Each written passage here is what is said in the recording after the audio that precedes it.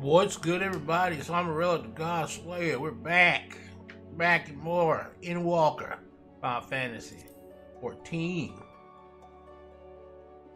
We are continuing the Endwalker story.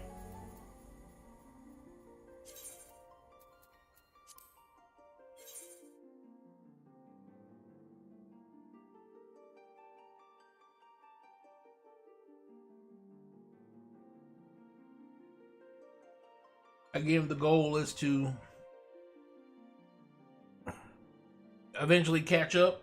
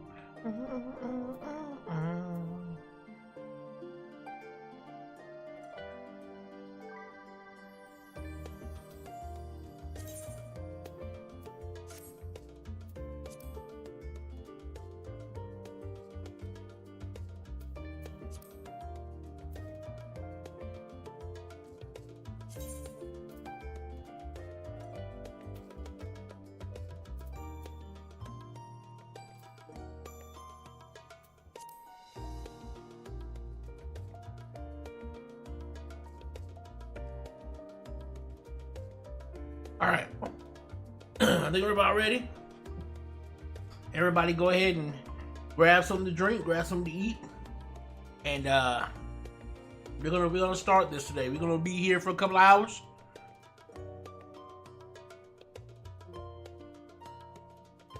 I'll give everybody about a good 5-10 minutes to get things together. And then we'll head into the story.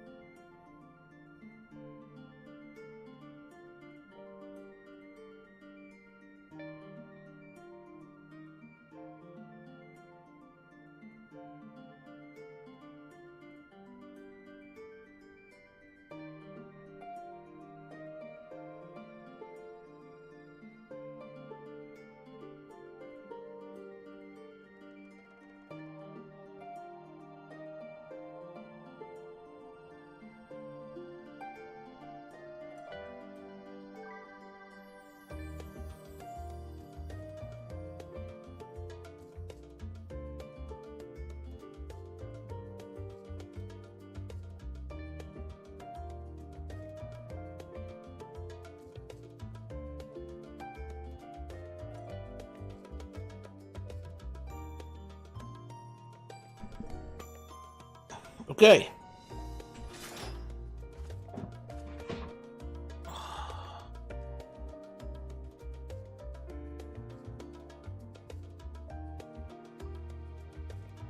All right. Let's first take a look at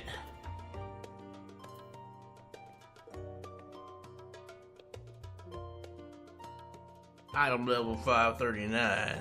What items are we?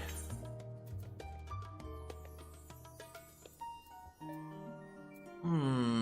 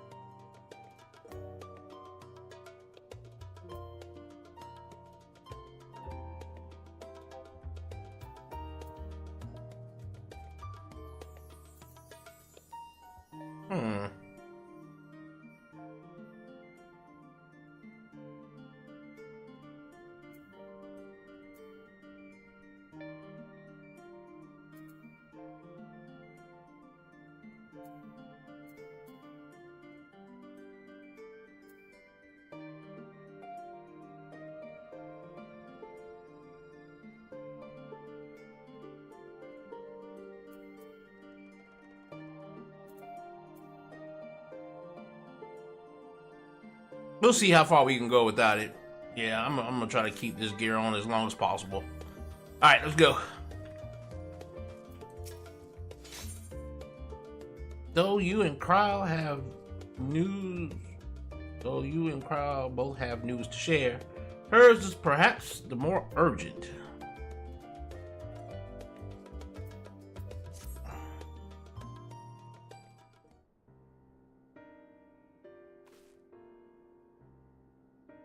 Have you learned naught? Have you learned aught more of the final days? Then the journey was well worth the risk. No doubt your newfound knowledge will be a great boon to us all. Unfortunately, during your time in the First, events here have taken a turn for the worse. The Scions are running themselves ragged trying to contain the spread of blasphemies. But it's a losing battle. To try and ascertain the where and why of it, Alisei and Alphino have been traveling all over. Of all the regions they visited, Locus Amoenus is one of the worst affected. Thancred, Estinian, and Graha took a detachment of allied soldiers there to offer aid and succor to those in need.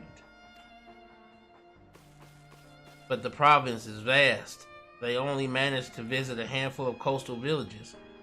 It was an accomplishment worth celebrating, still, but a drop in the bucket at best. In the meantime, Ishtola and Master Matoya have been making a concerted effort to establish contact with Hydaelyn in the Ethereal Sea, but to no avail. As for Tataru and I, we've been keeping a close eye on the Forum. From what we gather, they've been constructing a vessel to ferry people to the moon. An ambitious project that has likely been years, if not decades, in the making. However, since we've seen no sign of it thus far, I suspect it's still incomplete.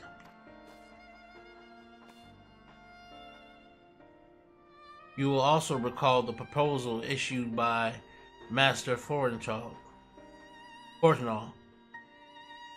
to the people of Razathan.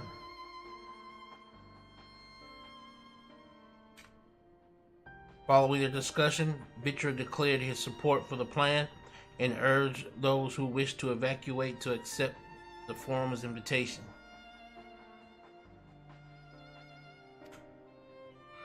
So far, so good, but that's where things get a little strange.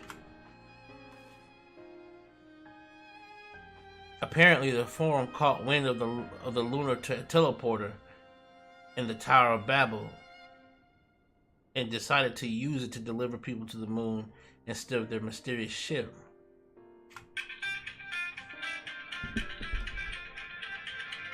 Good Lord.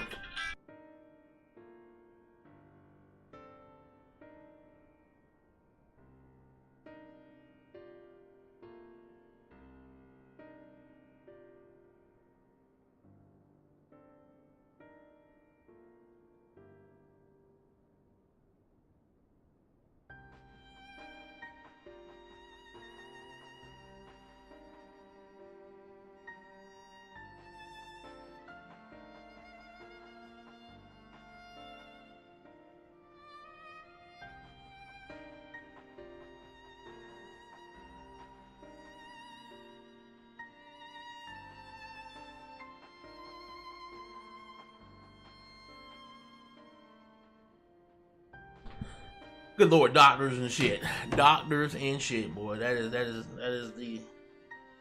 Let me just turn this off now. The doctors have come and said that they needed to say, leave me alone. Alright. Therefore, to secure safe passage to the Hanish for the Hanish refugees to the tower, Alphino, Alisei, Estinian, and Ingraha traveled to Garlemald not long ago. Trouble is, the capital was hardly the safest place to begin with, and now the final days have come to Garlemald.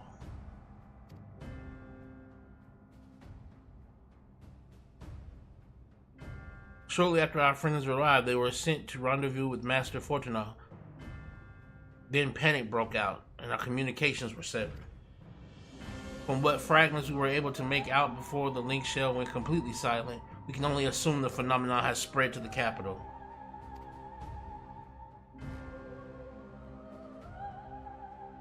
The others need you, Amon. Please, you must help them.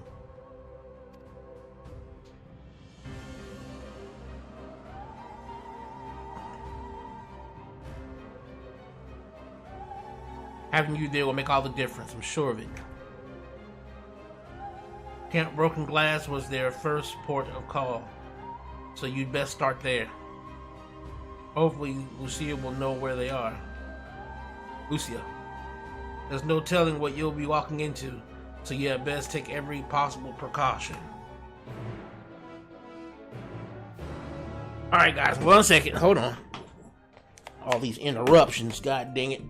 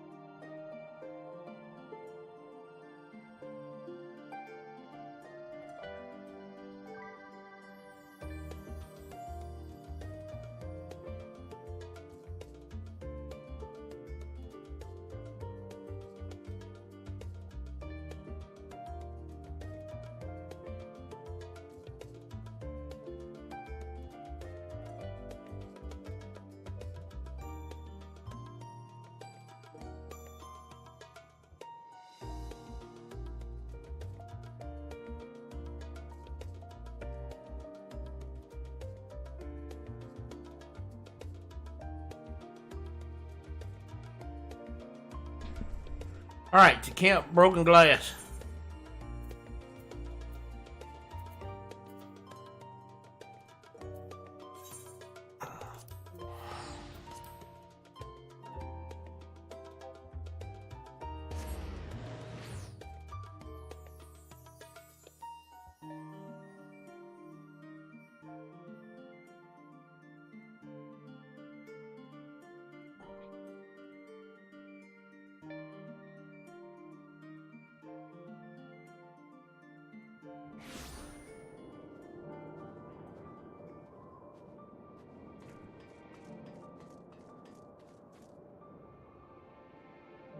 Yeah, boy, the sky's on fire, baby. It's the end times. Lucia. Amon, not a moment too soon. The skies over Garlemald are ablaze, but it's events on the ground that concern me. As you will have heard, your fellow scions arrived ahead of you. We cut the customary greeting short after we received word from our troops on the Magna Glacies that the Forum's airship had landed. It was then that the heavens begun to burn. I dispatched your friends at once to ensure the refugees come to no harm. I would have joined them immediately. Additional support is en route, but we will discuss them later. I trust you're ready to depart. Upon departing for the Magna Glacies, several cutscenes will play in sequence. Alright, let's do it!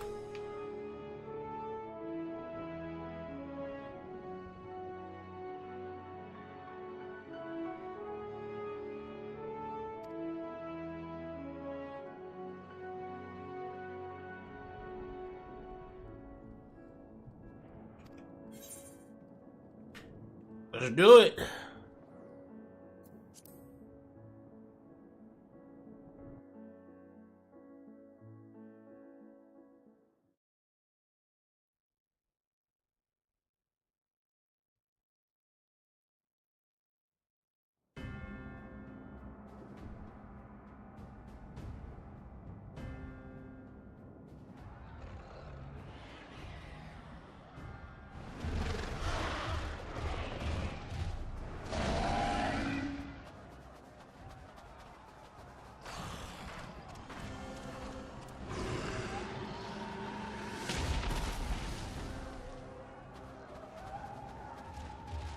No.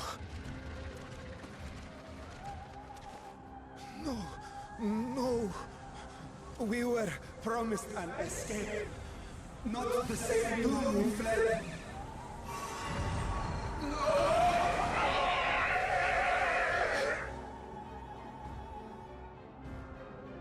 I shall not meet my final days here in this blasted waste.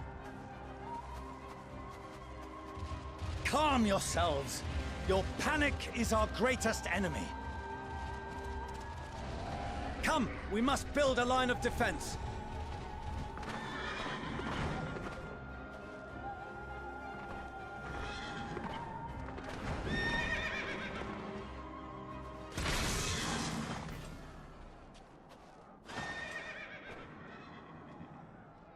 How? Leave the fighting to us, Father. You must lead the people to safety.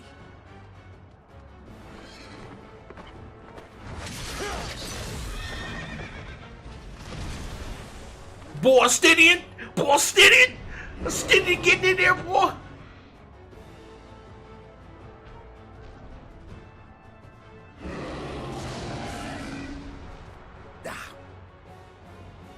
I can handle this pair. You? Shall tend to the refugees. Let us be about it.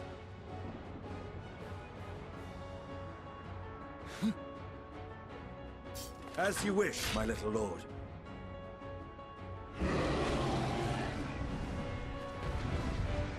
Okay.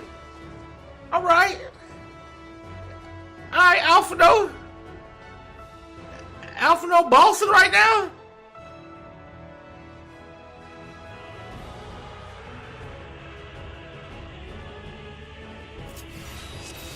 Oh shit, I'm playing with him. I'll command the beast's attention. See to the wounded.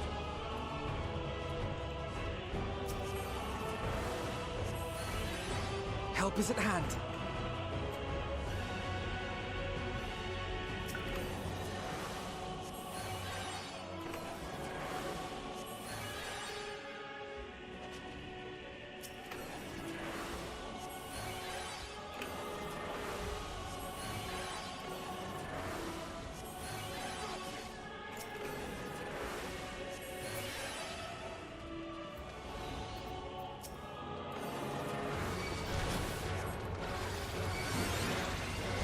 Leave it to me.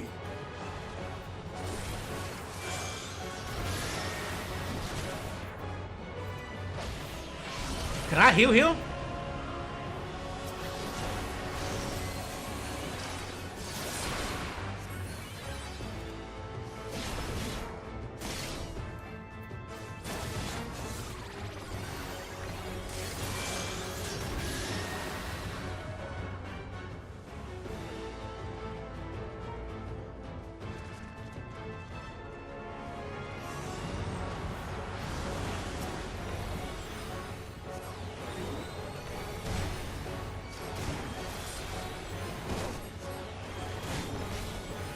Those who can stand, come with me.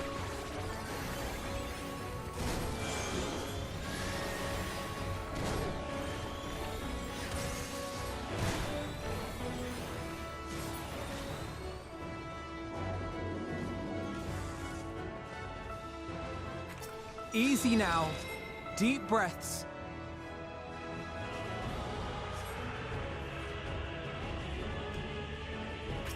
You're safe now.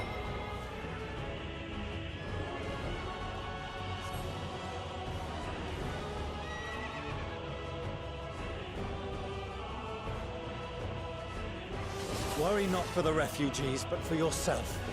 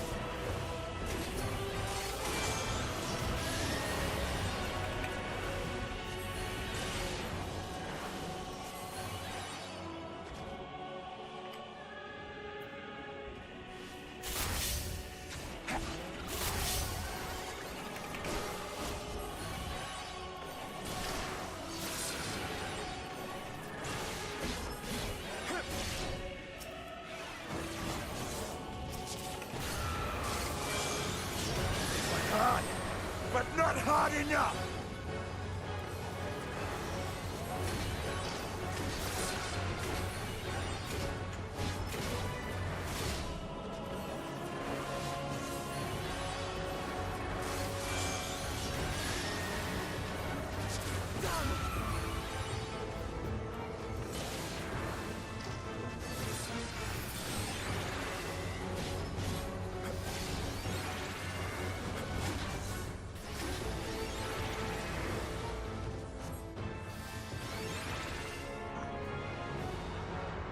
had to do some healing. Boy, had to do some healing. Had to do some healing, boy. Boy, Alphino, cuz he's growing up. Alphino is growing up to become a legit prince. Look at him. Help! Someone, please! What?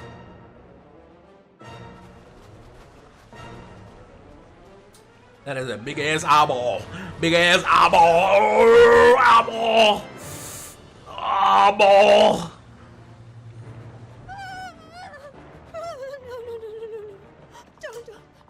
I don't want to die. Forward! Let not a single fiend escape!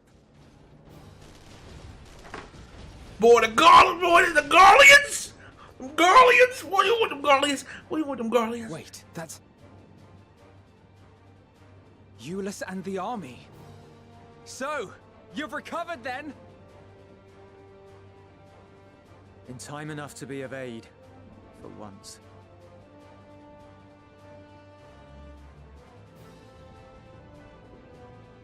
We can speak of it more later. For now, we must fight! To repay your salvation in kind, or with better! For Garlemald has her pride!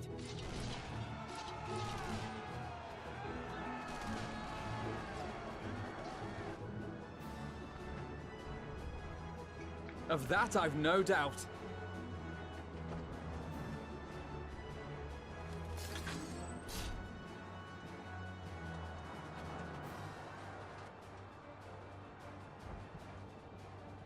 Good gods. Of all possible saviors, the Imperial Army. Oh!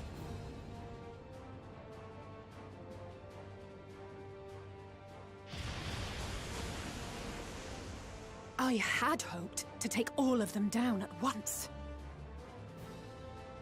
Think a withdrawal might be in order? Oh, sod that. You know who would never abandon these people to their fate. To be devoured by their former friends. That'd be beyond cruel. These beasts must fall here and now. Well then, I'd say it's high time we threw caution to the winds. So long as you spare me the heroic sacrifices. Now, let's go! Uh-oh! Uh-oh! Am I playing with Alizé? Am I playing with Alizé?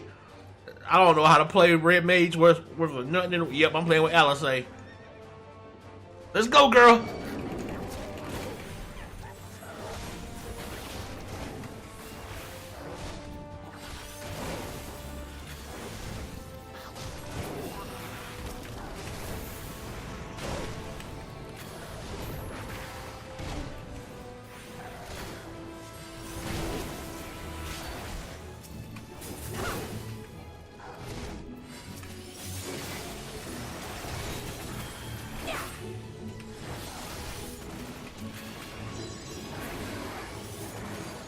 Holy shit.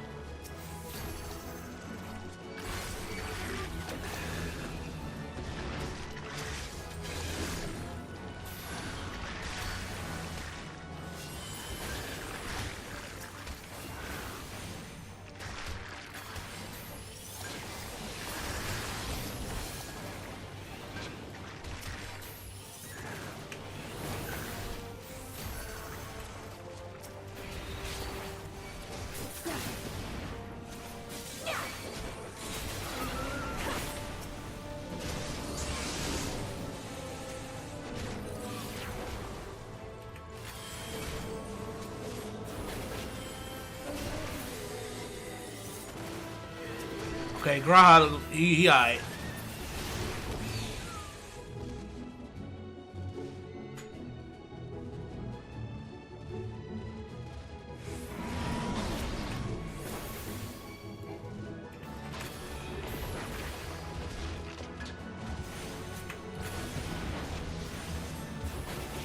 I'm fine.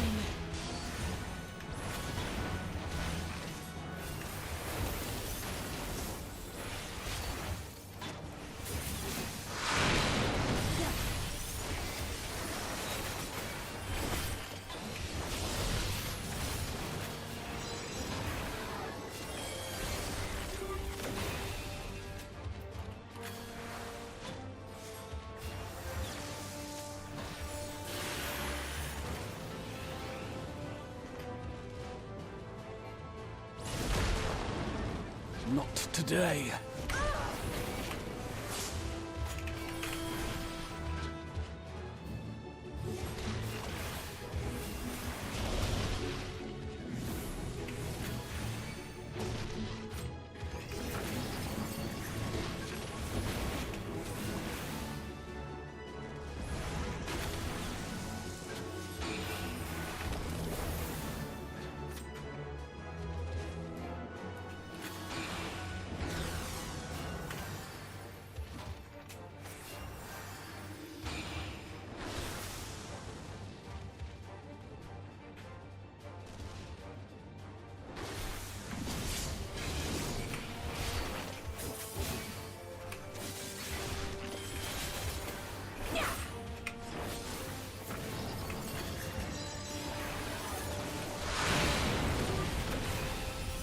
I'm not done yet.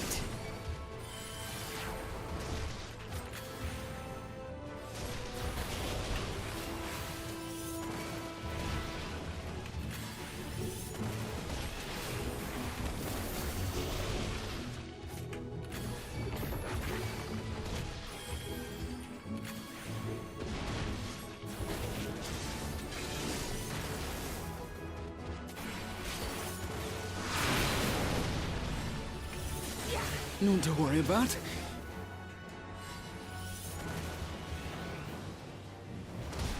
Oh! Oh!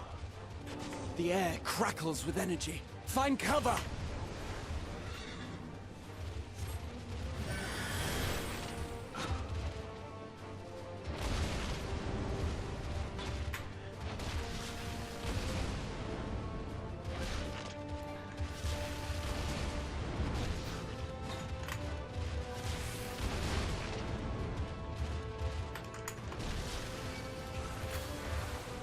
As they say, turnabout's fair play.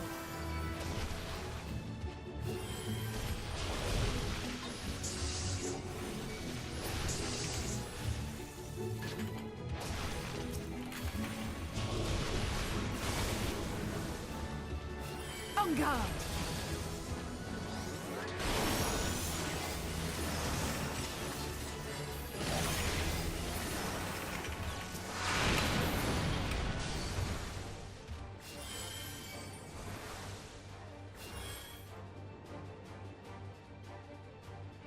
Okay then.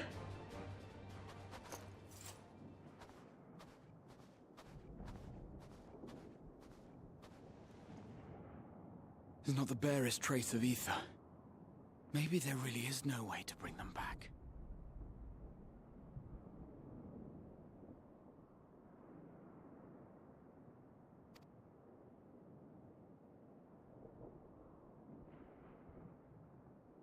Thank you for saving our lives once again.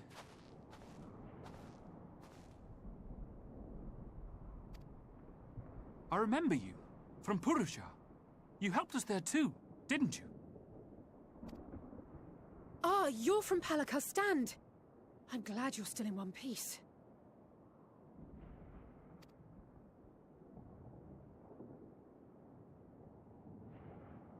Or you will be, once I see to that injury of yours.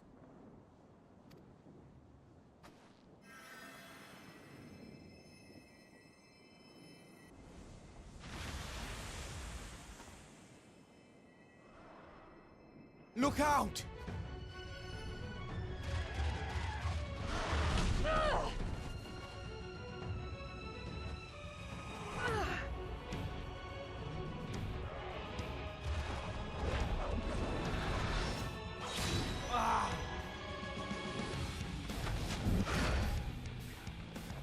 Get out of here! Quickly! Boy, Graha coming in there! Graha being... I won't lose them! Not a one! This will be a brighter future!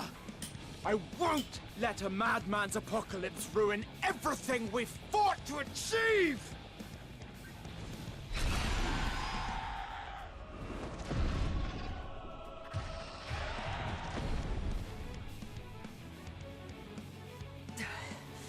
Get it together, Alize. You're embarrassing yourself.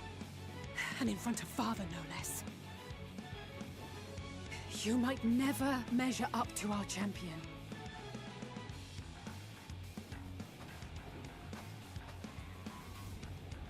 But we ask too much of him as it is. You mustn't let Eorzea's hero fight alone.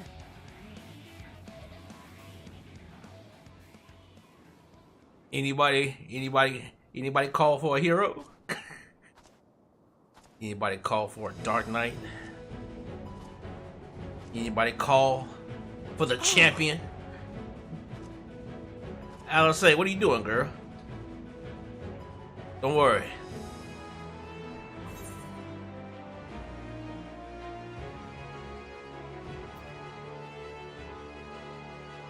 You're doing well in my absence.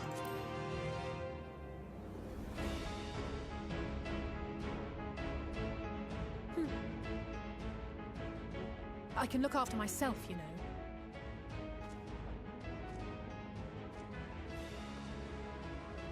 Oh, Alice, you're strong. Everything's in order? You don't have to prove it. You're strong, girl. We know it. We believe you.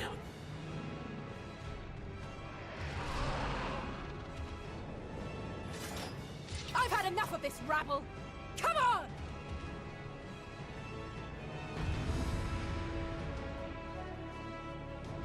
Now let me show you what I learned.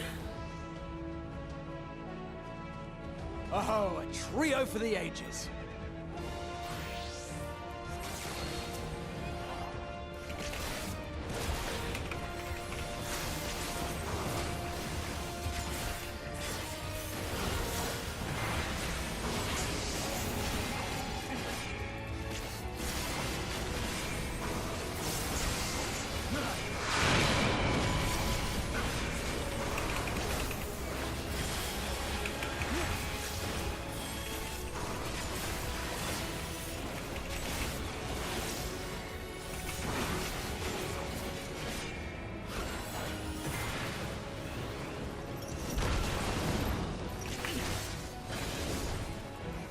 Just the beginning.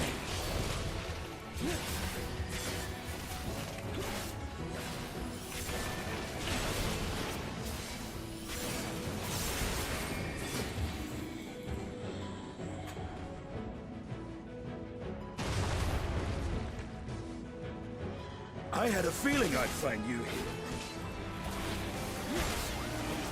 This should be the last of the worst troublemakers. With me!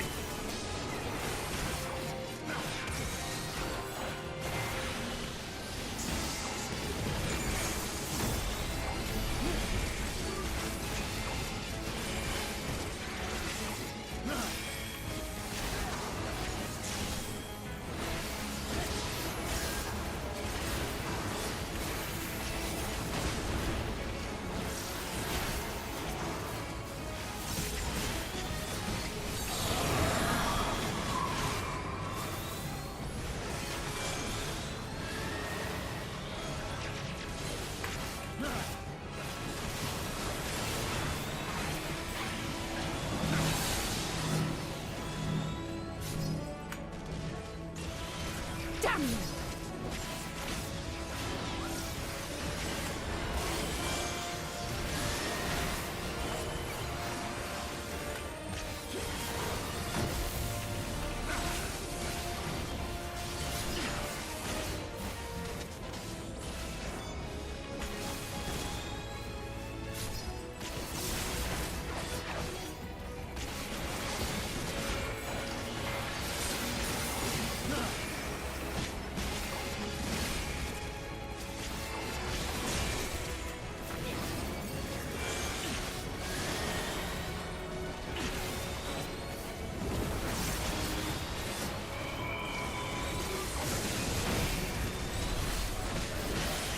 Leave the healing to me.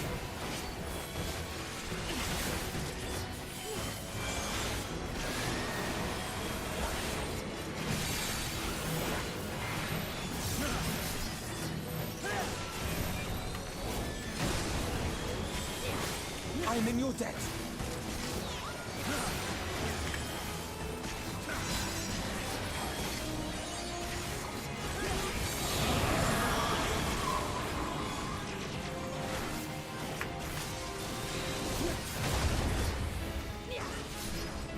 Now, where were we?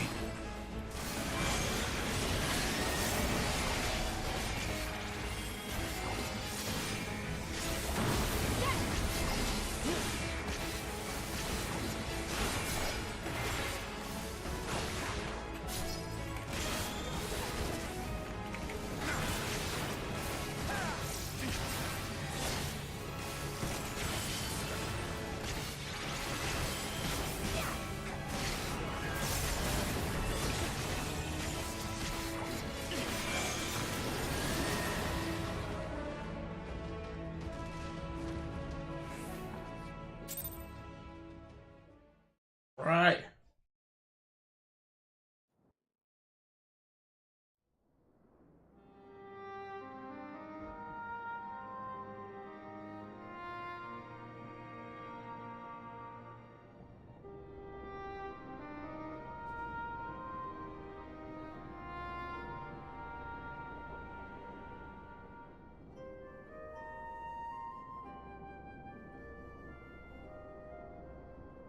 You must board without delay. The ship will depart ere long. Your offer to host us in Hydaelyn is most appreciated. But will the final days not soon fall upon it as well?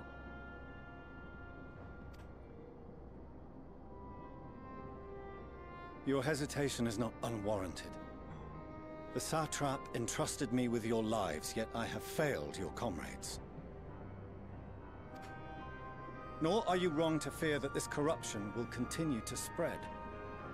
I cannot promise you complete safety, even in my homeland.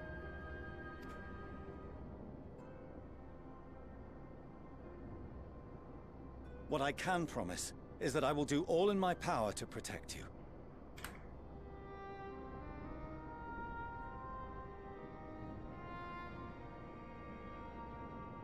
That power is not inconsiderable. Even now, my countrymen are preparing the vessel that will deliver us to a sanctuary on the moon. Join us on our journey there, and beyond, to new horizons. Come to old Hydaelyn. Please.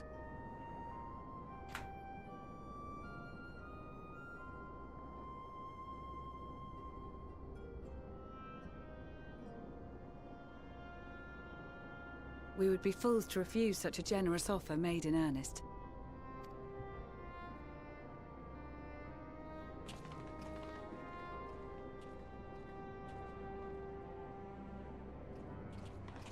It seems they've a new destination.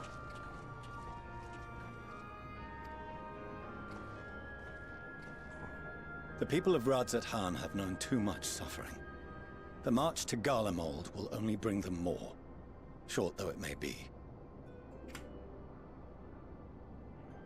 I quite agree.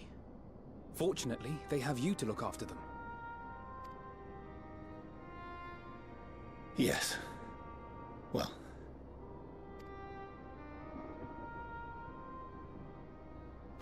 Behind you! Just there!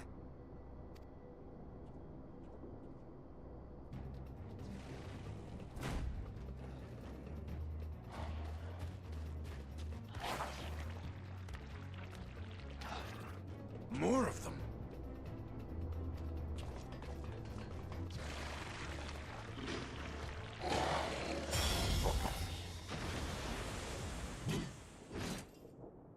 Xeno, what the fuck are you doing here?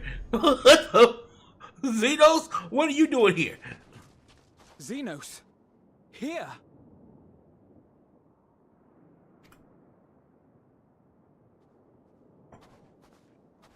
You'll be all right. Hurry to the airship.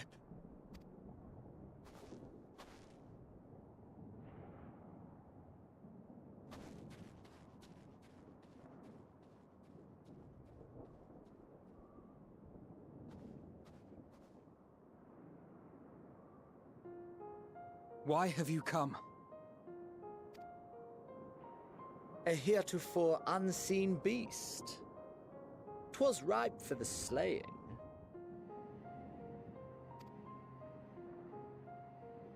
Poor sport, alas. Unfit to temper my blade.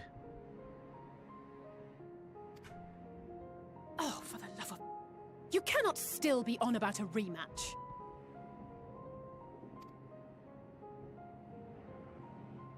That is and has ever been my sole concern.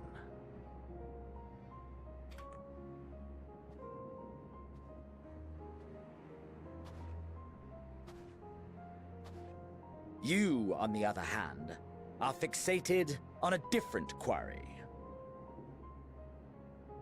Xenos Viator Galvas. Your passion pales before mine, yet neither hate nor despair seem sufficient to recapture your misdirected bloodlust.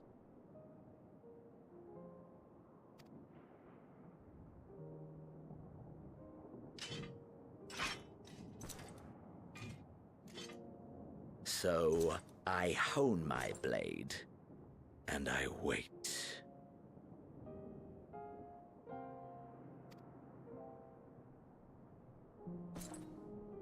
That's it.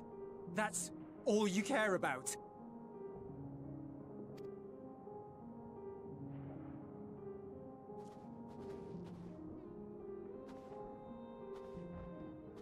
Garlemald is in ruins.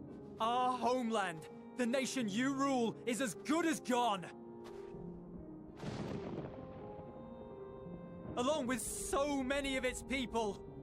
Not just soldiers like us. Not only those who fought and killed for power and duty. Innocent civilians. Murdered by their own flesh and blood. Lost and confused as they breathed their last. While we who survived with our lives and minds intact were left to freeze to death. The Eorzeans tell me all this was your doing! You slaughtered your countrymen! You did! For what? For nothing, in the end. So much wasted effort. Xenos is a cold son of a bitch.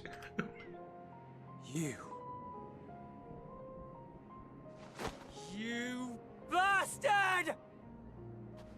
For your own sake, Eulus, you must control your anger. It will serve no one should it consume you and see you transformed.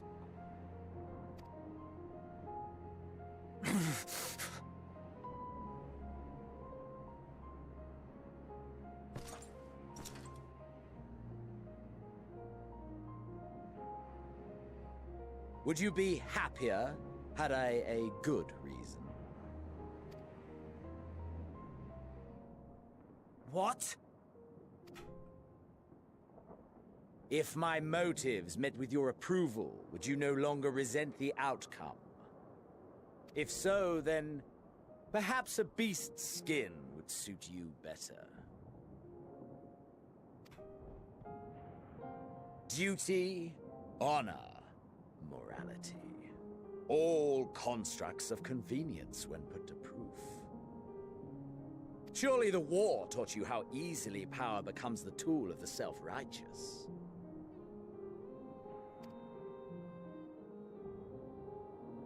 How the people's justice was merely a means to their ends? Yet you would ask me why. Ask any creature of this star and those above for answers, and they will tell you what suits their fancy.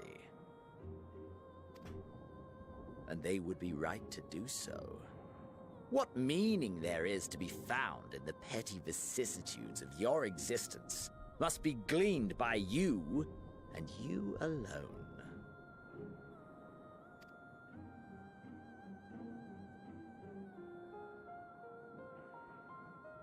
Should you seek it in battle in the fruitless pursuit of my demise, then come. Assume your rightful place as a notch on my blade.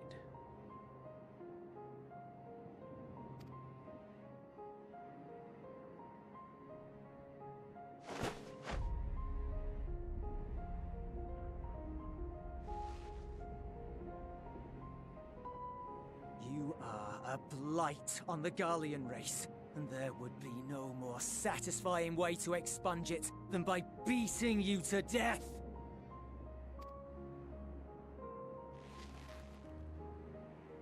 But I will not be party to another tragedy. I refuse to lose anyone else because of you. So go. Go! And may we never suffer your madness again!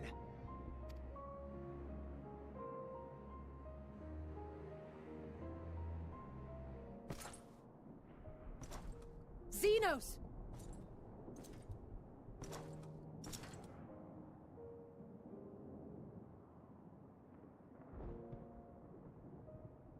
Perhaps you found meaning in living this way. I cannot deny you found strength. Yet if you only pursue your hedonistic pleasures and pay no heed to the plight of others, then no one will give you the time of day. You will never get what you want, not even the battle you pine for so dearly. You'll be alone for an eternity, and you'll deserve every agonizing second of it.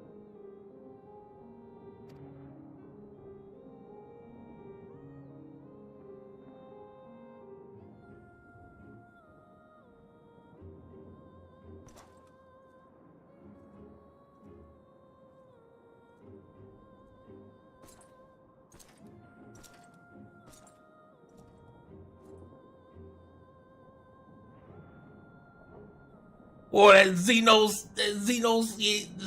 his name is now changed. Xenos Viator Galvus. God damn. We're ready to depart. The refugee ships will be leaving shortly, but I've asked mine to remain for the time being.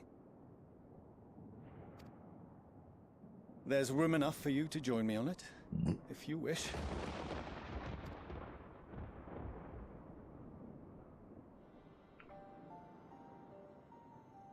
Do contain your surprise. I needn't agree with the Scion's methods or intentions to acknowledge that their deeds are deserving of gratitude. We appreciate the offer. But might I ask why you are delaying your departure? I presume it is not solely for our benefit. I must visit Garlemald ere we return to Sharlayan. Having caused such an uproar, 'tis only meet that I explain myself to the Ilzabard contingent.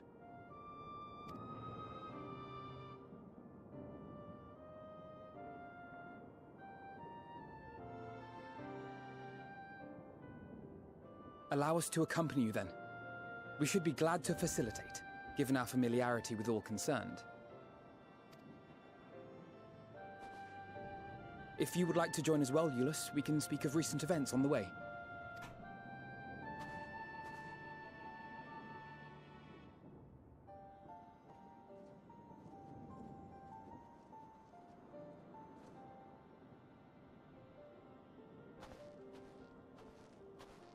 He'll be after your seat on the forum next.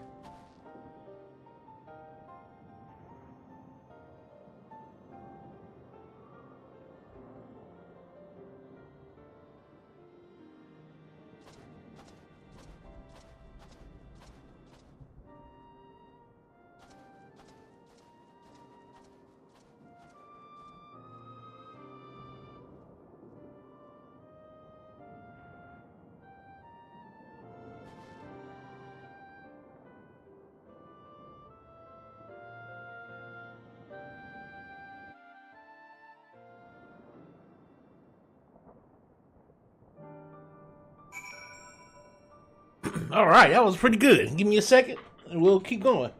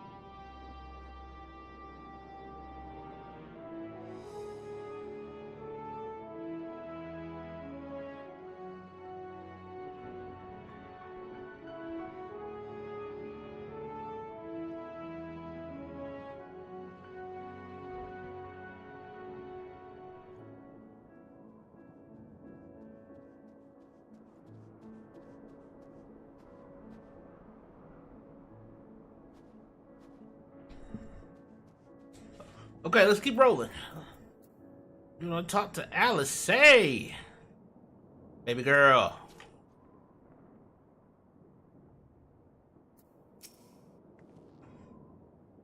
To see Zeno standing there, so uncaring and unrepentant, I don't know what came over me. I just blurted out the first thing that came to mind, but looking back on it, I stand by those words.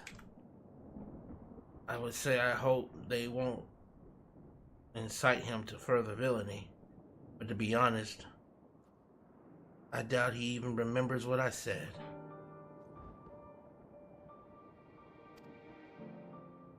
Anyway, enough about that. It's good to see you again.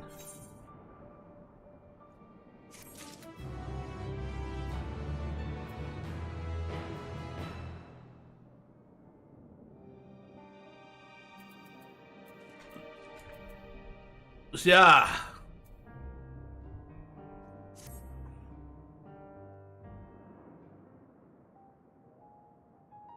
No major injuries then. Good. I briefed the recovered soldiers and sent them on their way as quickly as I could, but nevertheless feared they would not make it in time.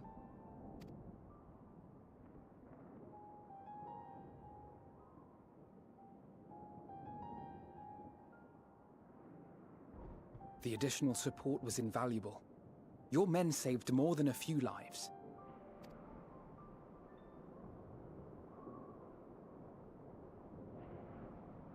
Though not all, I regret to say.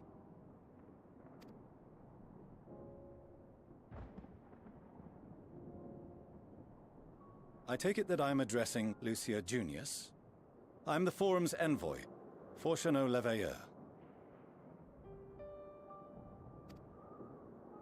And you are owed an explanation for these most dire developments.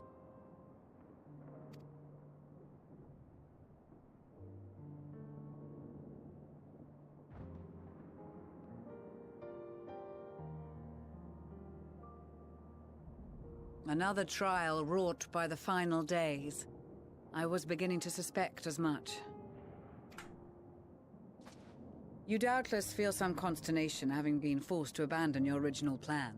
But trust me when I say you were right to send the refugees elsewhere. Beasts have been sighted within the capital. Perhaps it was a stroke of grim fortune that the population was decimated beforehand, as they've yet to appear in any great number, but in time. In any case, Maxima leads the remainder of the contingent in an effort to cull the creatures and evacuate the populace as we speak. Once the airships have taken to the skies, I pray your men can be persuaded to join him. You'll permit us to retain our weapons? I wouldn't have sent you after the Scions were I expecting you to stab them in the back. And I, for one, would not consider past transgressions more relevant than future contributions. Regardless of the circumstances that saw us at odds before, we need men of courage now, more than ever.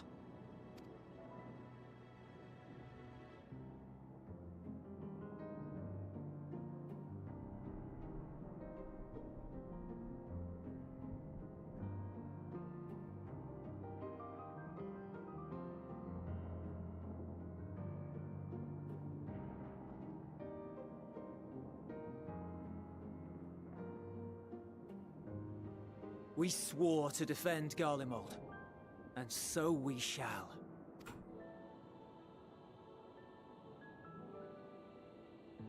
It seems you have everything under control. You will excuse me then, for mine own duties await. A moment, Master Forchano. You did desire to express your appreciation for services rendered, did you not? I did.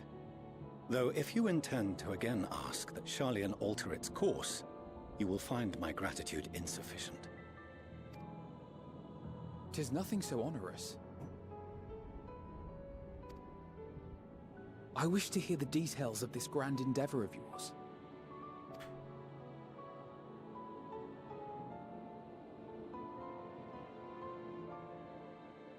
Do you swear to listen and to learn, and not to embark upon some scheme to impede us?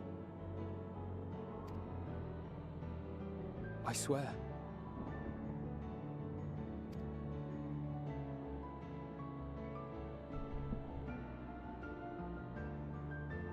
You would be hard-pressed to believe their father and son.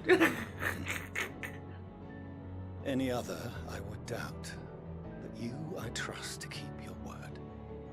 For not once have you broken it. Very well. I will request that the Forum make you privy to our plans. You may await our summons at the Baldessian Annex, assuming the decision is in your favor. Does that suffice? It does. You have my thanks. Excellent. You can regale us with tales of your most recent sojourn to the First while we wait.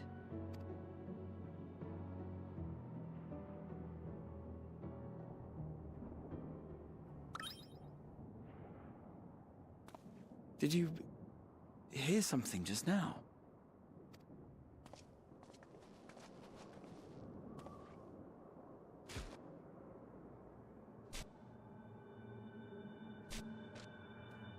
The hell? The hell? A zombie lobber?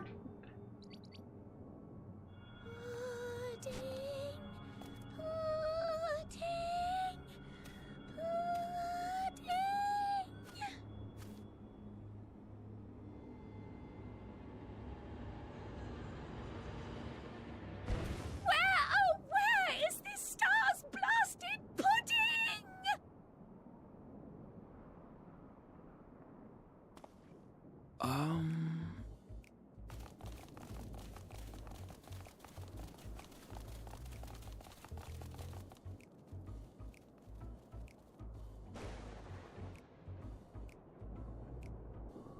Dawn may banish even the darkest night, and to this bitter clime bring warmth and comfort.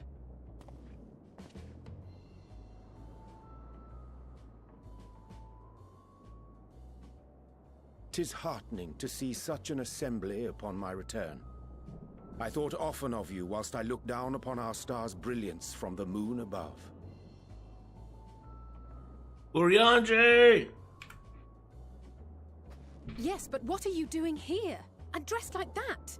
Aren't you cold? Verily, I fear for my health should I proceed to expound upon our purpose ere I procure more suitable garments. Then allow me to summarize. We're here because none of you lot are up there. Nor has anyone deigned to send word about any changes in the plans. It's rude, is what it is. At least that's what I thought at first, but then folks got to wondering if you weren't in a spot of bother, so we decided to take matters into our own hands. Come down here and help, if our help be needed. So she says, but it's also something of a convenient excuse to visit Atheris. Urianger made it sound absolutely marvelous. More so before the impending doom, but still. And it's not like there will ever be a better time. What with the aforementioned doom? Marvellous, they say, yet not an ounce of pudding to be found. I must suffer Urianger's inferior works no more. Hey! Maybe consider the plight of present company before you go blathering on about pudding and doom? Ahem. As I was saying, should you require any assistance with whatever, we are at your disposal. We were born from Hydaelyn's love for the lives of this star, so naturally we would much prefer to see them continue. Twiddling our thumbs up on the moon is hardly conducive to that, though, is it? Aye, not when you've all got such precious thoughts and feelings and hopes for the future deserving of more active preservation. Speaking to Urianger made us realize that while we've carried out our duties to the letter, We failed to fulfill them in spirit. From there, it was just a hop, skip, and a jump towards resolving to do better. So please, show us how. Help us help you.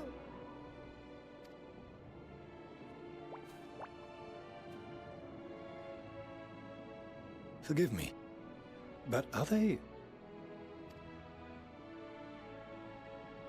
Thy distant collaborators, indeed. Hail, fellow! Well met! You'd be a member of the Forum, would you?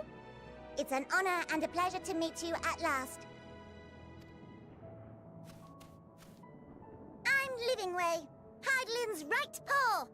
That last bit is very important. As am I, if I may humbly say so myself. I, bid you welcome to our star, Livingway.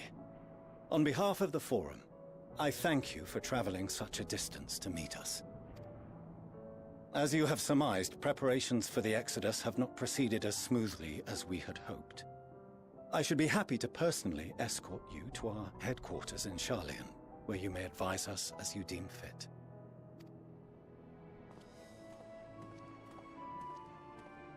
'Twas with reluctance that I set aside the great work of readying the moon for habitation. Be assured that I did so only after the Loperids made plain their earnest desire to come hither, and I myself felt a growing certainty that their contributions here would prove invaluable. 'Tis trite, perhaps, but I followed my heart.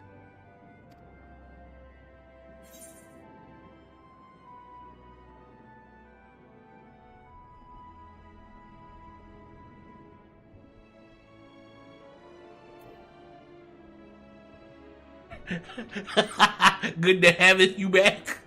May thy disciples banish the darkest of nights.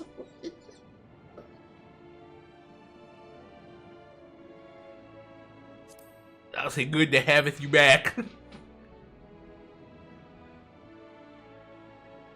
For a time, at least. Nevertheless, 'twas worth the journey to find present company well.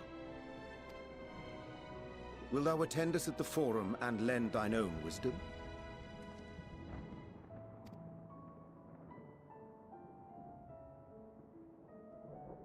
If that's all quite settled, can we start moving before Urianger catches his death? Even I'm freezing out here. Oh, I dare say you'll warm up quickly once you're aboard the airship. Sat shoulder to shoulder with our fur-covered friends.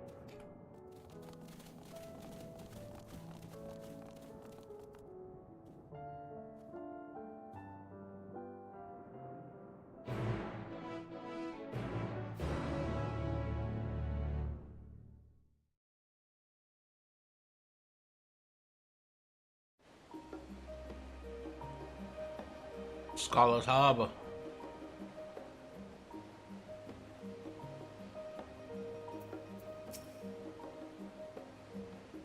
Master Fortuno was as nonplussed as we to learn the identity of Hydaelyn's lunar custodians.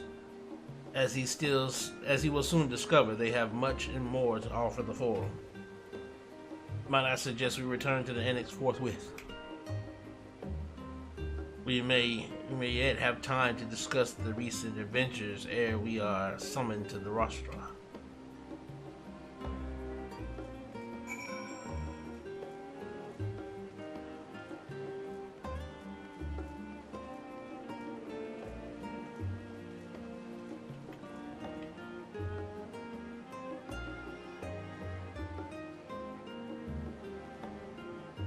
Lahi!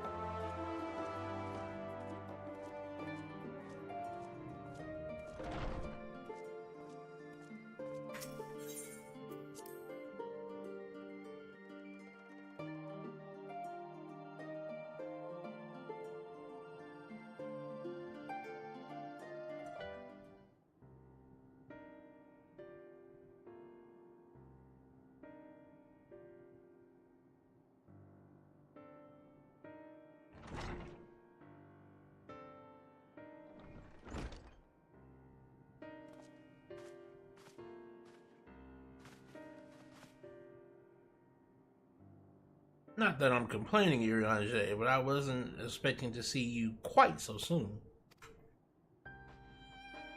Nor I thee. In extolling the virtues of Aetherius, I did inadvertently awaken the Loporus in the Opus a desire to avert our beloved star's demise. Crowd tells us you've obtained new knowledge that may aid us in our ongoing efforts.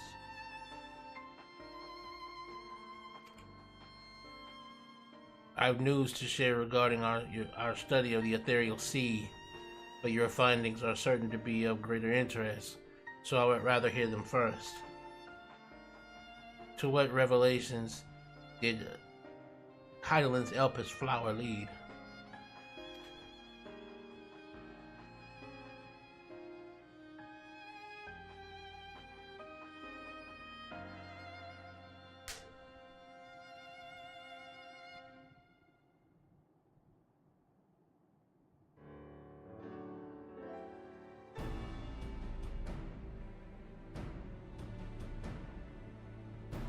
And this dynamics is what drives the final days. If it and Akasha are one and the same, this all but proves Nihana's theory.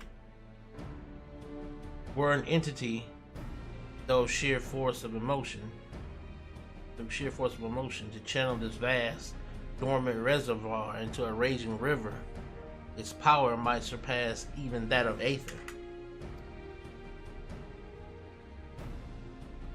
Where if our star is so replete with Aether, said entity would need to be outside its influence to effectively manipulate the dynamics of the great expanse.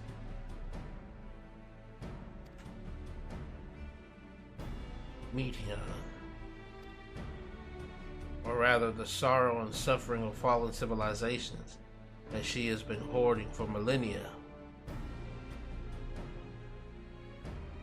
Untold anguish and fear and hatred, drawn from every corner of the universe, all for a single purpose, the destruction of Aetherius.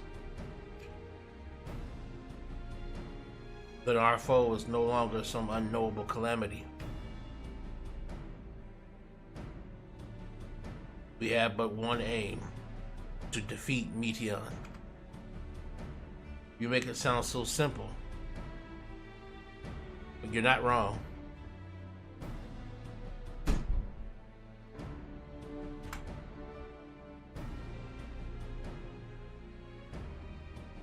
Vanquish Meteon and we deliver the world from the final days. But to even attempt it, there are two conditions. First, we must determine her location.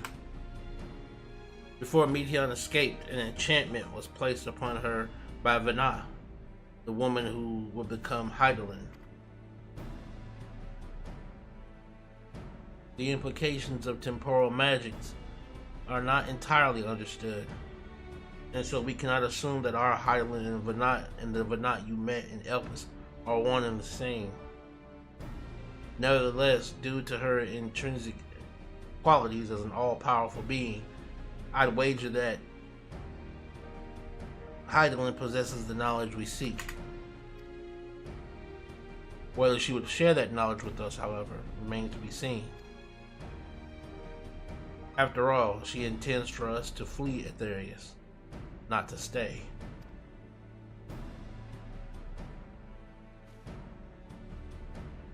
Do you suppose she has abandoned her pursuit of Meteon?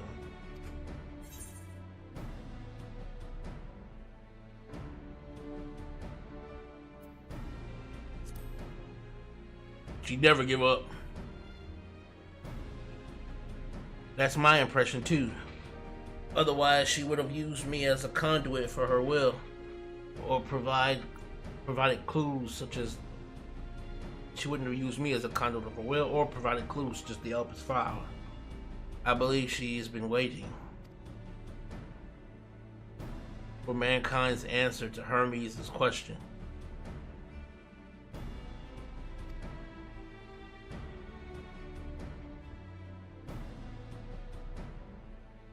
So, what's the second condition? We must find a means to reach Meteon.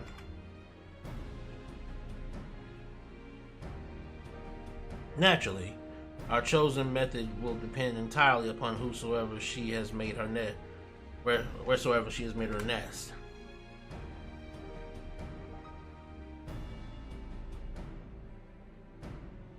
Then communing with Hydaelyn must by necessity come first. Did you and Master Montoya have any luck in your investigation into the Ethereal Sea? Sadly not. Though we enlisted the help of Arnval and other Echo-blessed allies, we couldn't detect so much as a whisper of Hydaelyn, even from within the antitower. Master Montoya is of the opinion that in the years since abandoning it, the Forum has found some other method of receiving instructions from Hydaelyn. If so, it would most likely be some form of apparatus for preserving the Ethereal Sea, built closer to home.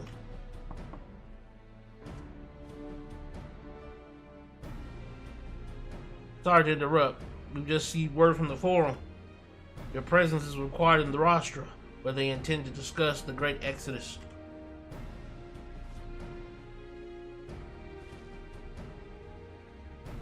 Then Father was able to persuade them.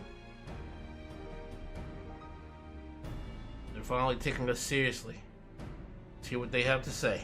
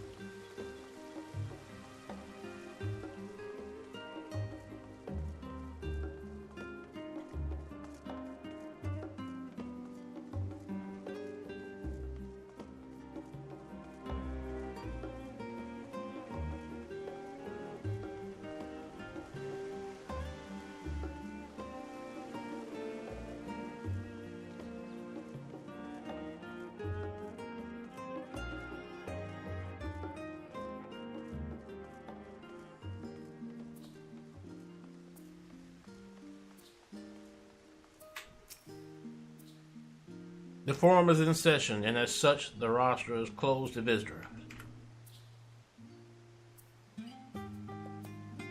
A sign of the seventh dawn. Very well, you may wait in the corridor. Of course, entry will only be permitted on the condition you leave your armaments at the door. Lest you forget, this sacred institution holds rational discourse in the highest. The implements of war are expressly forbidden.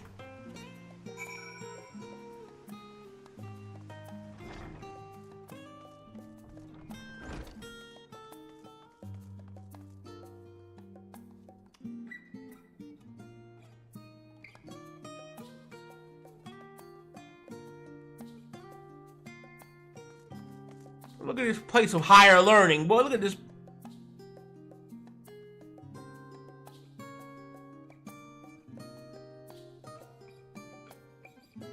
Look at this place of higher learning up in here, boy. Look at this place of higher learning.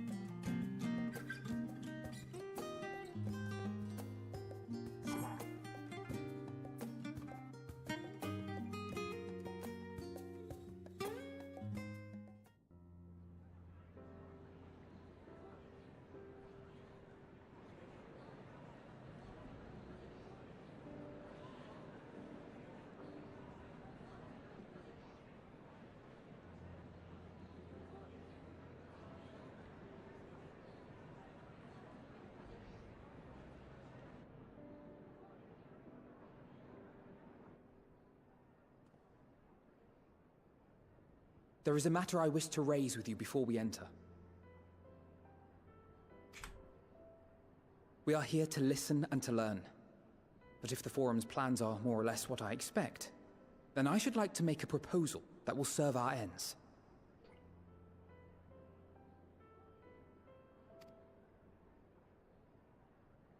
By your leave, of course.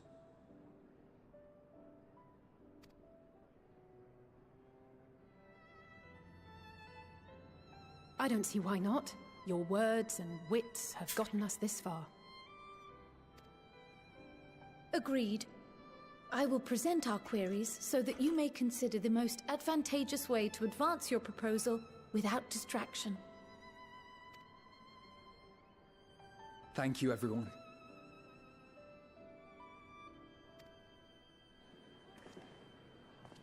If I may have your attention, the ad hoc session will now commence. The purpose of today's assembly is to brief the Scions of the Seventh Dawn, at their request, on the Great Exodus.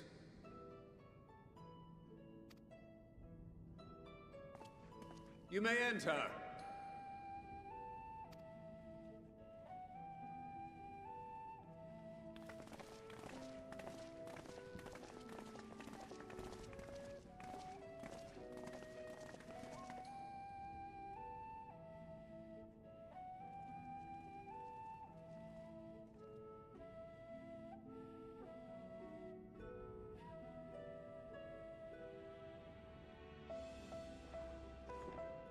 On behalf of the Forum, I commend your heroic actions on the Magna Glaciers.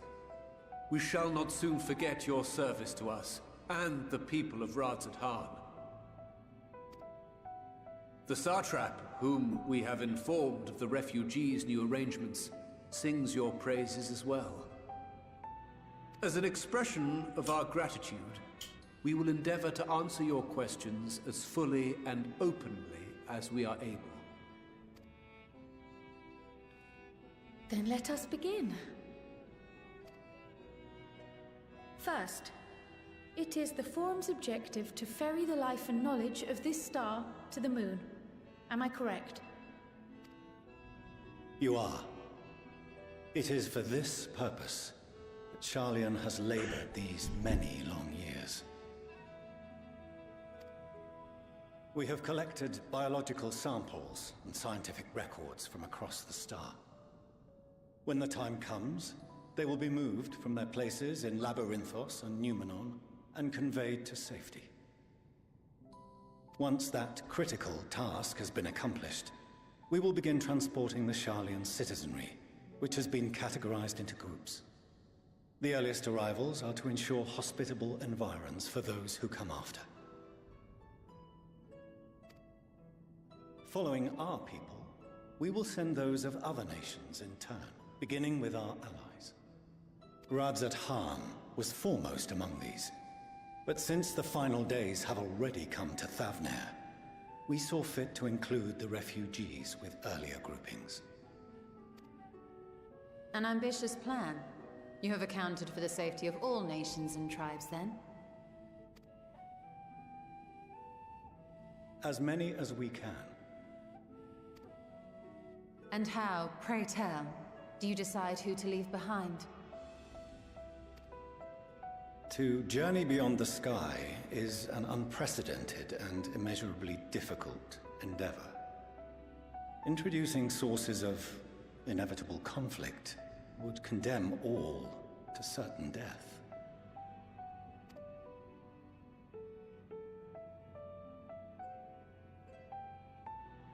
Questions as to the validity of that approach aside, are your plans proceeding apace? We're under the impression that your primary means of celestial transportation is incomplete.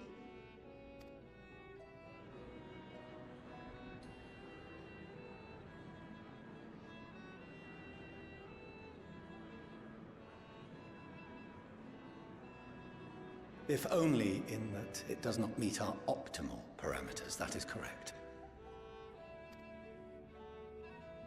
This Ark, as some have taken to calling it, is fully operational and could be launched even today. However, the final days have progressed more quickly than we anticipated.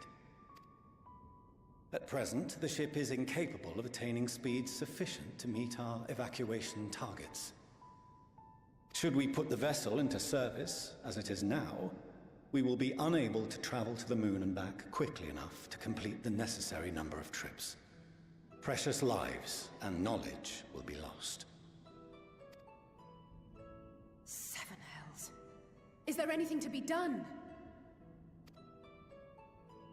The ether burner, the primary means of propulsion once the craft is in the space between stars, is undergoing testing to determine whether it can be made more efficient.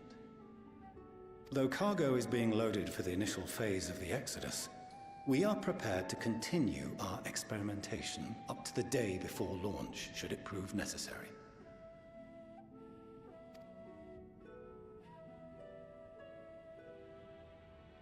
What if the Scions were to solve your problem?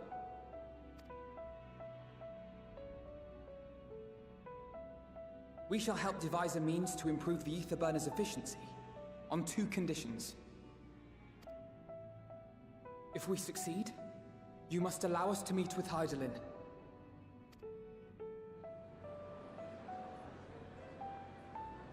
'Twas simple enough to deduce. You have a Concord, and so you would never have abandoned the anti-tower had you no other means of communication.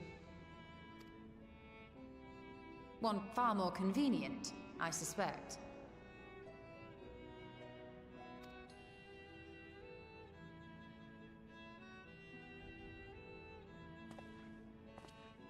The second condition, also to be met upon our success, is that we be permitted to propose another use for your Ark.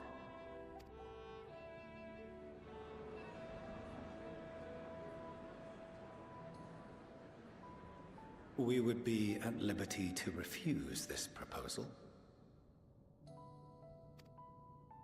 Of course. If we cannot prove its merit to the 99 here, who are we to stake on it the lives of all peoples of this star?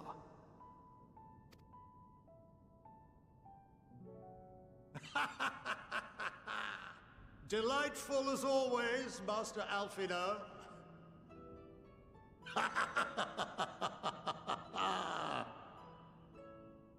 Oh, we couldn't have asked for a finer plan. Allow us to solve this complex engineering problem of which we were entirely unaware until moments ago. What could possibly go wrong? The satire writes itself.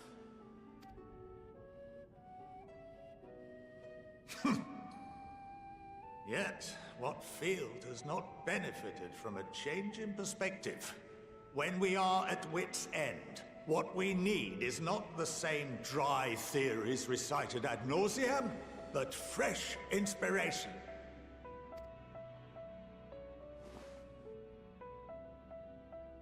I, for one, have faith in my erstwhile students to provide it, and I find their terms to be perfectly acceptable.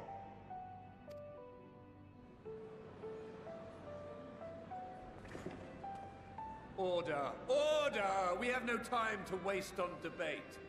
I call a vote. All in favor of agreeing to the Scion's terms?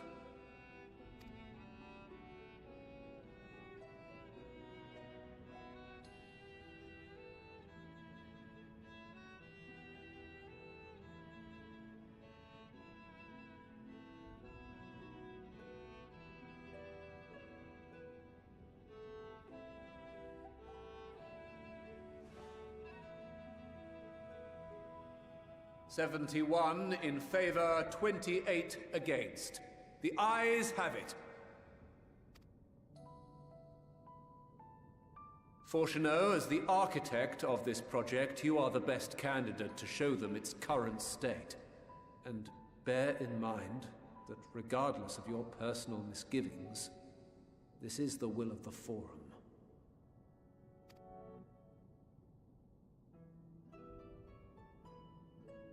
Very well. I call this session to a close. Return to your tasks with urgency. The final days wait for none.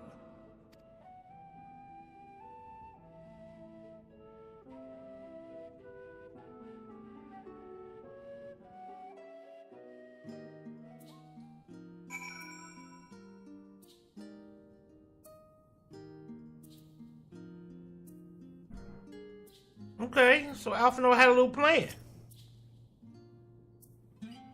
Sorry about not letting the rest of you in on my plan. I was admittedly thinking on my feet for the most part.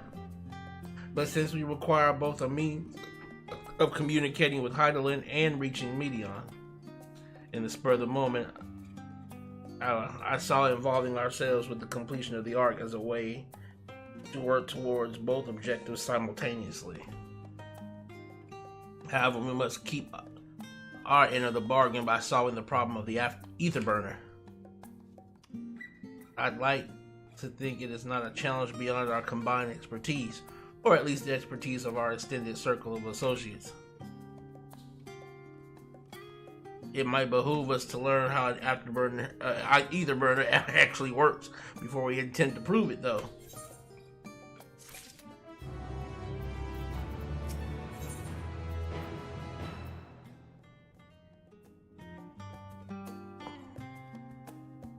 Fortunado's ability to maintain a stiff upper lip is being sorely tested. As instructed, I shall take you to see the ether burner. Meet me outside the Archeon. I trust you can make your own way there. So the Ark is being built in Labyrinthios. Hardly surprising. Where else could they conceal such a massive undertaking?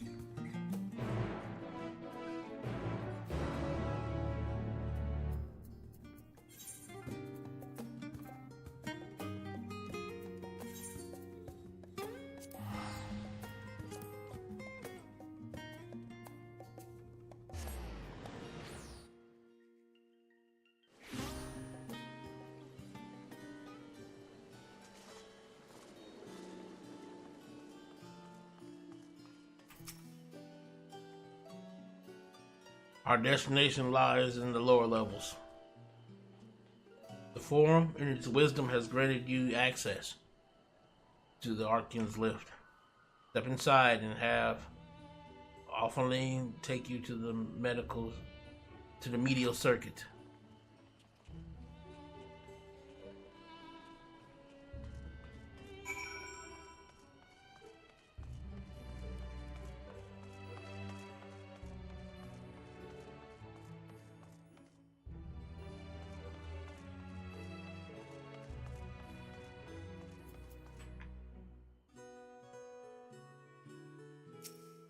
Hydaelyn, you wish to use lift, yes?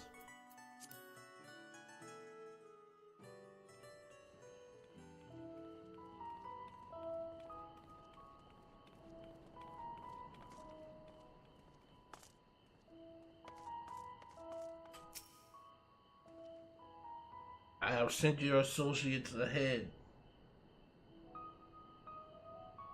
to largest Icon Alpha on the other side of Mario Ergonomics. Actually, there is something I've been meaning to. Oh, never mind, it can wait. Let us attend to the matter at hand.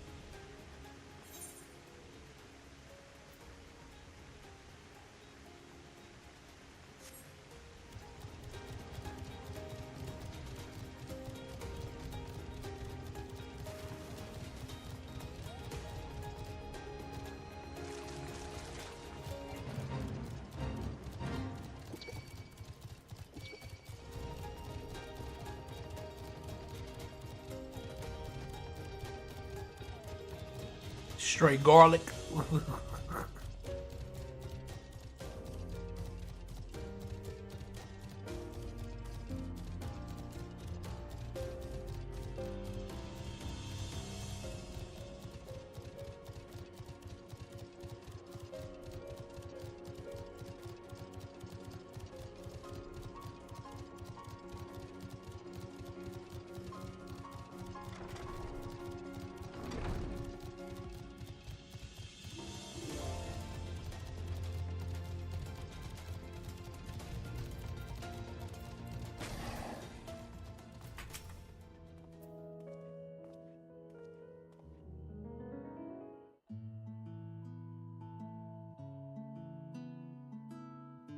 Our Father arranges for us to use the next lift.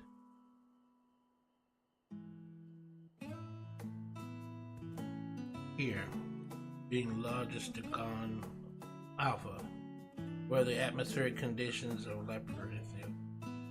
Labyrinthos are regulated. Water is drawn from underground and dispersed as vapor, stimulating the formation of artificial clouds and rain. By manipulating the temperature and air circulation, they are able to create the ideal environment for the growth and preservation of the biological samples kept here.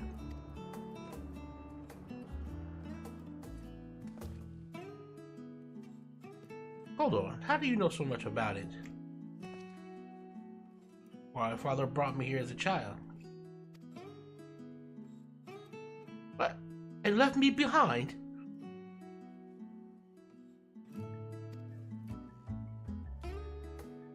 Actually, you're the one who left me behind when you went off somewhere with Grandfather. The night before, I've been asking Father how clouds are made, and he decided to show me. It was fascinating. I peppered him with questions the entire time. It is all too easy to take for granted the many interweaving aspects of the natural world, to grow inured to the wondrous. But having gained an understanding of the complex mechanisms employed by the Loporits in recreating a similar environment, I have come to view such a process in a new light. The subterranean gardens of Labyrinthos, the lunar prison forged to contain the ancient Zodiac, the habitations built for all mankind beneath the moon's surface, each unique yet undeniably similar. 'Tis no mere coincidence.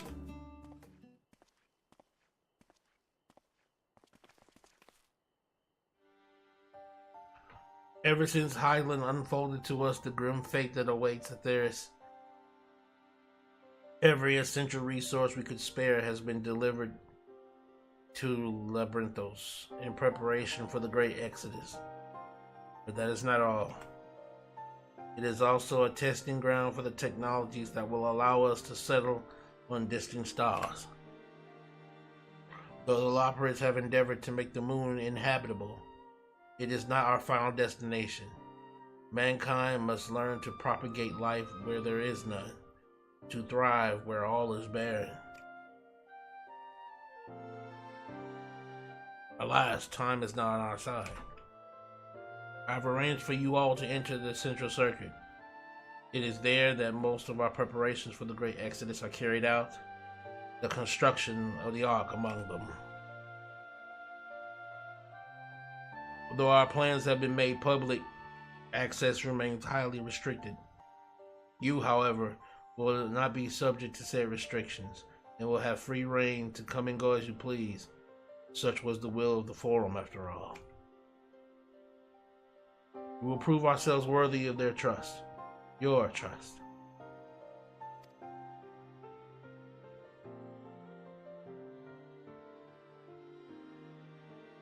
Then let us proceed.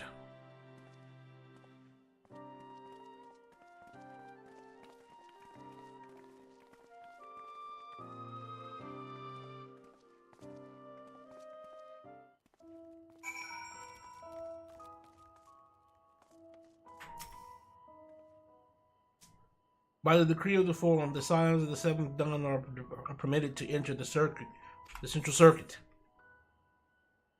Let us go.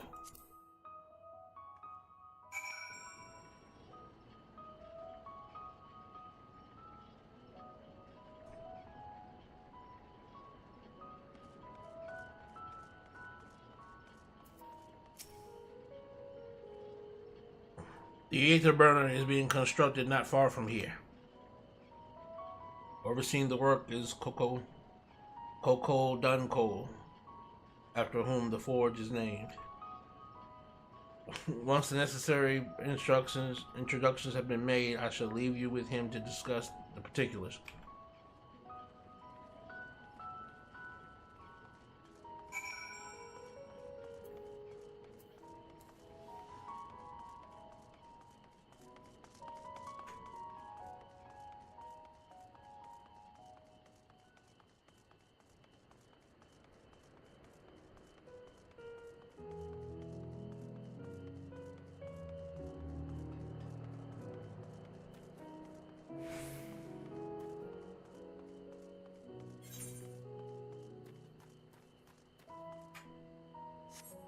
Hold on, can I reach that thingy over there?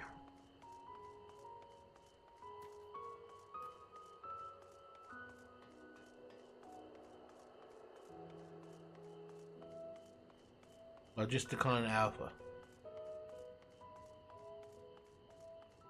Can I reach?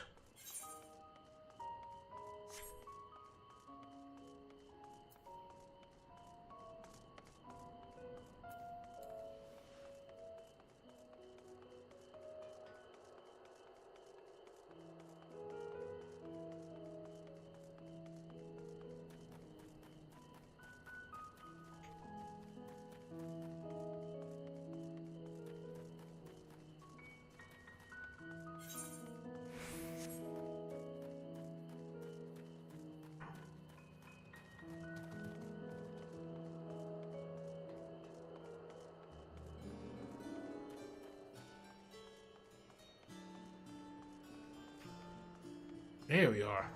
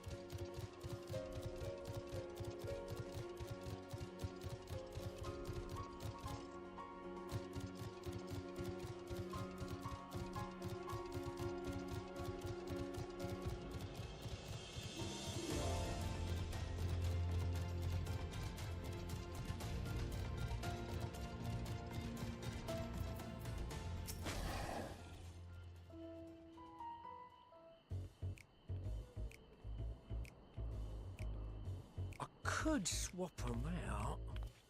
No, been there, done that.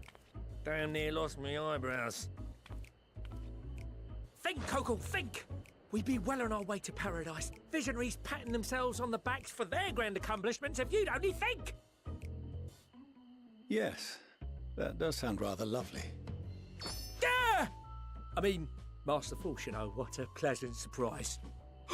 We're not blasting off already, are we? The schedule remains unchanged, for better or worse. Which is why the Forum has elected to accept assistance in resolving the ether burner conundrum.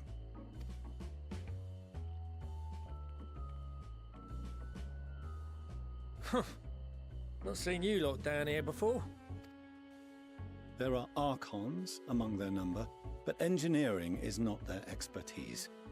Nevertheless, the Forum concedes the slim possibility that they may have insights to offer. If not, you are at liberty to return them to the surface, by whatever means you see fit. I assure you that won't be necessary. Now, about your troubles with the ether burner. Aye, I'll walk you through it. Suppose I could do with a change of pace. As the name ought to tell you, the ether burner burns ether, ambient or otherwise, and transforms it into motive force. Think of it like a giant bomb that never stops exploding. Even out in that black void where the ether's right sparse, it's strong enough to move our arc. And it probably won't kill you like an actual bomb.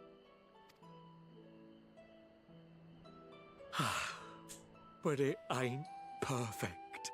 According to my calculations, to travel to the moon and back fast enough for the Forum's liking, the conversion rate needs to be 6% more efficient. A measly 6%, you say? But if I could have squeezed even another 0.6 out of it, don't you think I'd have built it that way in the first place? Hast thou consulted with the Loperids?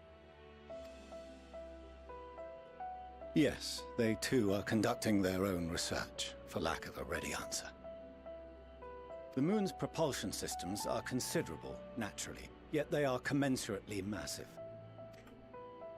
It is no easy feat to convert their technology into an efficient means of propulsion for a teeny tiny toy boat, as they say, and as I most certainly do not.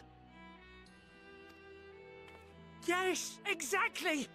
Damn it all, I asked for refined adamantite and they send me uppity rabbits with inscrutable, ancient, incompatible technology! You're trying to drive me mad! Do you speak of Allegan refined adamantite, perchance? You know of it? Only in the most general terms, I'm afraid. 'Twas an alloy of Allegan make, but the secrets of its production were closely guarded. As I recall, the record stated it was vital to Dalamud's construction and launch. Aye, that's the stuff. No material more conductive far as I know. Slotting some ins like blowing up a dam and watching the river of ether come rushing through. Ain't a living soul that knows how to make it though. We were fortunate enough to salvage some for the ether burner, just a wee bit, mind, from a chunk of Dalamud that came hurtling into the Northern Empty during the calamity. With more, well, that extra 6% efficiency would be child's play. It's a crying shame that we've no other sources. Surely the many shards of Dalamud scattered throughout Eorzea would suffice. Why not get the refined adamantite from them? Oh, we tried, believe you me. But only a few specialised pieces would have had any in them to begin with. Drive calls from Ragnarok-class internment hulks. Those are the prize bits we really need. According to the Gleaners, getting to them means delving deep into the shards. And the defences are still very operational and very eager to blow them up.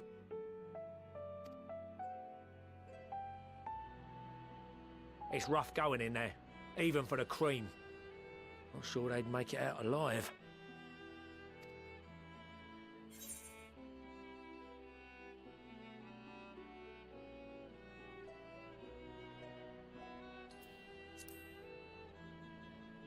Want me to go and fetch the Watsons? That may be for the best, though you doubtless find the task too dull for your liking.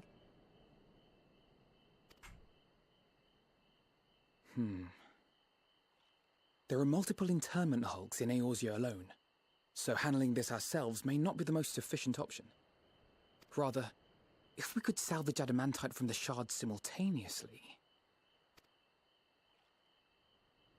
Thancred, is the link shell we established before you went to Garlemald still active? Of course. The floor is yours.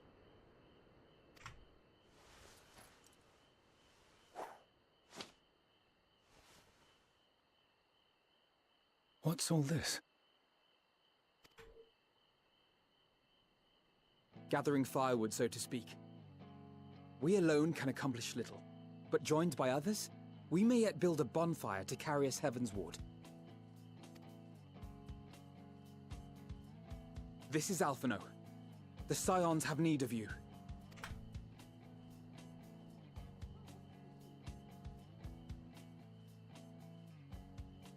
Understood. I will contact the Lord Commander and dispatch our finest at once. My sisters are somewhat preoccupied with the final days, so I will lead the 12-Wood expedition myself.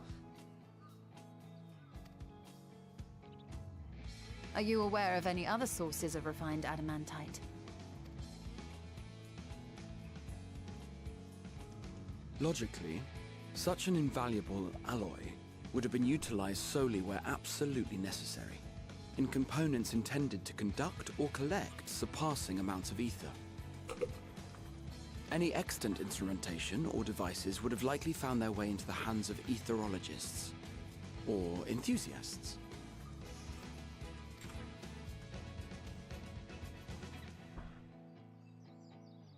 Magical artifacts of Allagan design? The Eastern Alliance will send word to one and all. Are there other ways we may offer aid? No shards of the Lesser Moon scar our soil, but our stake in this cause is no less for it. Is there anything in Othard that might be of use to you? What did you say? Oh, you got friends in far places, lad. Any road, if you're offering, I wouldn't say no to one of those Far Eastern sacred relics. Some of them can hold enough ether to summon a whole damn primal. Combine a source like that with the ether burner, and 3, 2, 1, kaboom! I gather you heard his explosive enthusiasm. Might you secure us a suitable relic? It shall be done. I know little of machines, but I promise we will do our utmost to gather the materials you need to finish your starship. I am glad for the work, in truth. Better to busy oneself than wait and fret over disasters foretold. Then why are we all still standing about yapping? There's plunder for the taking, and I'm a born plunderer. I'll be an old Sharlayan before you know it. Start mixing the grog! I'm certain that can be arranged.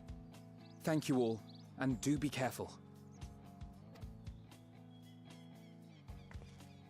Just like that. Aye, just like that. Our refined adamantite is on its way. Now let us consider our next steps, shall we? There's yet much to be done.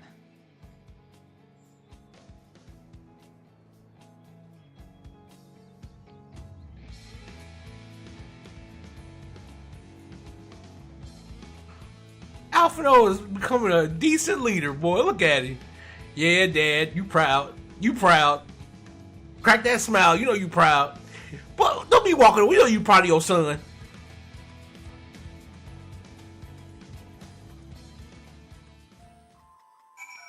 You know you proud of your son, boy. Your son over here being a good leader. Look at him. It's times like these were reminded of how famous or infamous Alphino has become. Who'd have thought he could achieve so much within a single Link Pearl conversation? As we're expecting rather a lot of visitors in the near future, I best return to the surface and inform the relevant parties. I also have a contact of my own that might be worth a try. Or who might that be? That's for me to know and for you to find out. And on that note, I leave matters in your capable hands. Best of luck.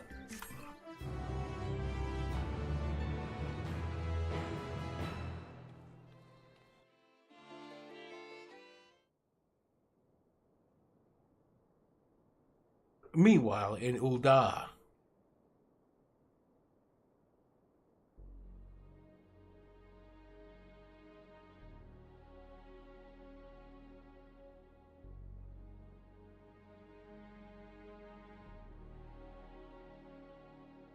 our course of action is clear. We must harvest refined adamantite from the shards of Dalamud and procure arcane relics of Allagan make. Summon the best and brightest of our immortal flames, and form an expeditionary party at once. Call upon the Sultan Sworn and Brass Blades for support as you must. Papashan, send word to the guilds.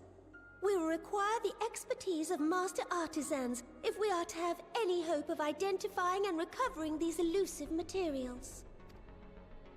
Viergeist, we have need of your stone torches. They are to assist the immortal flames in scouring the ruins and to help secure the surrounding areas. I trust I can count on your support. As commander of the Stone Torches, my son Zimberk will personally see it done.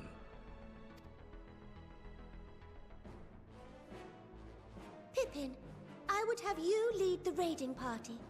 Assemble your finest, and with Tizona's blade clear the way.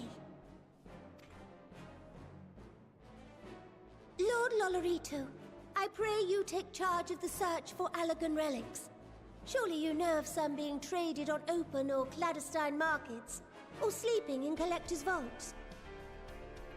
Of course, I ask not that you do this out of the kindness of your heart. By all means, profit on the transactions.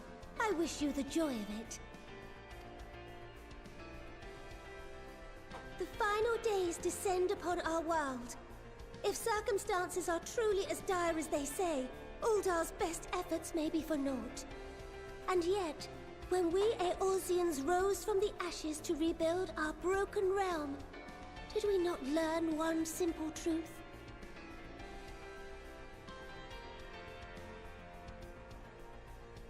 That which seems all but impossible to overcome alone may yet be possible if we stand together. It was the Scions who united us then, and it is the Scions who call upon us now. Ul'dah will answer that call. We will summon our courage and join the fight for our world's future. You know your duties. I, Nanamo Ul'Namo, 17th in the line of Ul, bid you good luck and Godspeed.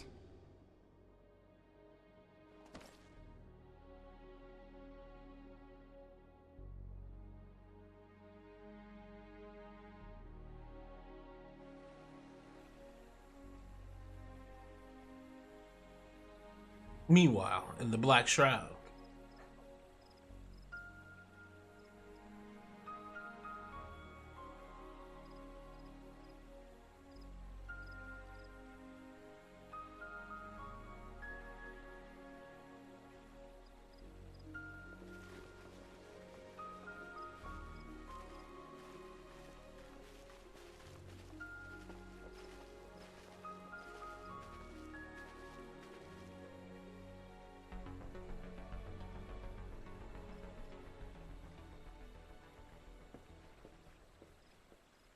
We fielded a goodly number, but our ranks are heavy with healers, and an abundance of restorative magics will be of little help in destroying Dalamud's defenses. Still, it has ever been thus with Gridania. We must steel ourselves for a protracted engagement.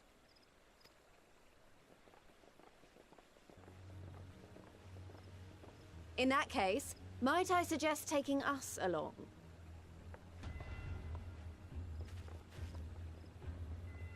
For the Alamegans! The Alamegans! What are you doing here? The Alamegans are here, None boy! of the shards in Girabania are big enough to hold an internment hulk. So we said to ourselves, why not lend our neighbors a hand? We thought you might be short on people with a talent for breaking things.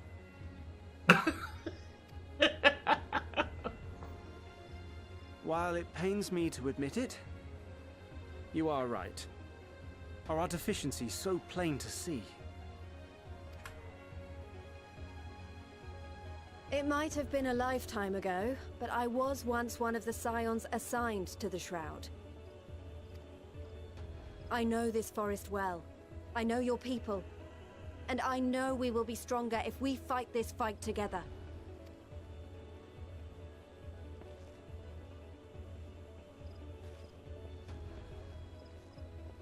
Then I will impose upon you with a clear conscience. Come, let us speak of how to integrate our forces.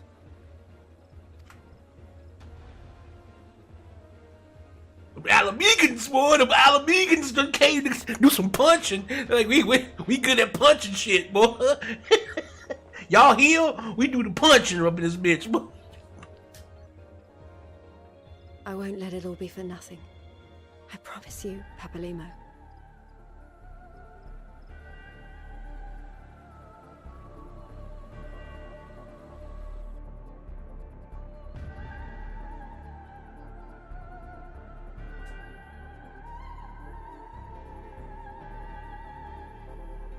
Korthos.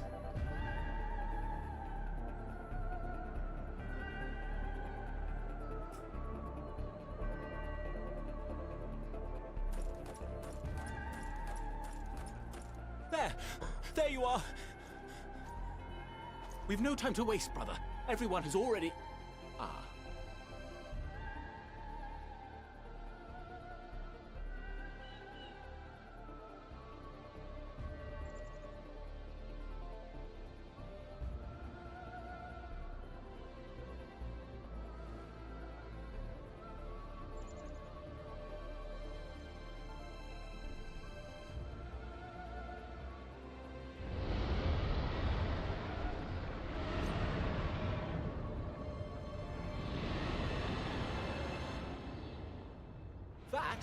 That was a roar. A dragon's roar.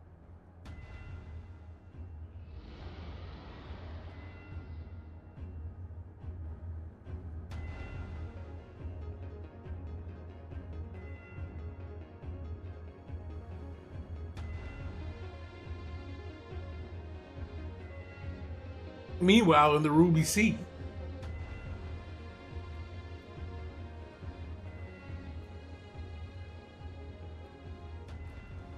And so, in summation, the Eastern Alliance, as well as the Honorable Lord Lolorito himself, reached out to me for assistance in procuring these treasures of the divine, and I, in turn, do beseech the Confederacy for aid.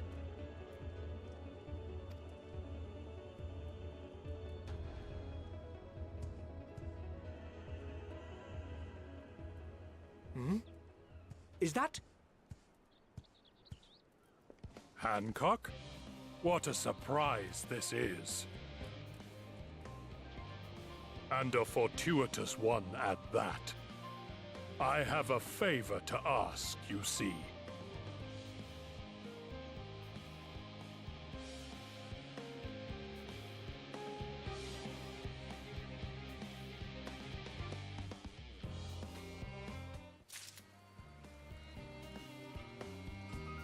Everybody's mobilizing, boy.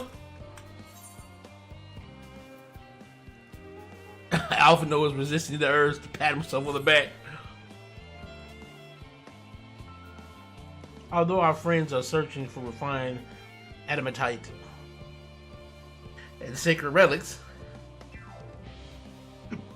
we will only know if they meet your requirements once they have arrived. Is there all else we might do to be of service? You already done more than enough. If I had to say though, I could use someone who knows a thing or two about Allegan technology. You there, the lad with the red eyes and matching hair.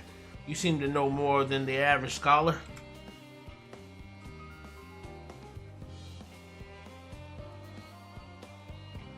If only Master Coco knew how right he was.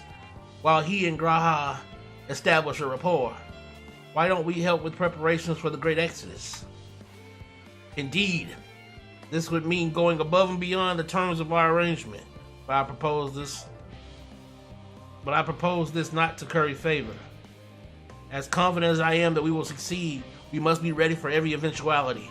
This would be an opportunity to familiarize ourselves with the logistics of traveling the great expanse, and if nothing else, it beats twiddling our thumbs while we wait for the adamantite.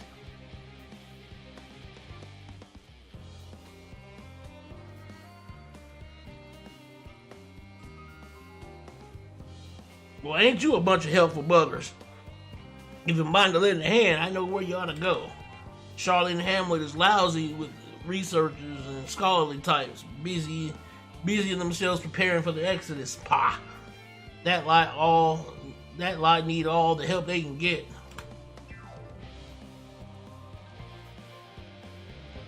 Off we go.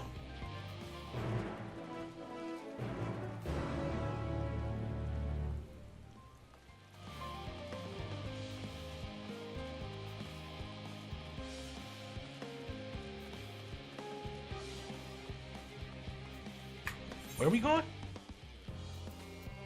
Oh.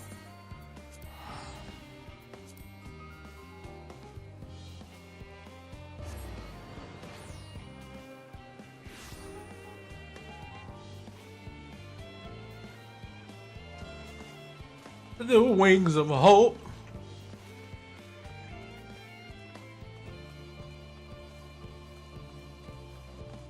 The wings of hope.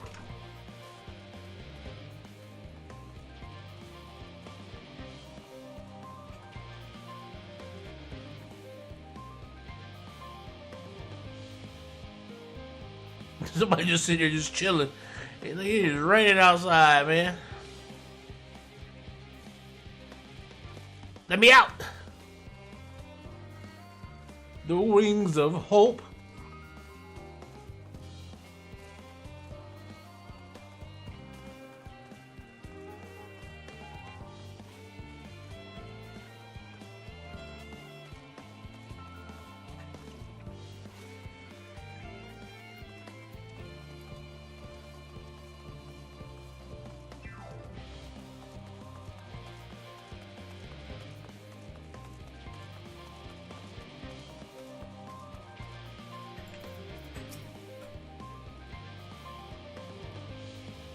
From what I can tell, a lot of the people actually live down here.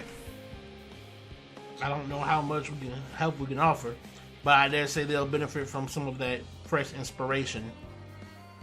Scholar Hydaelyn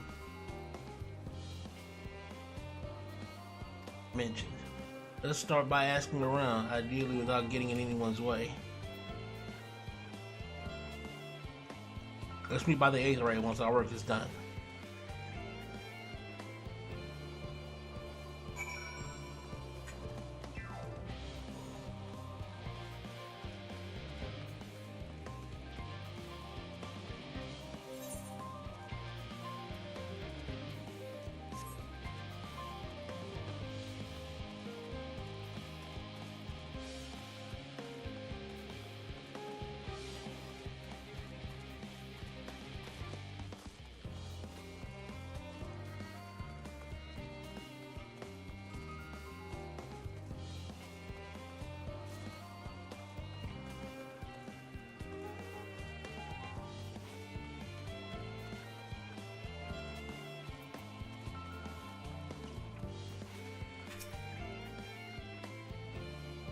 Help him with the art. Even with all the power Master Coco's managed to squeeze out of the Aether Burner, still not enough apparently. And now I hear the foundations have arrived, horrible creatures running rampant all over. If only we begun the Exodus sooner. People are dying, and there'll be no end of it into it if we don't fulfill our duties. But we will. We've spent years preparing for this moment. Believe in the plan, and all will be well.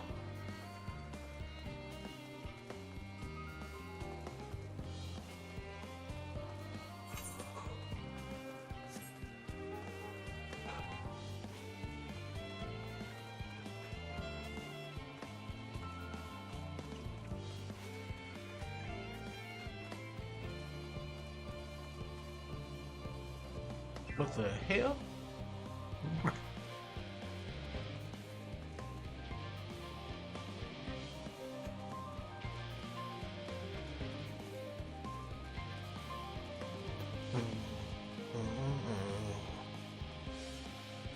All right, where are we going? Where are we going?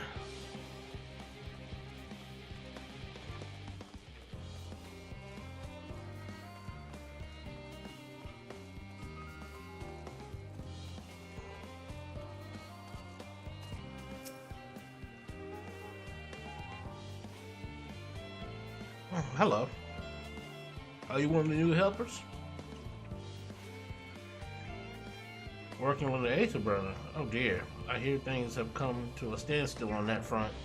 Even so, I choose that over my current duties. Checking and loading samples day in, day out. It's tiring, thankless work. Still, no one will be cross if I misplace a few legumes or what have you. The forum's got enough on their plate as it is. What with deciding who gets to board the Ark and when. A lot of powerful people have opinions about that. My heart goes out to Master Fortunar and the others. Hardly get a moment's rest, I expect. Do they even have time to sleep?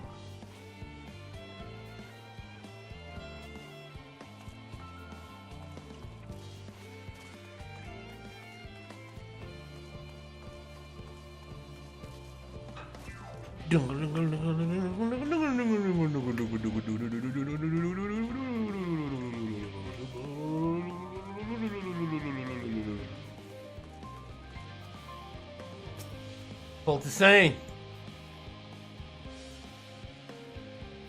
Offering to help, that's very kind, but I should be able to organize the rest of the documents by myself. It's mostly a list of things we'll need once we arrive on the moon, and then whichever star we choose as our new home. My duties largely concern the maintenance of living conditions, so I'll be a lot busier after we depart. I hear that our lunar collaborators have come down to assist in our efforts. I'm looking forward to finally meeting them in person after having communicated with them in such limited capacity thus far. To be perfectly honest, I've not even the slightest idea what they look like. I do hope they're not enormous looming giants. Why? I would much prefer something small and fluffy, like the beheaded rabbit that ran by.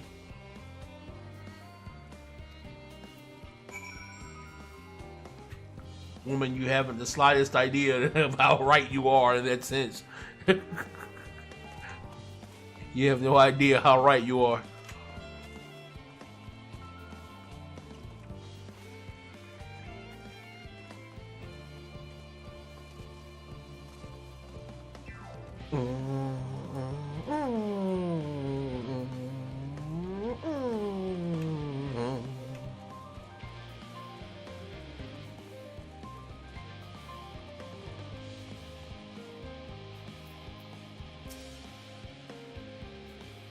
Fancy meeting you here, Amon.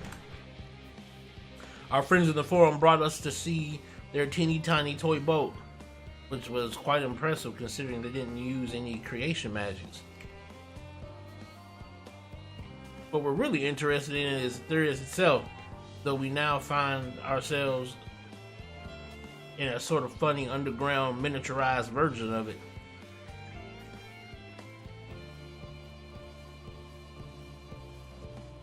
We were hoping the forum would give us a guided tour, but it appears they're rather preoccupied. Honestly, all that time to prepare and they're still not ready. I suppose we'll just have to show ourselves around, or at least that's what we're planning to do until we chance upon Orange and your good self.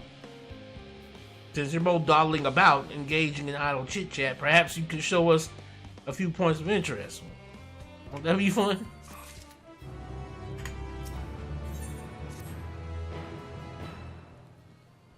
Arturo Labyrinthos, and expecting a prudent suggestion. Given the similarities between this artificial environment and best ways burrow, it would be in our best interest to have the operatives acquaint themselves with those conditions deemed optimal by their Charlian collaborators. I fear, however, that continued reliance upon my limited knowledge would risk narrowing rather than broadening their perspectives. Mayhap thou art better suited to lend this venture. What a marvelous idea.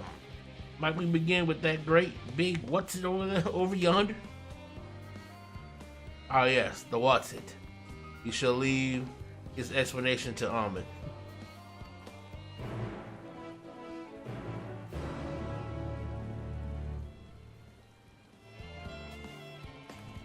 Now what are we doing?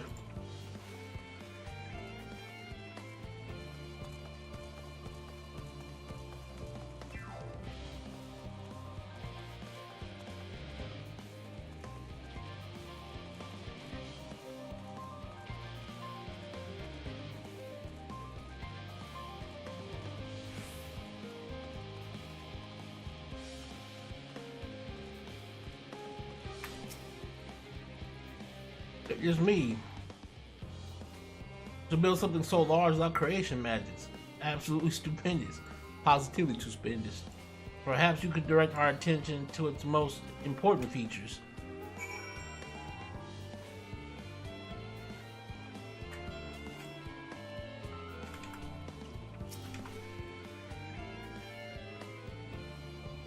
The points of potential interest. You may move the camera as well as zoom in and out. Target an area and inspect it.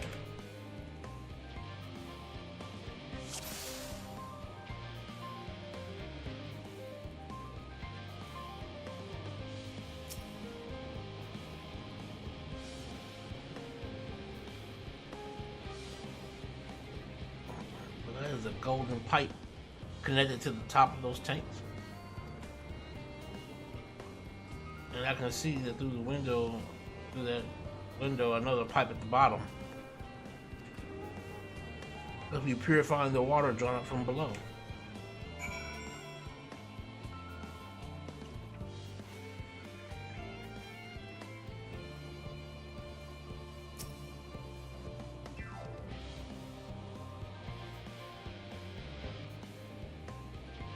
That looks like the trees in Greatest Hinsdale.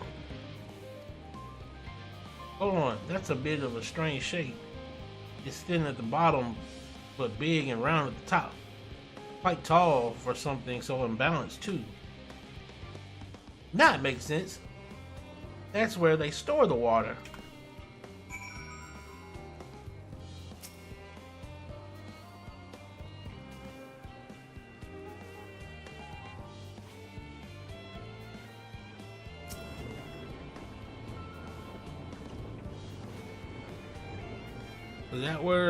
Is that water I hear from inside the great tube?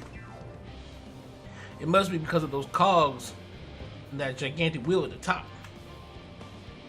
That's how they draw up the water. There's probably some sort of spiral-shaped mechanism inside it too.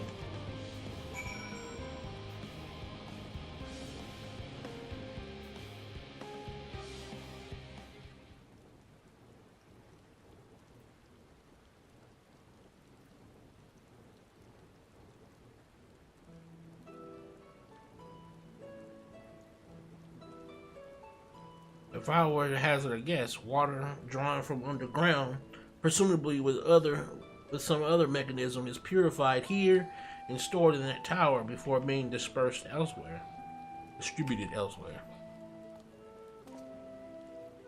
I'm right, aren't I? I knew it. A design brilliant in its simplicity. I dare say it would take only a moment to install in even the harshest of conditions. For us loppers, that is. Indeed, securing a reliable source of water is of the utmost importance for any fledgling settlement.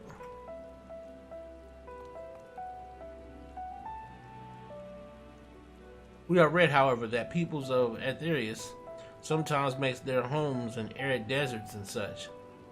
How are they able to survive?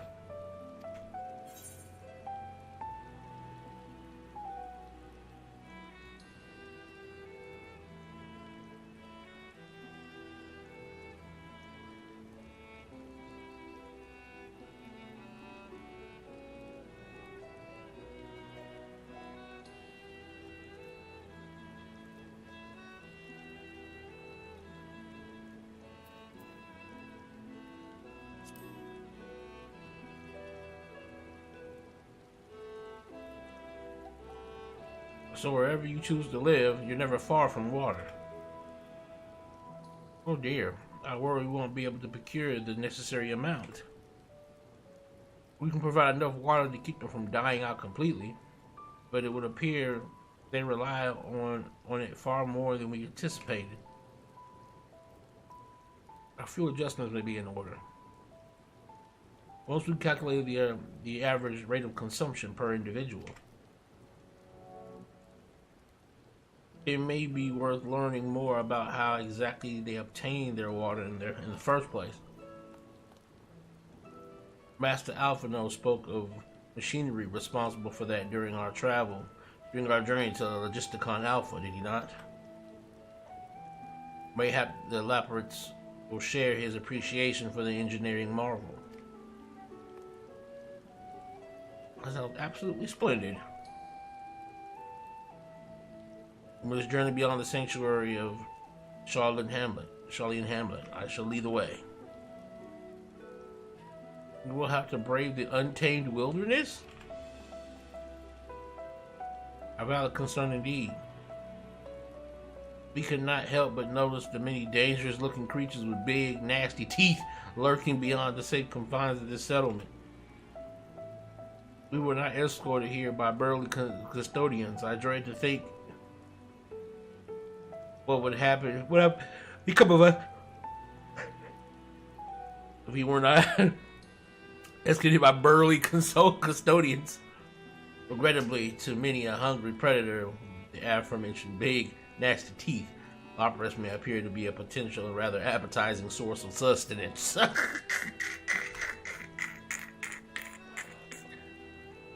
Might I impose upon thee to assist the security safe passage to Logisticon Alpha?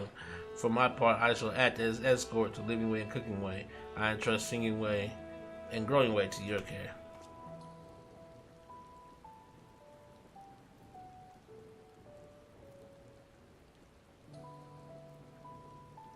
A more valiant protector they could not wish for. Godspeed.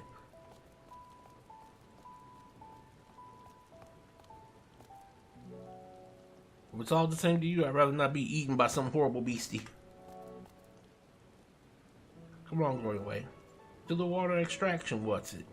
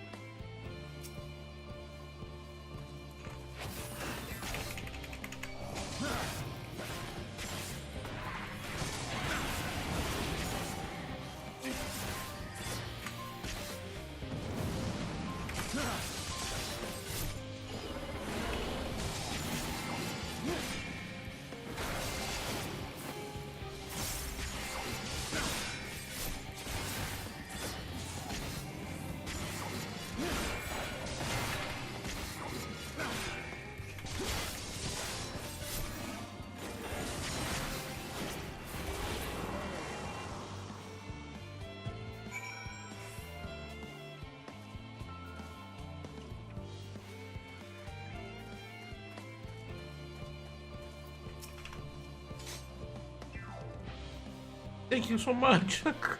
I really hope this water extraction is worth these harrowing experiences. All part of the fun, some might say, but I'd rather not be burnt to a crisp if it's all the same to you.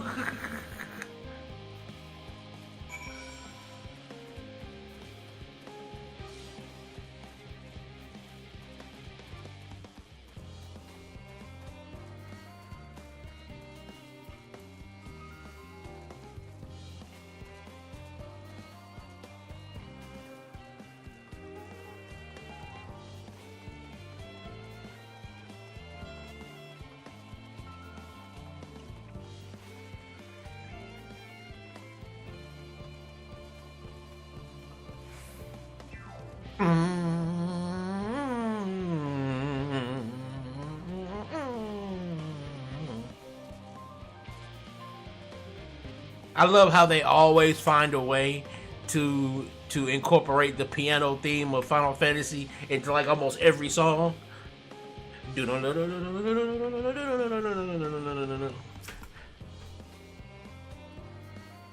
friends, I bid you welcome to Logisticon Alpha. Our destination doth lie at the lift's top. Pray, follow me.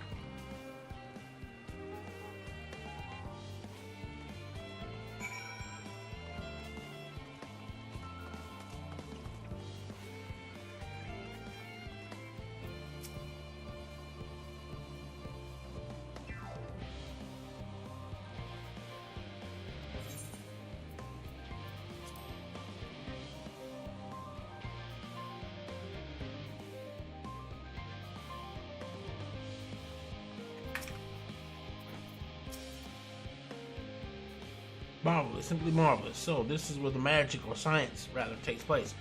The perfect environment to sustain life, artificially created. The knowledge we'll gain here will be essential when we start looking for new stars for your kind to inhabit. Apparently, most of them don't have air for you to breathe. You are very lucky that Aetherius just so happens to provide everything you need to thrive. Or did mankind turn out the way they are because of the available resources, I wonder? Either way, it's nothing short of miraculous, and I cannot wait to see more of it.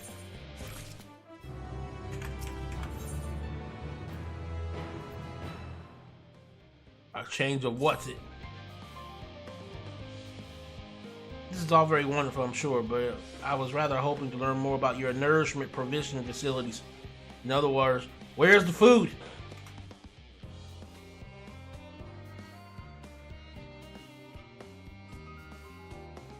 I believe both the knowledge and consumables you seek may be found at Muriel Ergonomics. As I imagine Singing and the others intend to study every conceivable facet of this apparatus, wouldst thou be so kind as to escort our visiting culinarian? Yes, that sounds much more interesting. Hopefully I'll be able to see firsthand some of the delicacies Urianger was telling me about. Even in his incredibly vivid, if a bit too verbose, descriptions cannot compare to sampling them myself. Not to mention that Aetherius will soon be no more, so I must learn all I can while there's still time. Let us no further delay. Oh my God.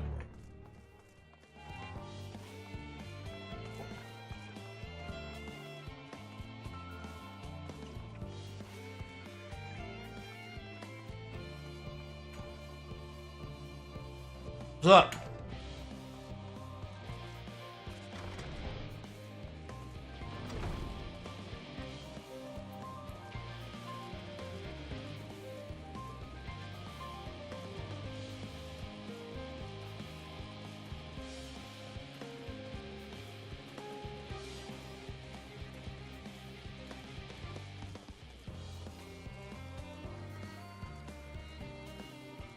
Where am I?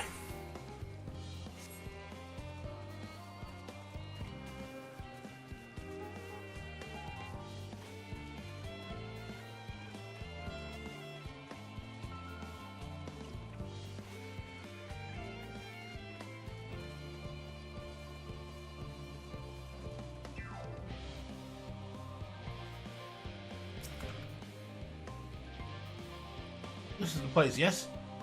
The heady aroma was enough to guide me here. Now I spotted several of the fruit and vegetables featured in our compendium. I ideally love to try some, but I read that those who help themselves to a farmer's crop without permission are often caught and put into pies. Perhaps you could ask whoever's in charge and they'll be willing to part with a few samples.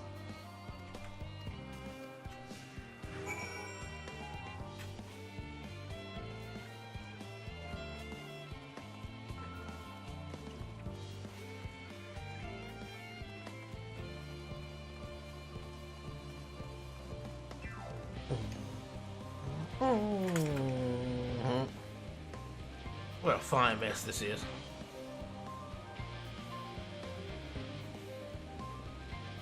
The one who climbed down the mine shaft. I'd show you around if I could, but I'm rushed off my feet preparing for the Exodus. And I'm not the only one. You all got to find ways to do what we do down here up there. First on the moon, then on whatever star the Forum decides will become our new home. This is all so sudden. It's all so sudden, so unreal. Do you want to go to the moon? Don't you want to go to the moon? Well, it's better than waiting for the final days to claim us.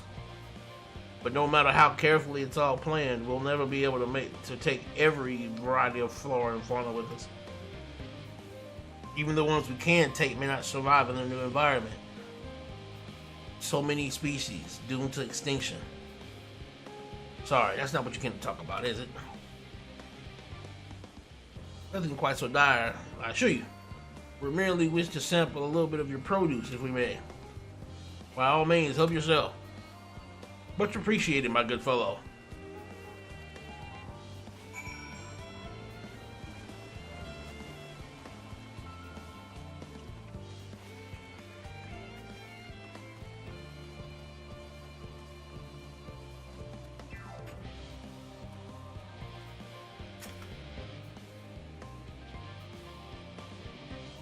Oh, I know what these are. Grapes, yes.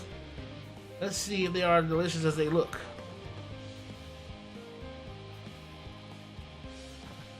So sweet, so sour. The taste is much like a ripe philosopher's carrot, and yet the texture is entirely different. The contrast between the outer skin and the fruit within is most peculiar, though far from unpleasant. Yes, I think I'll try another.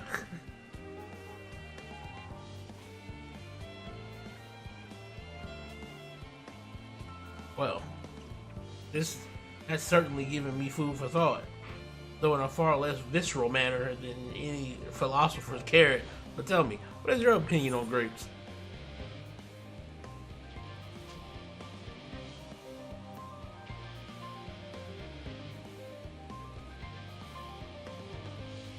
I love grapes, actually. I actually love grapes.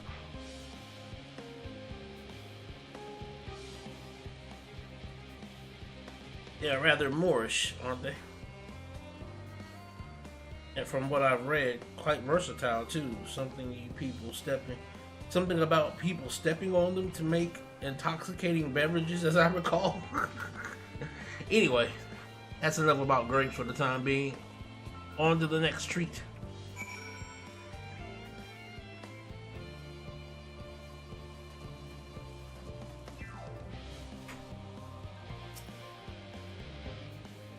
Orange by name, orange by nature.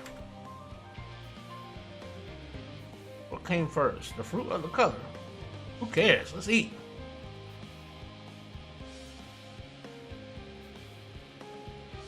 Yes, that's equal parts sweet and sour, as with the grapes, yet nothing alike. I may have to consult Urianje about expanding my vocabulary. I simply cannot find words to describe it. Perhaps what I am looking for is bitter? This is all very complicated, you know. So many flavors and so many choices, and each individual with their own personal preferences. Now I see why you all turn your noses up at the idea of eating nothing but carrots. Marvelous though they still are in my estimation. Let no one say I said otherwise. But speaking of carrots, I've yet to sample any of the vegetables. Let's see what's in the field over there.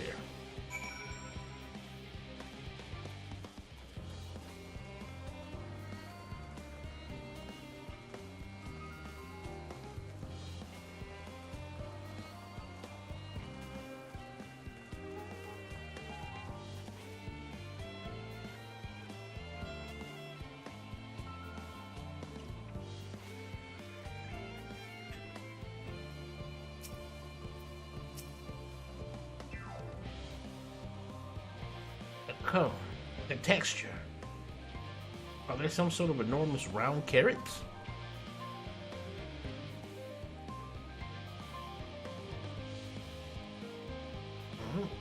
In any case, Proper nomenclature is less of a concern than the taste.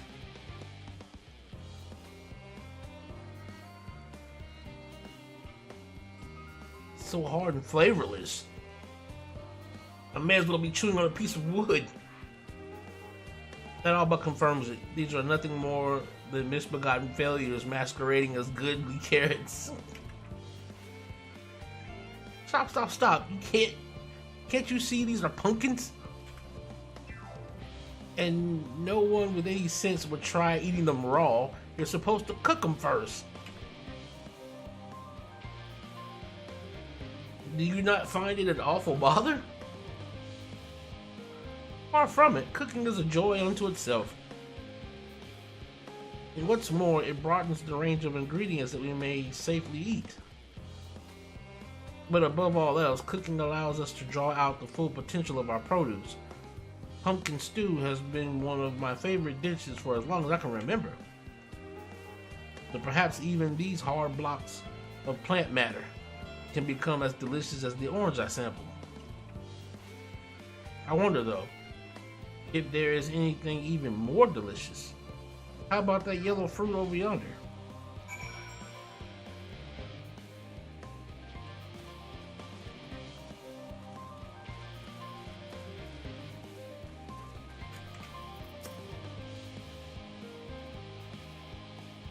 What a wondrous fragrance.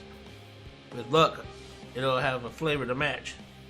As I have no idea how these are eaten, I'll just bite into it. Gah! My tongue! Is this poison? A lemon? You mean it's supposed to taste like this? How can something so similar to an orange be so revolting? It may be some time before my palate recovers from this ordeal. As such, I had best call an end to this round of sampling. Let's say our farewells and return to the others.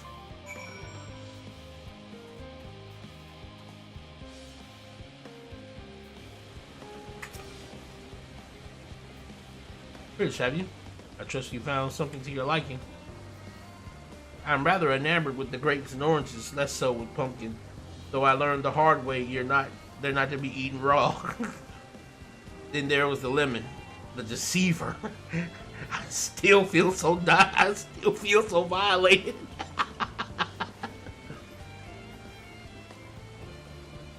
First time, was it? I'd hate for you to leave with a bad taste in your mouth in more ways than one. So I'll give you this lemon muffin, I bait. If this doesn't change your opinion, nothing will. Have I not suffered enough? Nevertheless, it would be remiss for me to spur the opportunity to better sick. Learn more of your inscrutable ways. Very well, lemon muffin, do your worst.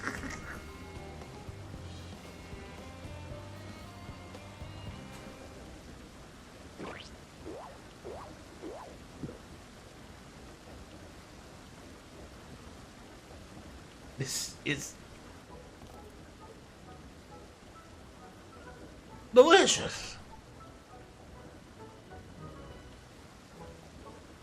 Although I still detect a hint of lemon, it complements the sweetness of the dough to create a perfect harmony. I never would have guessed this vile bitterness could be utilized so elegantly. My good chap, this is simply breathtaking. See? We rarely use lemon in its natural state, but it has a starring role in all sorts of recipes, and the same is true for many other ingredients. It comes down to making the most of the resources at our disposal, and sometimes that can even be the difference between life and death.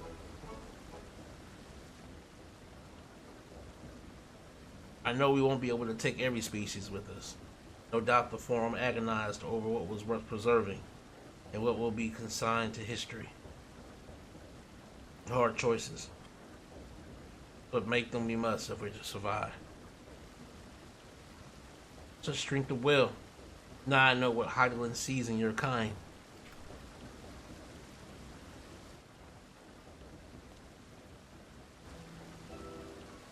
mankind, the Loperids, were both born from the acclimated knowledge of the ancients.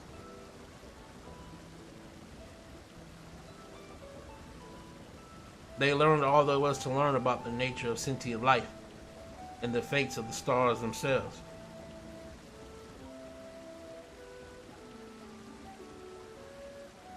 Once a civilization has fulfilled the basic requirements for survival, it will inevitably seek to eliminate all forms of negativity and achieve perfection. And therein lies its folly and its downfall. For perfect is an unattainable ideal. 'Tis the paradox of the immaculate carrot. Yet civilizations since time immemorial have deemed the pursuit of perfection as progress. They pay no heed to the cost incurred in their futile quest, and all too often become the architects of their own demise, their dreams forever unfulfilled. What then is the alternative? The answer lies in knowing that our existence can never be perfect, to be content with what we have and make the most of it.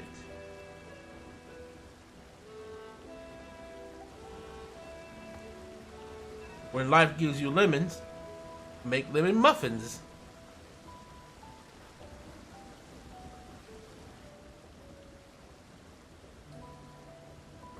Pardon my Eorzean, but what in the seven hells are you on about? And who are you anyway? Cooking Way at your service. I'm here to help prepare for the trip to the moon. And once you get there, you'll be able to try my carrots. I've been growing all different kinds. But don't worry, there'll be room for your crops too. We'll work together to preserve as many of it there is as species as possible, if you're up to the challenge. Yes, of course. I look forward to it. This has all been highly productive, probably.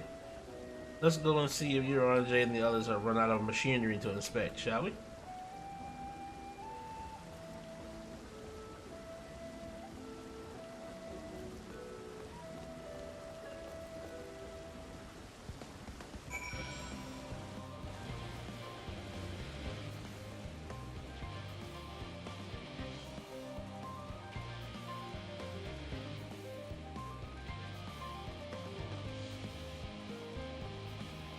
Where am I going?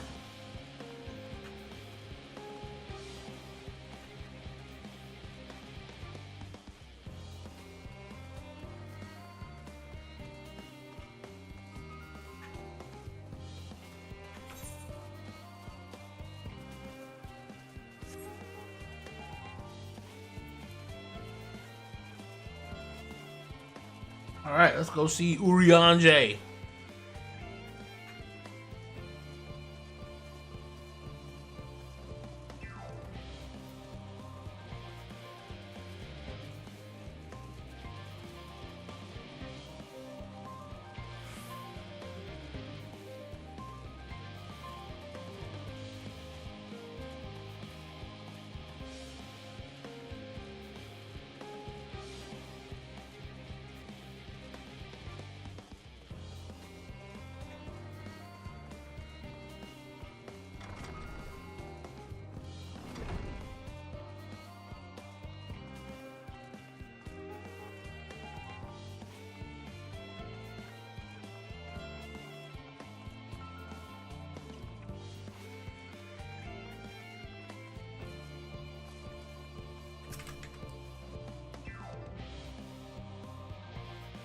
That was most enlightening, especially the part with the lemon muffin.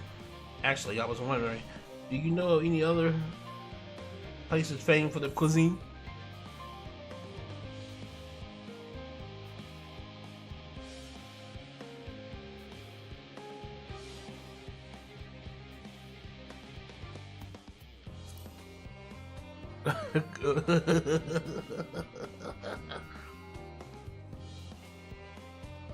The more I learn of Arthurius, the more I wish we could spare it from the final days. Alas, Hydaelyn's orders are to flee, not to resist. If only there was some other way.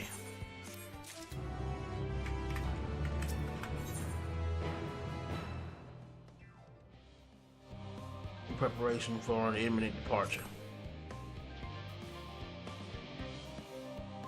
Did bear fruit. Our own efforts too were rewarded. We now possess an embarrassment.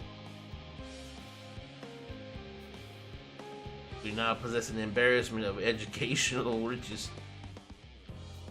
No doubt our guests' relentless pursuit of knowledge could occupy them and us for a fortnight. Alas, time is of the essence. Let us return to Charlene Hamlet forthwith. I shall gladly attend to each and every lopper there, should further questions within my power to answer arise.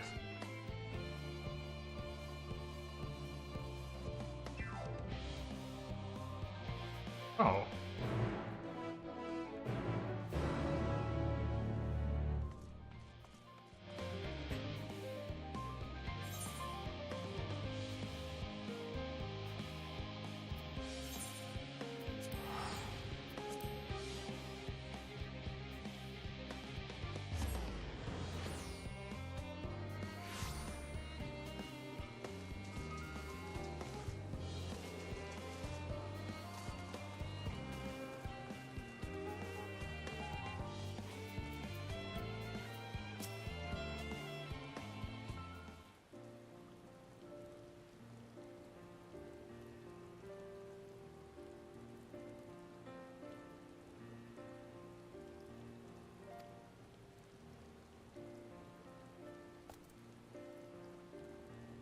That was indeed me verbalizing a sigh to express my emotional state. Do you want to know why?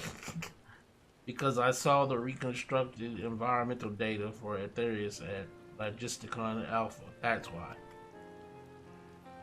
A forest so lovely and so leafy. Are all of your forests like that?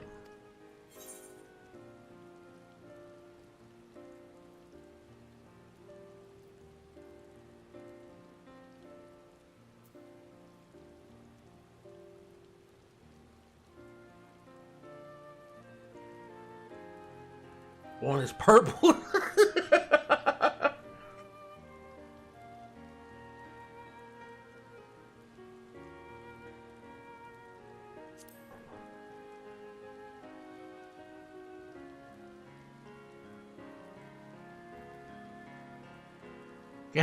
Gasp, I say. With a star so wonderful, it comes to no surprise that you're reluctant to leave it behind. I was a fool to think otherwise. To assume that the moon was something worth being proud of. How ridiculous it must seem to you. Trying so hard, yet achieving so little.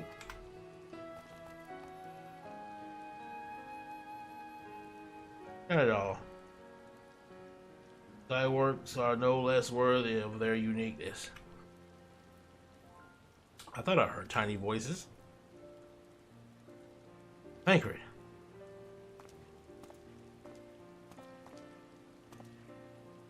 How this fare? Oh, I was able to glean a fair bit of from the researchers while helping to move their cargo. Preparations have proceeded without interruption here. Despite news of the coming end, we have the forum's leadership to thank for that. That doesn't mean people aren't worried, though. Quite the opposite. Knowing the disaster could strike at any moment, they hurried to complete their work, equally aware that a single error could be the difference between life and death. And we can hardly tell them there's no cause for concern.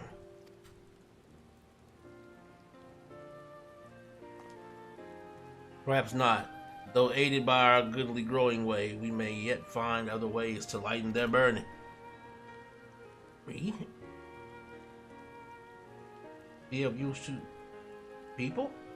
I'm honored that you would think me so capable, but I'm not sure if I'm up to the challenge. Nevertheless, I believe in thee. I suppose it can't hurt to try. I passed some moping in the Western Plaza that looked to be in need of a helping paw. Perhaps you start with them.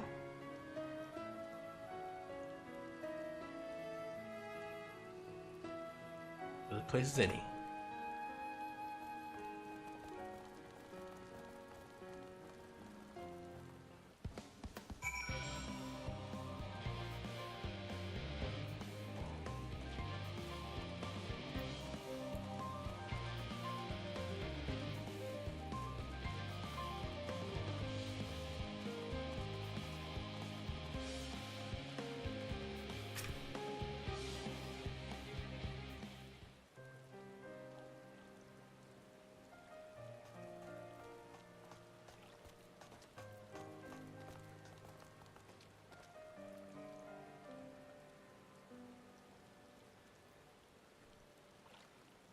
Can I help you?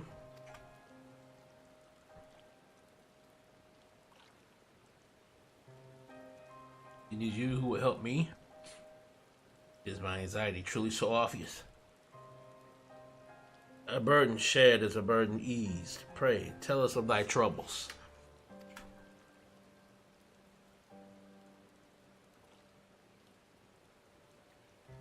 Those little fellows do look like good listeners. I'm an engineer, you see, and what they say of the ship, that it's the sum of decades of Charlian ingenuity, that it's built with peerless, elegant technology, is all true, but I know that none of that's a guarantee. We've never before launched a starfaring vessel, let alone flown it into the great expanse. All the tests we've run have been on the ground. Only operational personnel and cargo will be aboard for the first voyage. But even so, if it fails us then, what can we do? And if it doesn't, it could fall apart on the next flight, or the one after that. We've done everything we can to prevent that from happening, but it hardly matters. We thought the Aether Burner's design was flawless too, and look how that turned out.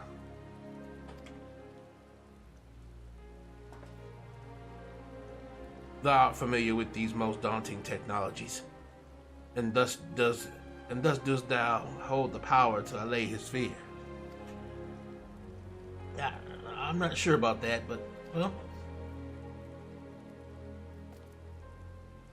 maybe you could tell me if there are any aspects of the ship's design that you're especially worried about. Our ability to walk about and perform our tasks, for one. I've devised a means by which to employ gravity, a spatio-temporal spell, to regulate the environment. But what if it's not strong enough? What if everyone floats away and begins crashing into things as soon as we've left the star? Gravitation. Maybe I can be of help after all. Up there is not so different from down here, you see. The same rules apply. And if you consider them as part of one big cosmos rather than separate places,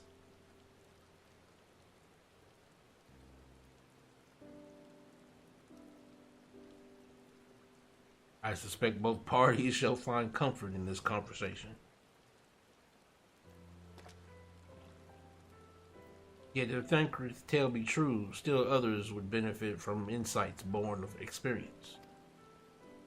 Might I prevail upon the Loppers to attend them? An excellent idea. If I do say so myself, there is naught we'd like more than to ease the hearts of the fine people of Aetherius and learn more about them while we're at it.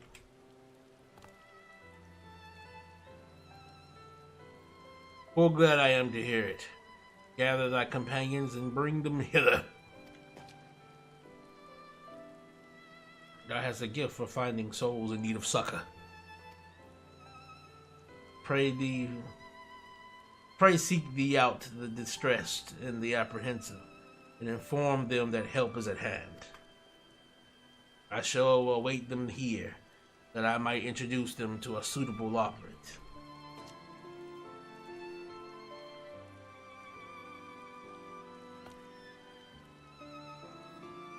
A place for every loperate and every loperate in their place.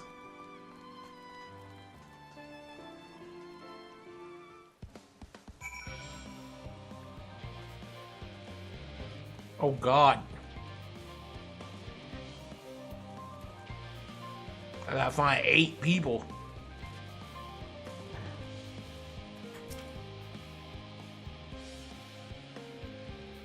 Hey, cutie pie. No point in worrying at this stage. It'll only make work go by much slower.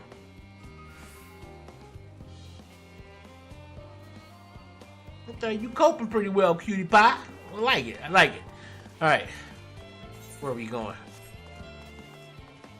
Ah, the ancient engineer. Hey, cutie pie.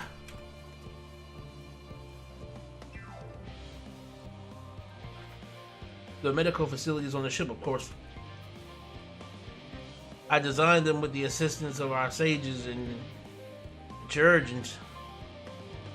But to imagine every illness or injury that one might face in the great expanse is beyond any of us. To say nothing of the effects that living out there indefinitely might have on the body. The crew from the moon? Why did not I think of that?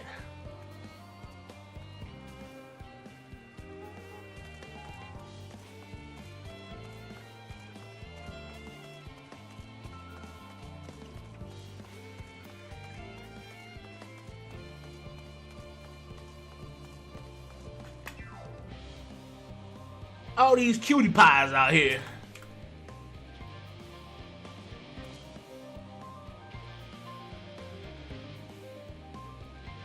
My face? What's wrong with my... Ow! Perhaps I'm a bit tense. I was tasked with ensuring that the proper fauna and only the proper fauna are brought with us to the moon. However, the suitability of a few species is still under debate, and I can hardly make the decision myself when I know so little about the environment up there.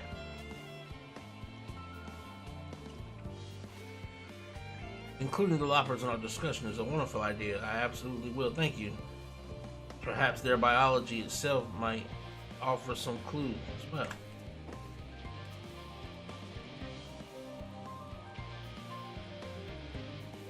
The ponderous mathematician. Sir. Sir. Is that a sir? My good sir.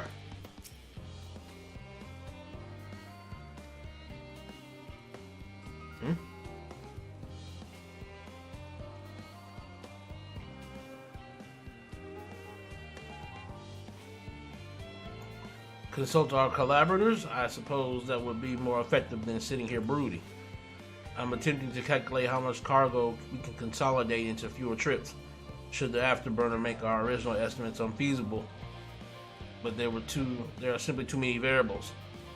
I feel as if my brow were turned inside out, but perhaps our lunar associates will have more insight into how much weight constitutes too much weight for our purposes. Thank you for letting me know.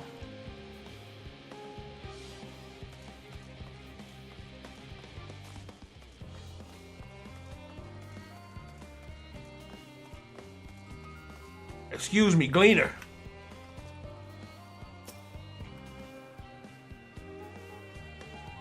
Is anything bothering me? Well, I've been loading cargo for bells now, so my back feels like a voice since played it as a piano. My feet and knees as drums and cymbals too. If you need a break.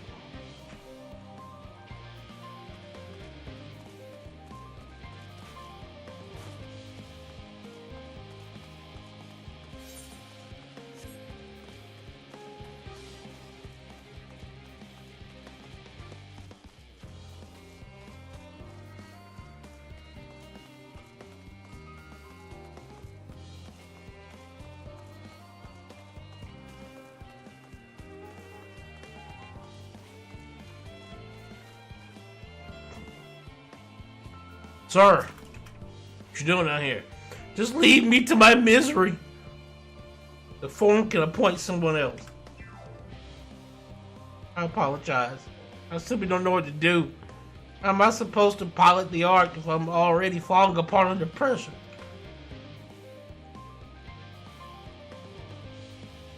You know a starship pilot that I might speak with? Truly? Oh then, there's no time to waste. They can help me prepare for this monumental task.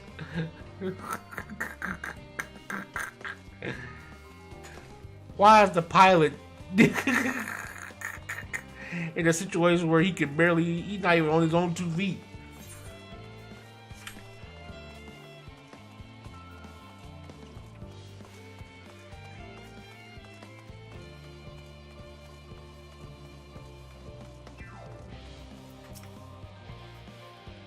Apologies, but I'm awaiting a delivery. Whatever it is, we'll have to wait.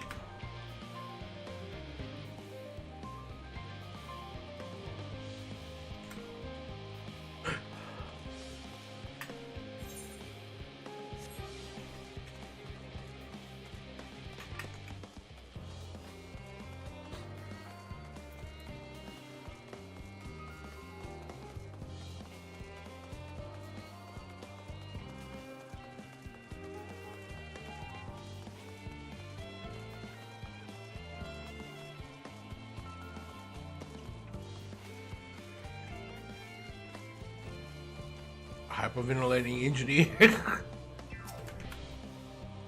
Mother God, my chest is tight. Am I dying?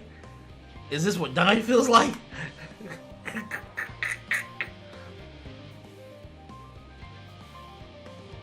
I didn't see you there. There's no cause for concern, I assure you. No cause for concern, even though we may need to depart at any moment. And if the hull I designed buckles under the strain, the entire vessel may explode on launch, claiming countless lives and dooming all mankind. But that is highly unlikely. Yes, highly unlikely. Highly.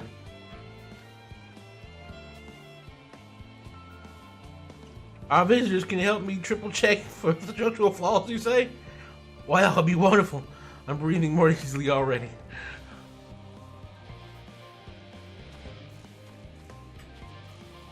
He is back here about to die. He is back here having a mental breakdown.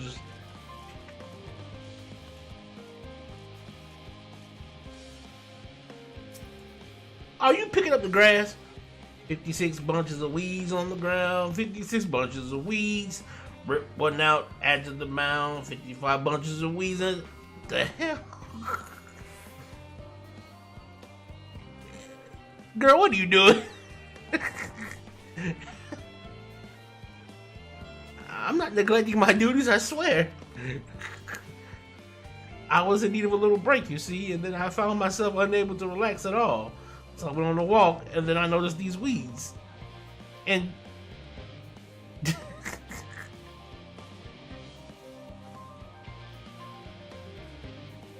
pleasant conversation partners and also fuzzy?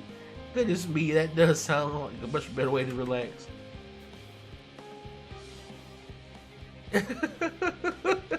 She was over here picking up. Why? She was just picking up grass off the ground. She was picking up grass off the ground.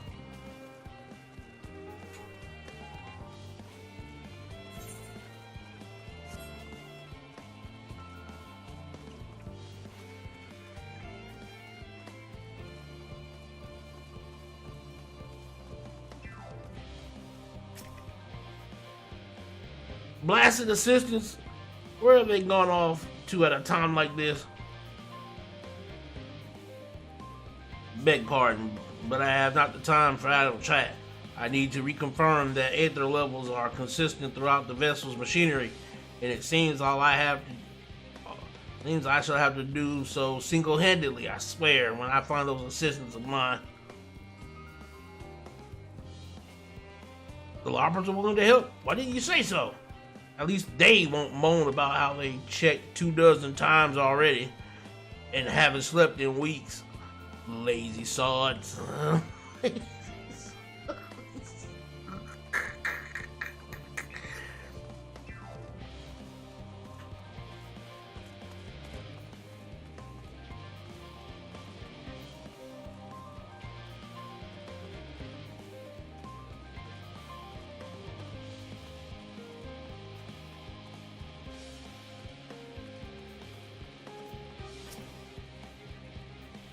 You. Yes, you idiot. Have you seen an envelope lying about? This imbecile refuses to give me the alchemic I ordered. Without that bloody little slip of parchment.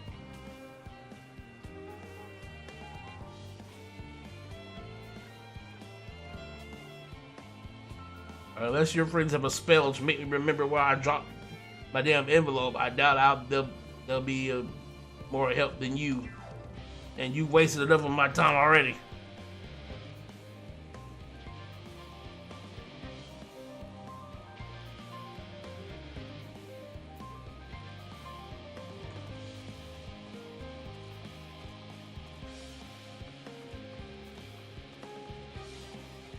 Capricious researcher. Another cutie pie.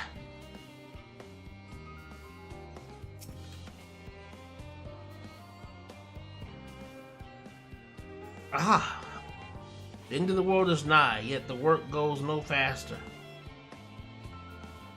Schedules are such temperamental things. Feasible one moment, utterly bollocks the next. And yet, I've never felt so alive.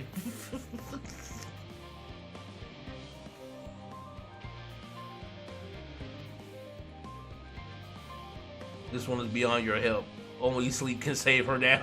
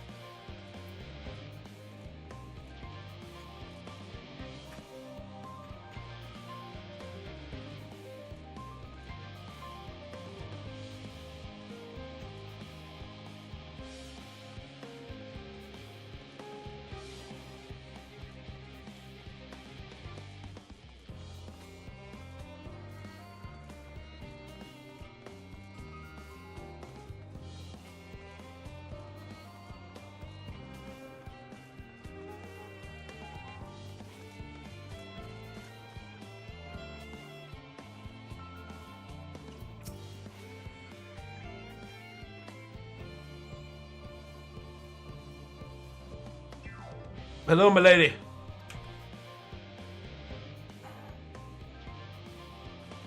Wow, what a lovely idea. I too noticed people becoming rather tense, so I rushed out to pluck some fresh and fragrant tea leaves. Now I need only track down 100 or so cups. But don't you worry, I can manage. I hope your plan to cheer everyone up goes well. This woman is doing better than you are.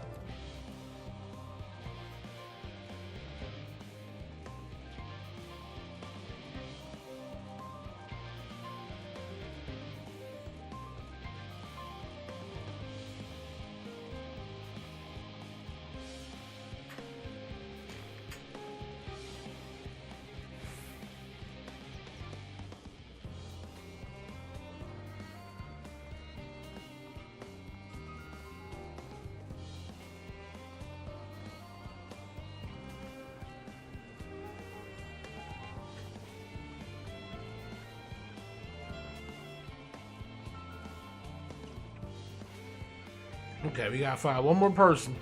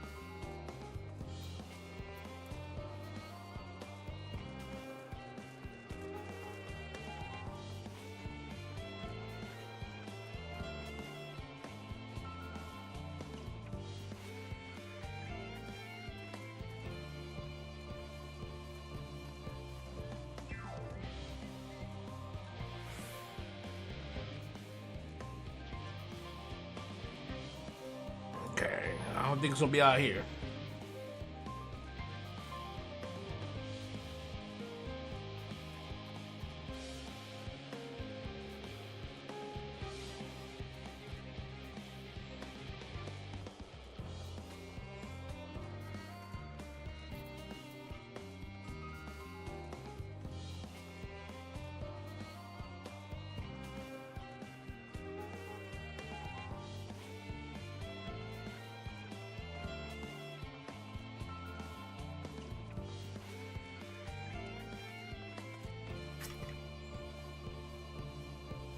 Have you heard anything of what's on the moon?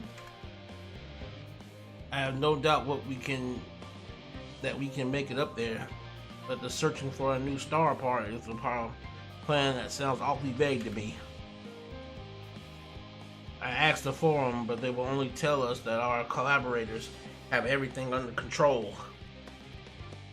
Forgive me, but I don't feel particularly safe wandering through the sea of stars on God knows what made by God knows who. On God knows what made by God knows who.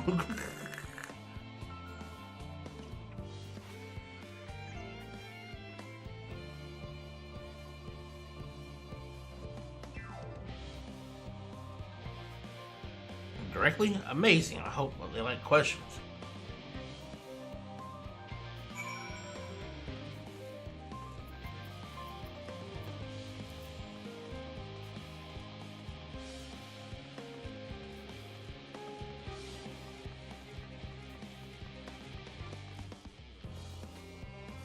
Let me up there.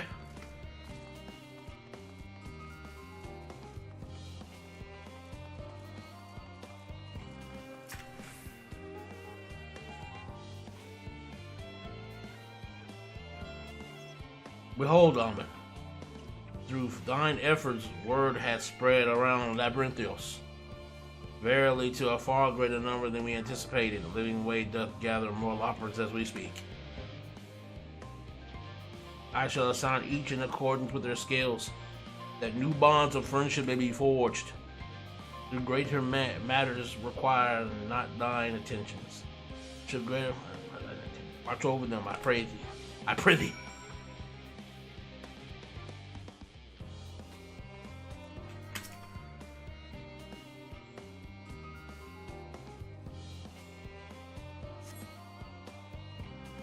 I pray thee.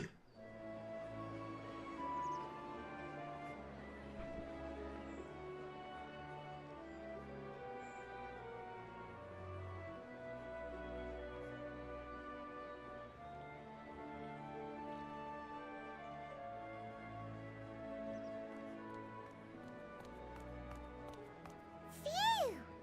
Oh, finally some rest.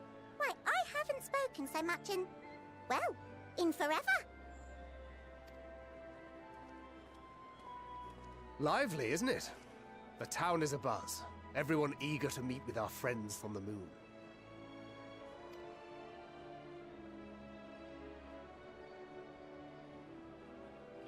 Twould behoove you to consult with Sleeping Way.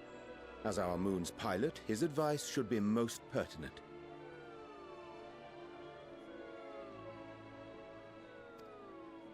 I'm impressed. Truth be told, I struggle to tell one from another. No offense intended, of course. None taken. After you and your friends left Mare Elementorum, we spent no small amount of time with your Urianger.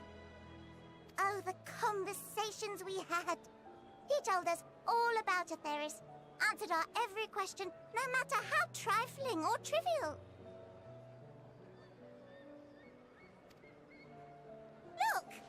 Every page filled to the margins with knowledge. When I first arrived, I was struck by how little I knew. It was daunting. But then I realized that, were it not for Urianger and his teachings, we'd still be stuck on the moon, gazing at your world and wondering what we've been missing.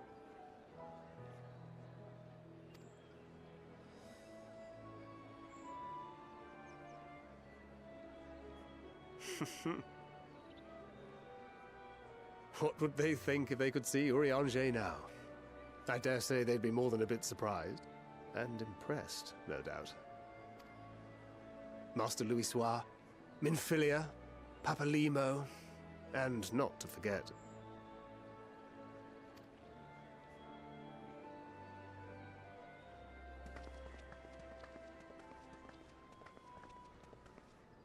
Oh there. Heard there was a visiting expert who we might bother with a few questions. I take it you'd be the one.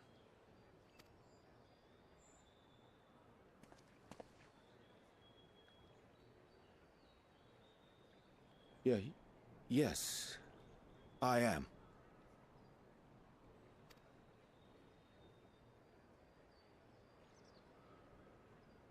Wilson and Blovida, Sharlayan's foremost researchers in the field of teleportation magic, and Moonbreeder's parents.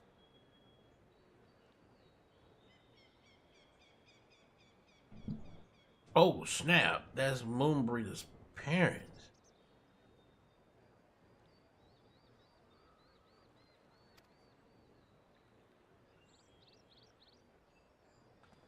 It hath been some time.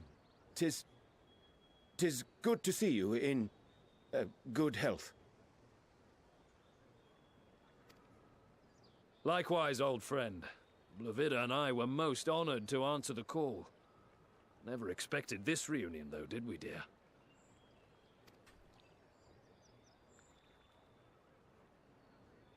I'll say, the nerve. Sending that letter, then running off to the gods know where.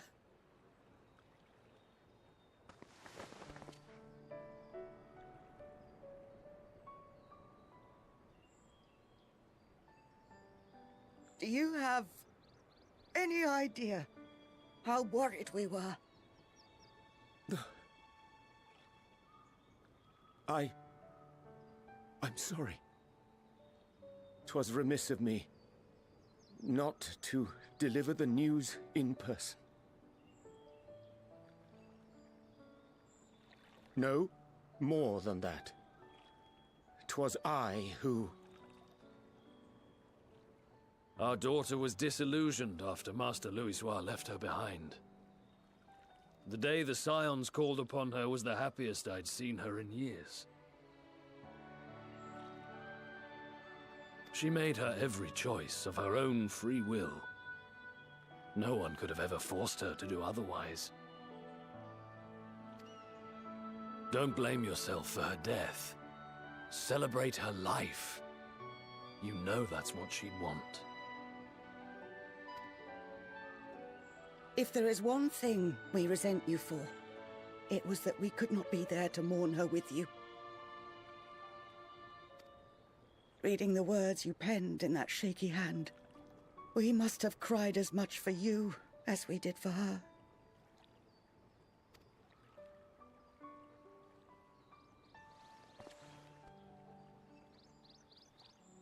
I'm sorry. I truly, truly am. I knew not what to say. Knew not how to express my feelings. The poems and platitudes of wiser men, musings on sadness and loss, studied and memorized, and meaningless in the moment. Silly boy. We are all powerless before such grief. Even now, try as I might, the words escape me. But in our hearts, we know, we always know.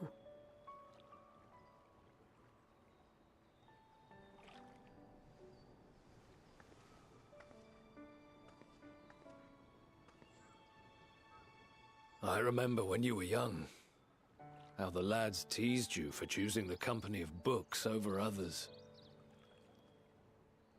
Our moon didn't take kindly to that. Be nice to Urianger, she'd shout, and give them a walloping. No matter how many times we scolded her. So we offered a suggestion. Rather than starting fights, Why don't you be the bridge between Urianger and the others?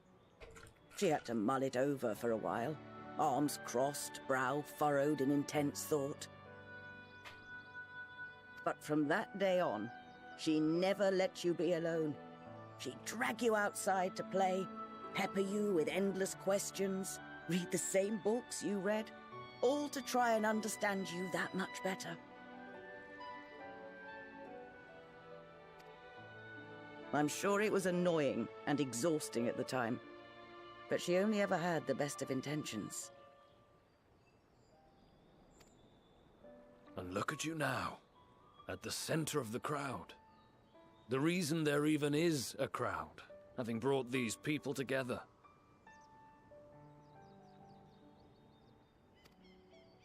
You've no idea how proud we are.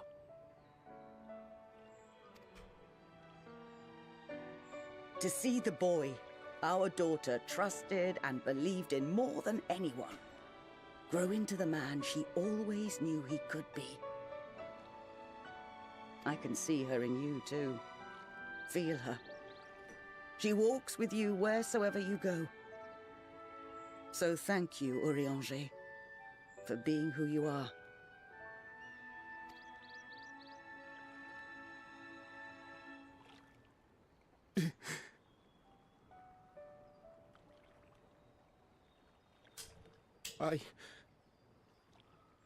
I think I can feel her too.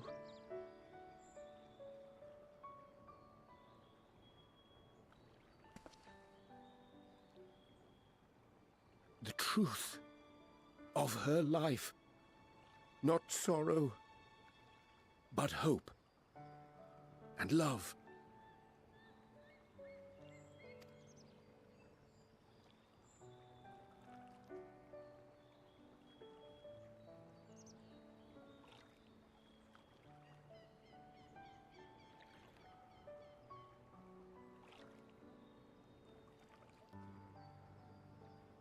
This moon breeder. She was important to him, wasn't she? You could ask the man himself. Oh, no. But watching this exchange reminds me how much I've yet to learn about your world. And its people. You can live here your entire life and hardly learn a thing. And that's why it's too soon for this to end.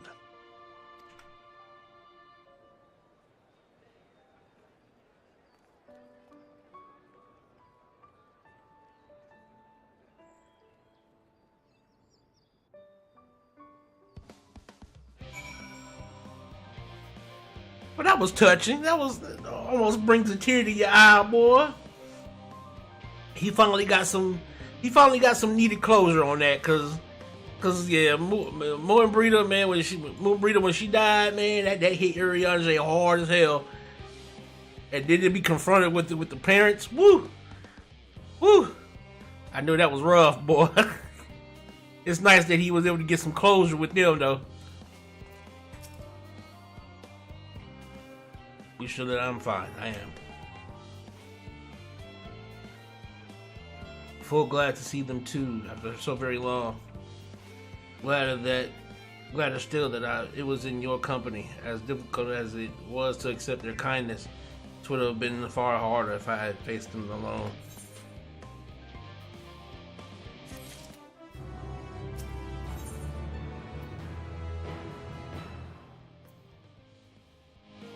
More manageable levels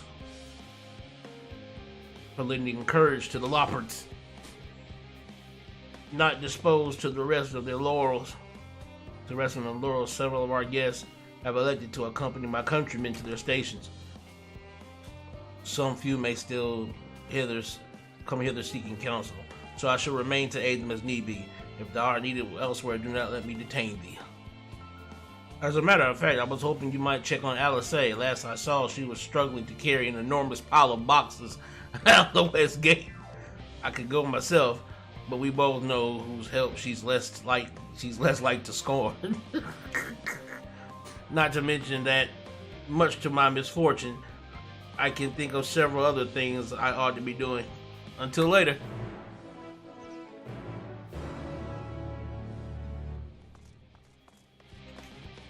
Alright, let's go. We gotta go find... Where is she? Where is she?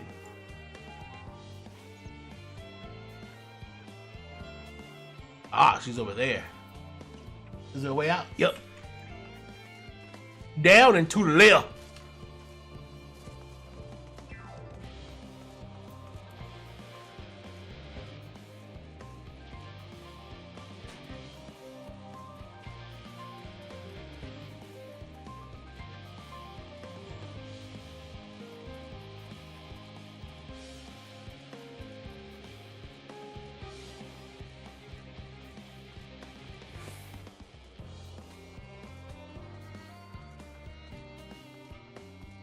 Logisticon Beta.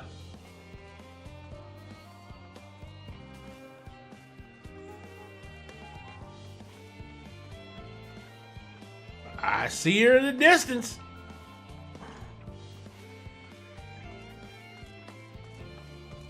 Alice, baby girl, what you doing?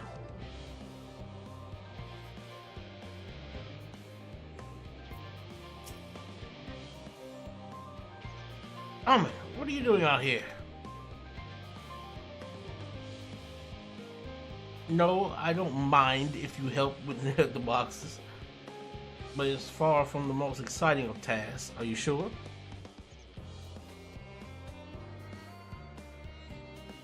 I appreciate the assistance.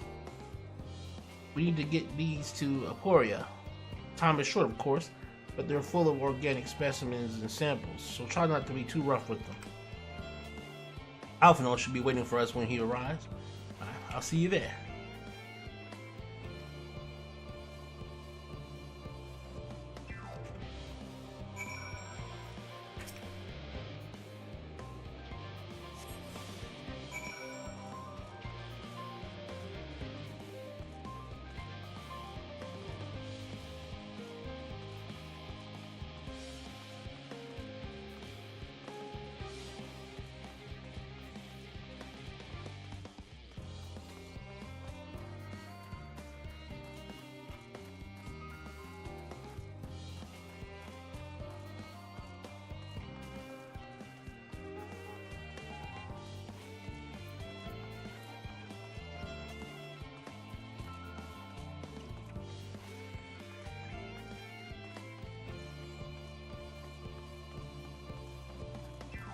Wings of hope.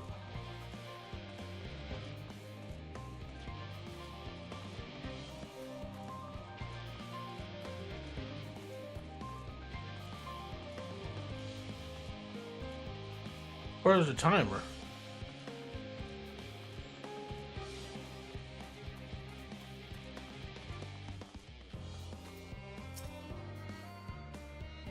Oh, you're helping with the crates. Wonderful. You can put that in the others.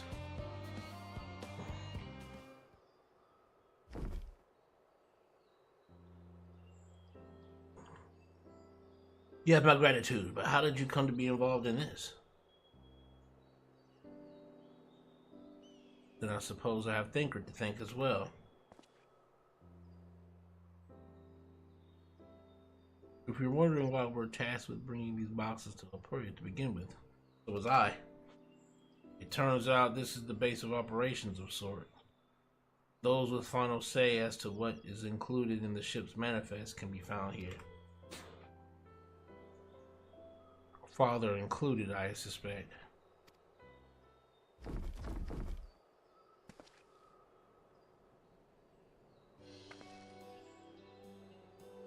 That should be everything.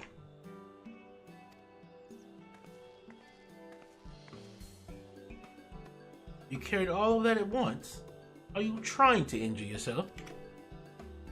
Oh, hush. They're lighter than they look, and not everyone has your delicate arms. I suppose we should let someone know that we finished. Leopoldin is in the courtyard. You can report to him. Why don't you come along? You should get credit for your assistance at least. Considering where we are, we might even learn something interesting.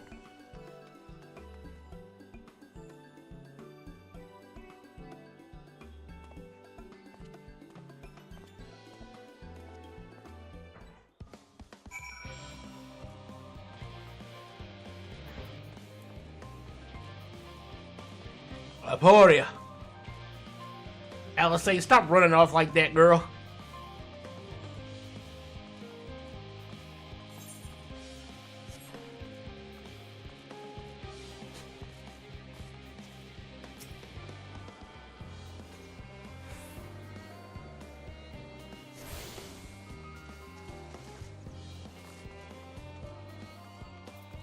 Leopoldin.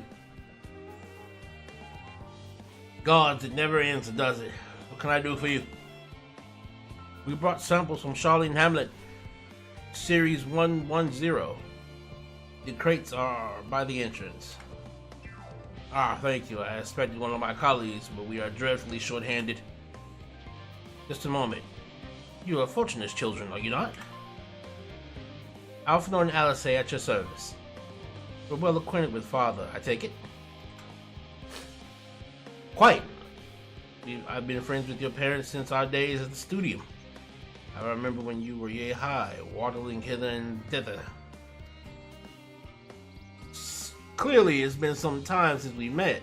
'Tis good to see you again, wielding your father's knowledge, no doubt. Your father's knowledge, no doubt. You knew our parents when we were young? What were they like? Pray spare no detail. I should like nothing more than to regale you. Alas, I am meant to be in charge here. The reams of paperwork want for submission. We can help with that, in exchange for the sort of stories our parents would never willingly divulge, of course. Very well then. There happen to be 3 sets of documents in need of delivery, so how about you each take one?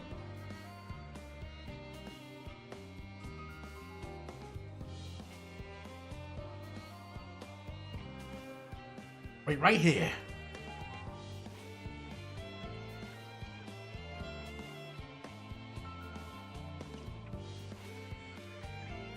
You will find a foreign representative waiting to collect these near the southernmost structure. I hope I haven't kept her waiting too long. Never mind Alice and Alphino. I'm certain they'll be back soon enough.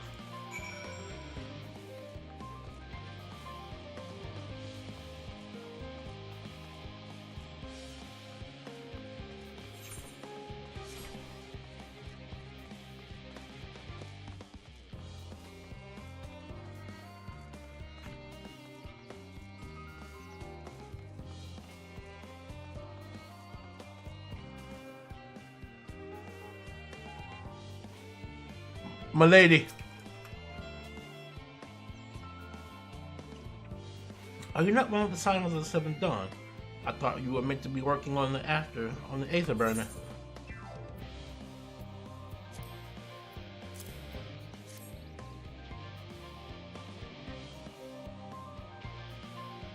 Paperwork. I was beginning to worry he had misplaced his quill. I appreciate your help in seeing these documents to my hands at last. As for your other task, pray keep this between us, but I sincerely hope you Scions succeed. The Exodus is, without a doubt, the most monumental undertaking in the history of the Forum, and so we must be circumspect in all respects. Risk is a privilege we cannot afford ourselves. At its heart, however, Sharlayan has ever been a nation of the curious. It would be a tragedy indeed if we were the ones to stymie your pursuit of truth.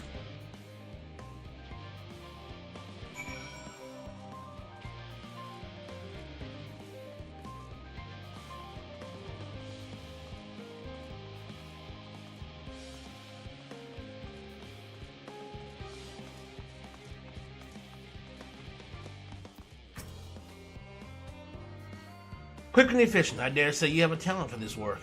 The twins' papers only needed to be delivered to elsewhere in the facility, so they should be returning any moment.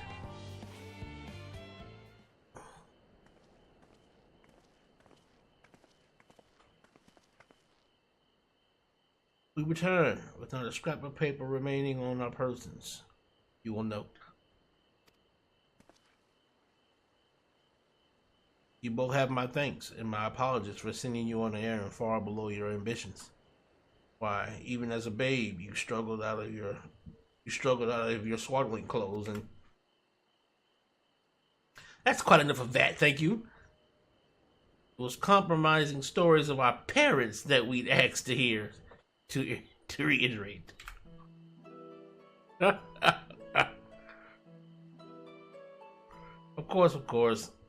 I've known your father for so long, I must have something. Well, as you know, part of why the Louvier name garners such respect in Charlian is your family's storied history. You two can trace your ancestry directly to those who came aboard Yumkref's Hope, a lineage few can claim. I've never thought much of it myself. It's not as though our forebears founded our nation. They were simply there when it happened. Nevertheless, it has traditionally been a point of pride. 'Tis why Yumkref's pronouncement, renounce the ways of war and pursue enlightenment through knowledge and reason, has ever been our family's creed.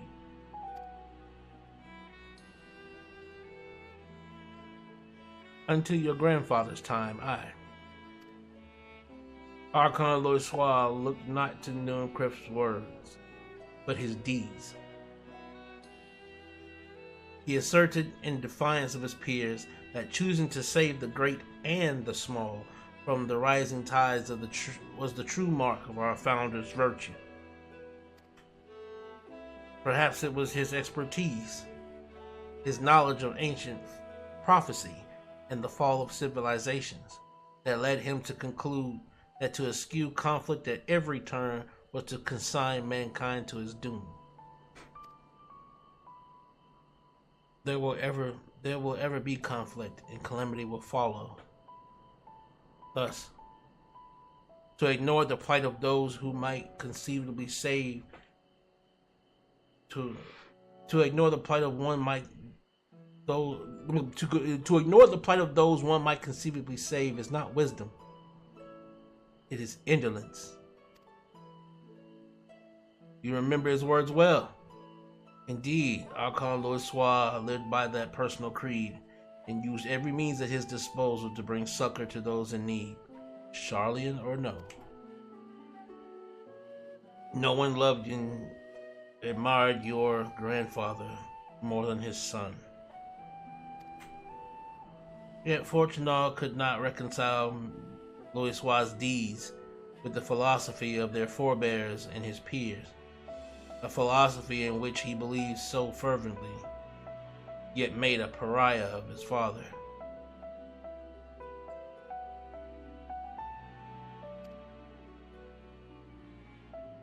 Fortunal agonized over this contradiction for much of his life.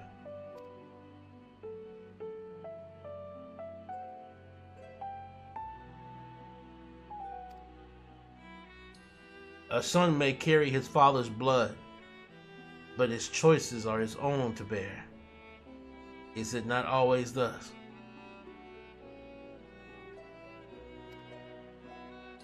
Gods know Fortunal's a cranky old goat, so I'm sure you butt heads often enough. Yet even so, you must know that you are constantly in his thoughts. Every moment of every day, and that is not an exaggeration in the slightest. You should have seen him when you were born. Barely recognizable he was, with a kind of dumbfounded grin I'd not seen since he first took a fancy to your mother. He was practically skipping when he told me the news. Take my word for it. He loves you to an embarrassing degree.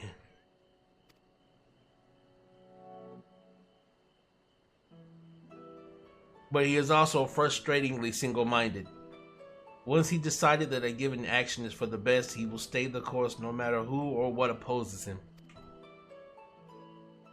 A profoundly annoying habit when you're on the other end of it, as I'm sure you will agree.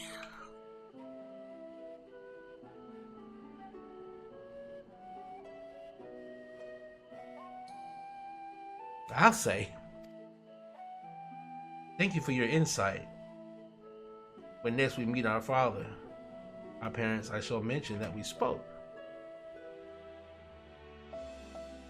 Try not to get me in too much trouble now. I need the form on my side. Speaking of which, I ought to be getting back to work. I have to make sure those specimens you brought make it to their proper places, or the cranky old goat will have my hide. We can speak again later.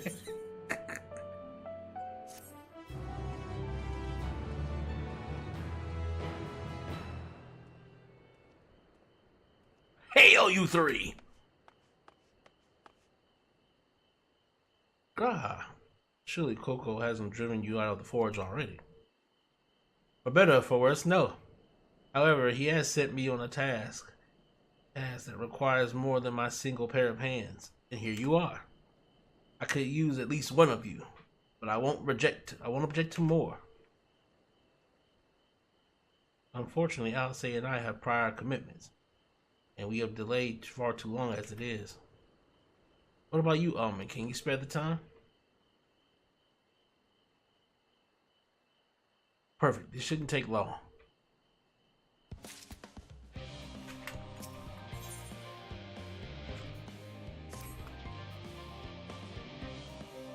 In the event that our, and I quote, promised heap of adamantine falls right out of the bloody sky and into my lap, Master Coco wishes to be ready to put the proverbial hammer to anvil at a moment's notice.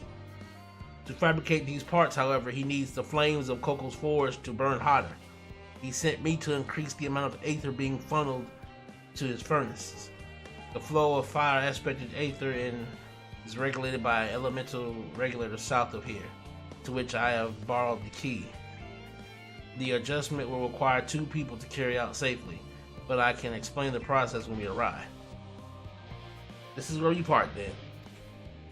We'll see you in Charlie and Hamlet once the Argentine arrives, if not before.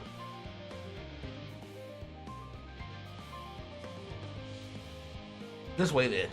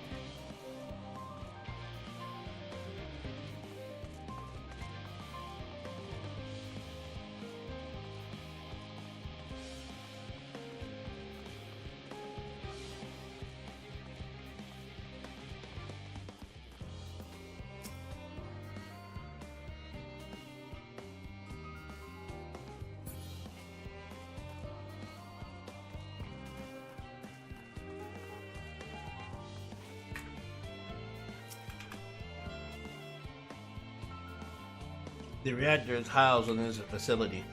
I'll be the one to go inside and adjust the fire output. When I do, a rather large amount of water aspected aether will issue from the vent at the top. I expect this to attract at least a few elementals, which we would both rather not be drawn to the reactor itself. Trust me. Can I ask that you put down any that draw too near?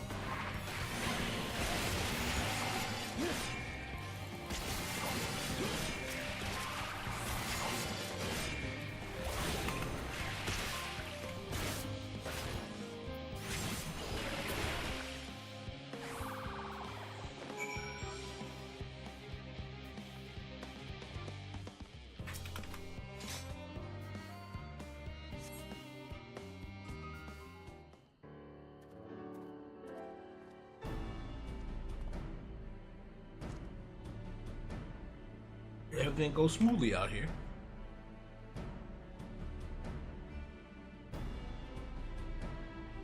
Okay, either. Appears to be venting properly. And then there's forward flames by the time I return.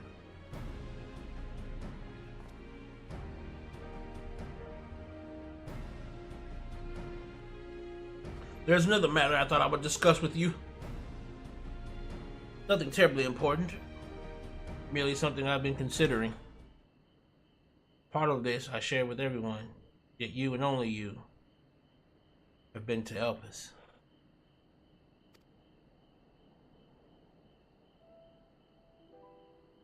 As we have established, refined adamantite is a product of Alec.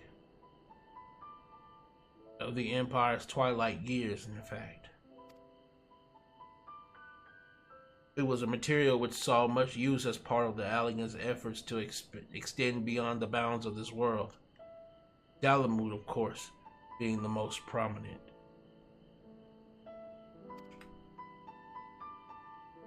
Of those who would push further,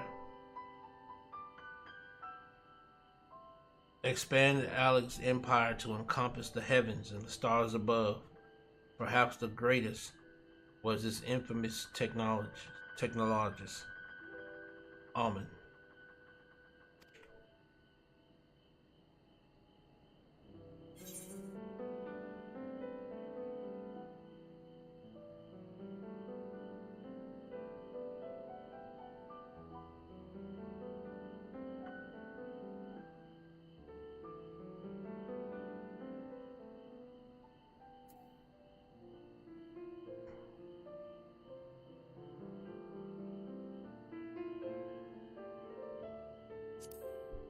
Did he remember his life as Hermes?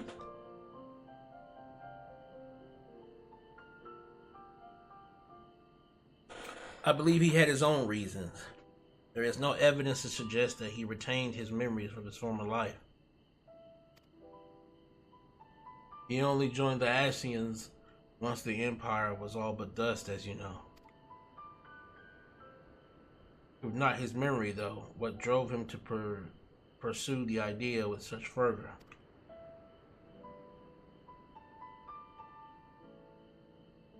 This may seem far-fetched, but what if souls, like minds, have a personality, so to speak, a natural disposition towards which they are inclined?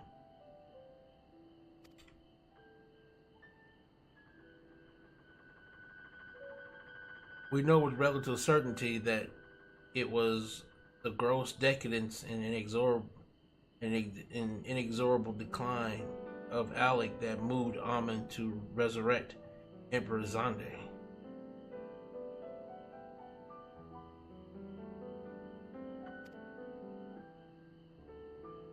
The Empire's people spoke lightly of death and destruction, experimenting on those they deemed beneath them to fulfill the emptiness in their hearts.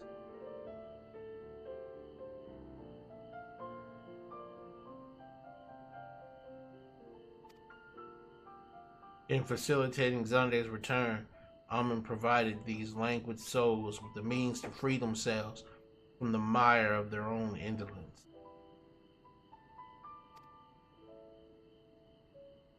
Or would have, had not Xande been convinced by his own death that life itself was meaningless.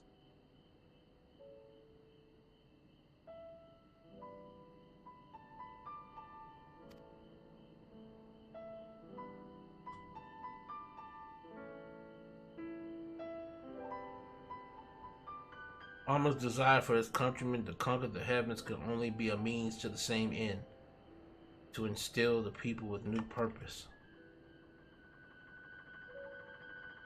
Like Hermes before him, Amon was appalled by how those around him lived, but could never bring himself to believe that those lives were devoid of meaning.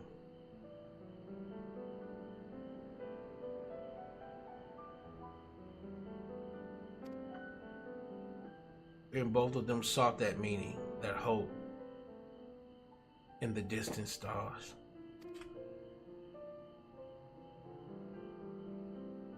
Such is my theory, anyway.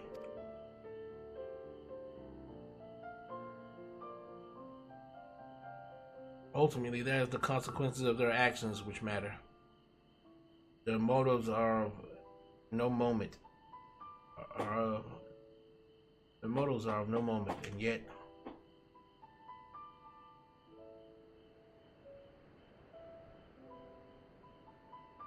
to reach those stars on wings of adamantite.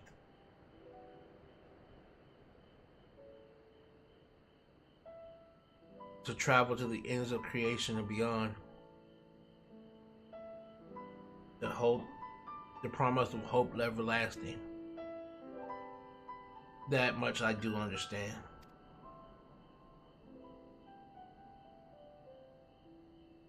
But enough musing for now. Why don't we see how Coco is getting on?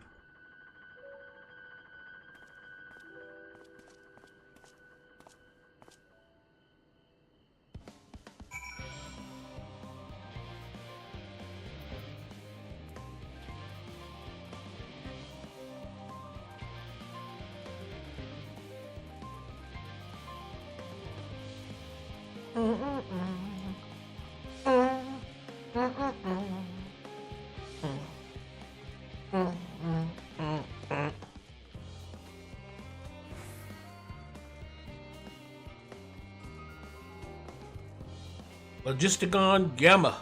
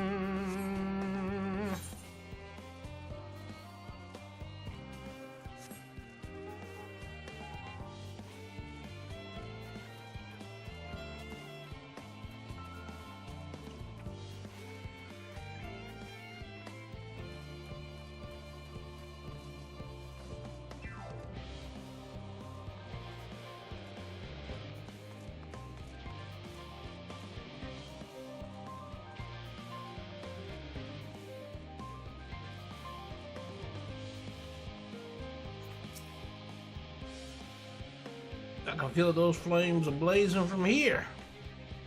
Glad you found something capable, Graha, but there's not much left for you to do now. Unless you can conjure up that refined Amon-Rellik any faster. Worked up over the Aetherburner.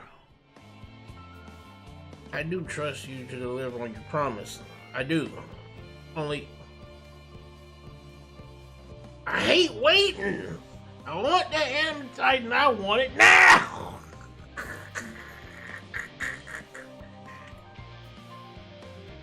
Yeah, share your impatience, I assure you. Is there truly nothing else we can assist with in the meantime? I wish. Sitting about's unbearable. Pity the forum frowns on recreational explosions. As long as they can't prove it was premeditated. Get you going. I have mistakes to make. In that case, I suppose I should go and return the key to the reactor. I'll have one more look to make sure nothing's gone wrong, unintentionally or otherwise. I'm certain there are better uses for your time, however. I will join you in Charlotte and Hamlet anon.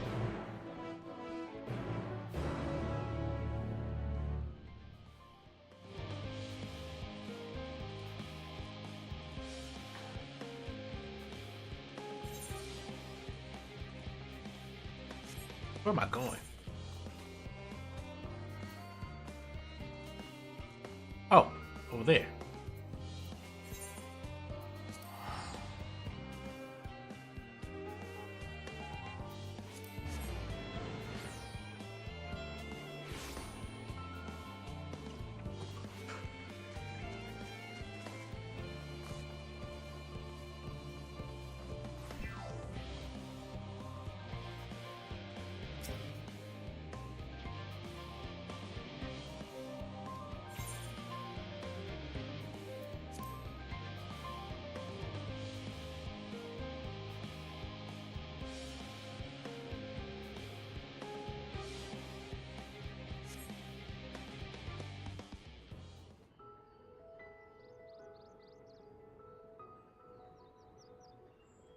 All set, I take it? We finished what we could. Delivered supplies, tracked down escaped animals. Trivial tasks as they may be.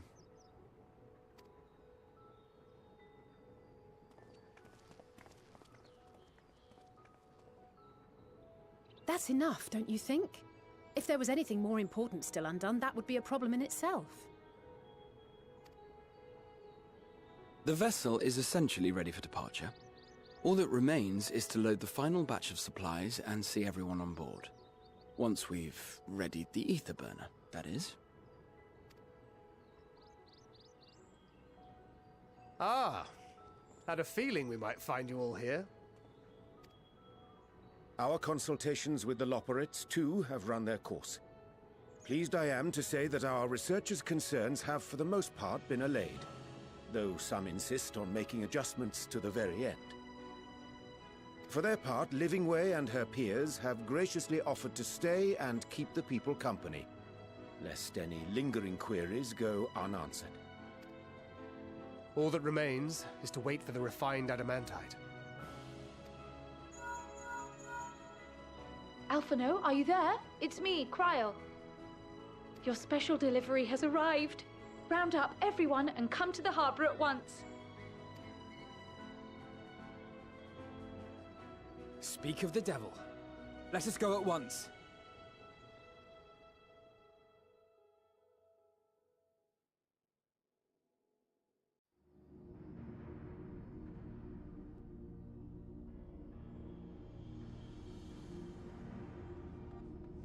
Forgive the intrusion, Master Fortuner. I bring urgent news. A great commotion has broken out in Scholar's Harbor. Your presence is requested, with all speed.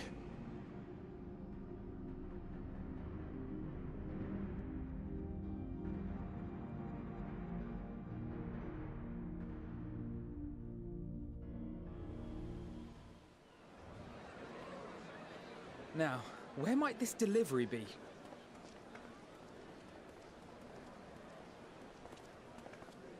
Oh.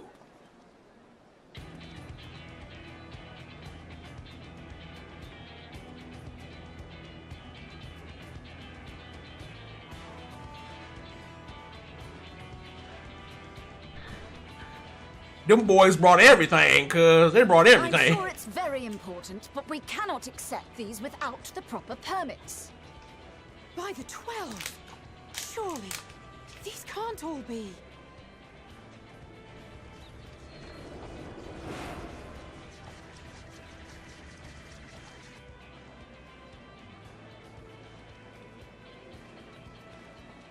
Bleeding hellfire! They're bringing them by sea and by air. All these folks in these crates.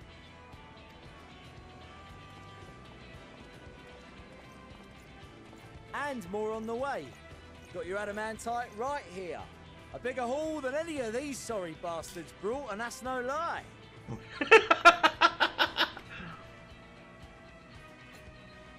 Yes, because you were charged with seeing the shipments from Gridania and Uldar here, along with your own. Give credit where credit is due. Sounds like the sorry whinging of a sore loser. And a hypocrite to boot. Ain't no way a scrawny whelp like you took a dozen steps inside a Dalaman shard.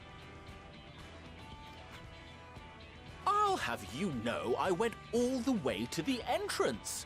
I played a vital role in keeping a lookout whilst our expeditionary forces secured the adamantite. Left you outside so you wouldn't get anyone killed, did they? Well then, credit where credit's due, you did a right fine job sitting on your ass. Even though they help each, even though the worlds come together, they still fight each other. Take that back. Make me. I will not stoop to your level.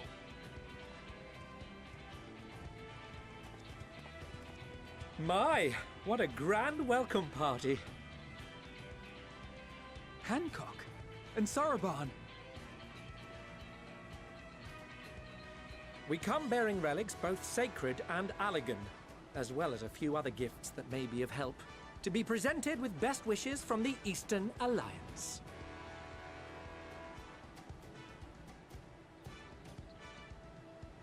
I myself have come with a sacred relic of the Kojin. Upon learning of your need, Bunchin bade me deliver it on behalf of the Blue with all haste.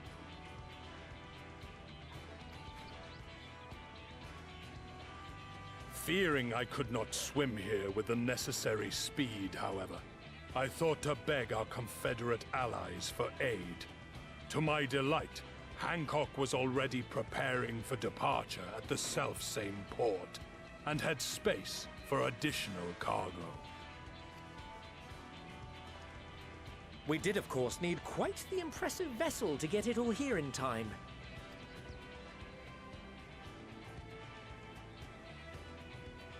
That is all wonderful to hear, but what of the extraordinary cost? I shudder to think of the ransom we must pay for such a bounty. Fret not for your coin purse, young Alphino. Lord Lolorito looks ever towards the profits of the future, and thus the East Aldenard Trading Company went to some lengths to reduce the financial liability. And since the Scions funded the entire venture, not a gill need be rendered up in compensation. Everything is already yours. We funded the venture? When? Don't let the name fool you. This coin keeper knows a thing or two about spending.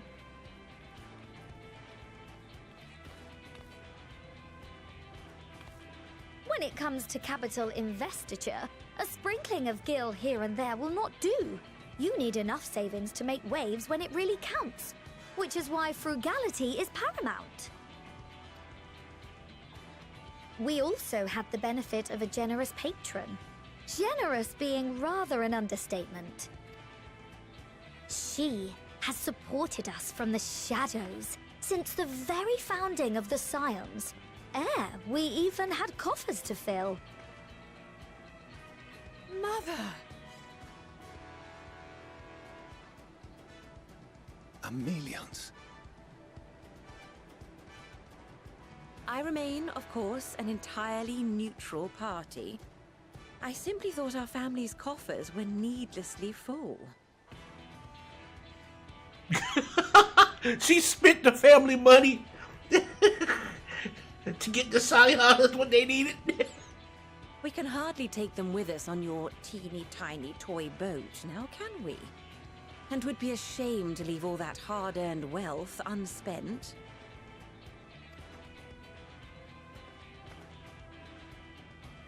Waste not.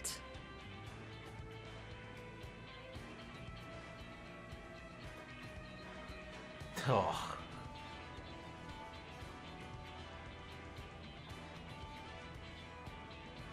However did you manage so much in so short a time, though? We expected word to reach only a fraction of our allies. Did I not tell you I have my ways?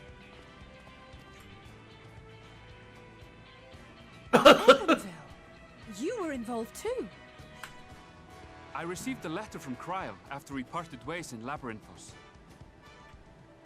She explained what the Scions were trying to accomplish, and why you might soon require the services of the Gleaners, spread across the world as we are. I pray you do not interpret this as a betrayal of Charlian. I accept that the Forum's aim in pushing us to our limits was to preserve what knowledge we have, and I bear you no ill will for it. Yet, in collecting that knowledge, what I came to appreciate most about our star is that there remains so much we do not know. That is why I chose to help the Scions, to combat the obliteration of those countless, undiscovered wonders. I held no illusions that they would be less demanding taskmasters. Though, rest assured, if I had, I would have been sorely disappointed.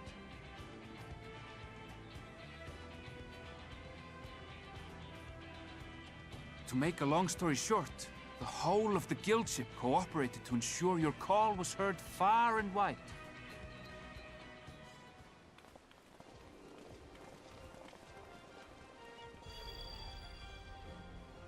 What's this about a ship that can fly to the moon?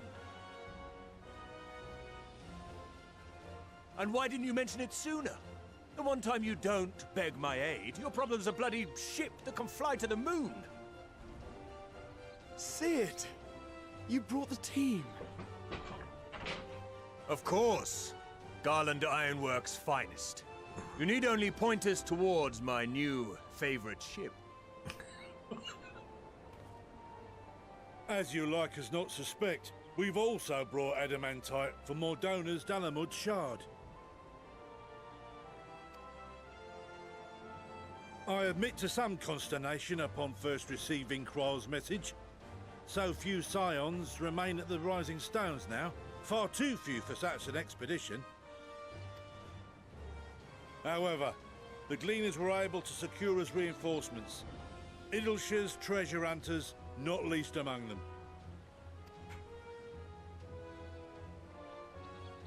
Fascinating as all this is, I fail to see how it explains your presence here. Does Razat Han not have more pressing concerns?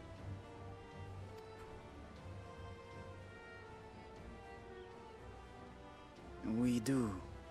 Yet averting the final days would be the most expedient solution. That, and I am indebted to you.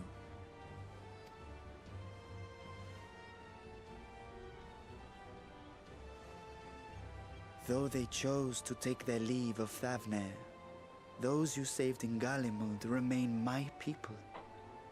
My gratitude is beyond words. 'Tis appropriate that I aid you in kind. If in the doing we bring salvation to others of this star, so much the better. You will recall that I spoke of my father, Midgard Summer, and his journey across the great expanse. As he traveled betwixt the stars, his resplendent scales drank of the ether in those nigh empty surrounds, and imparted to him the strength to persevere. Thinking they might further your cause, I called out to my kin for consent. Hydaelyn's answer was silence, as ever. Tiamat and Hrisvelgre, however, responded favorably to the suggestion. My sire, too, gave his assent. Thus have I brought you his own worm scales. Fit them to your purpose, and seek a worthier fate for us all.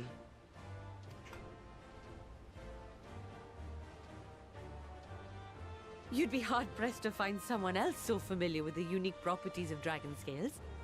So I invited myself along.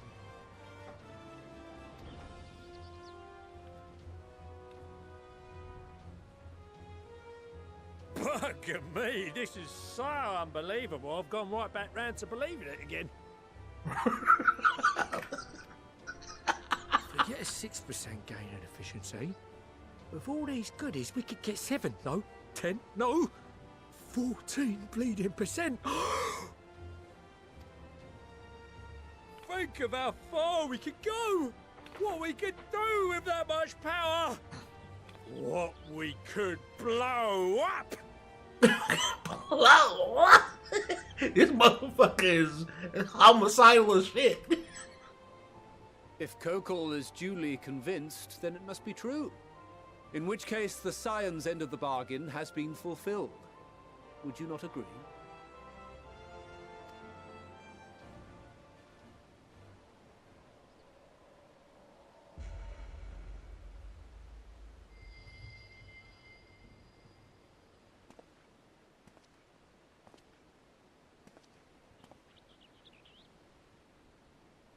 Yes, Father?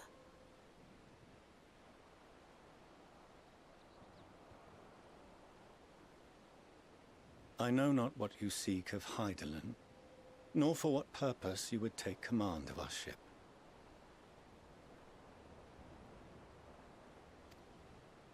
Yet this much is certain.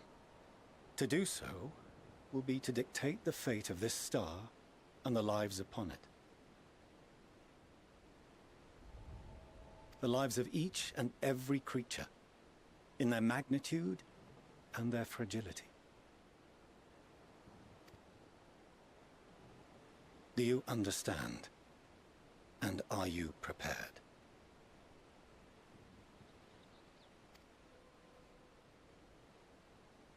We have seen and we have felt how much each life shapes this world. And so we are determined to abandon none. We understand what is at stake, and we are prepared to bear this burden.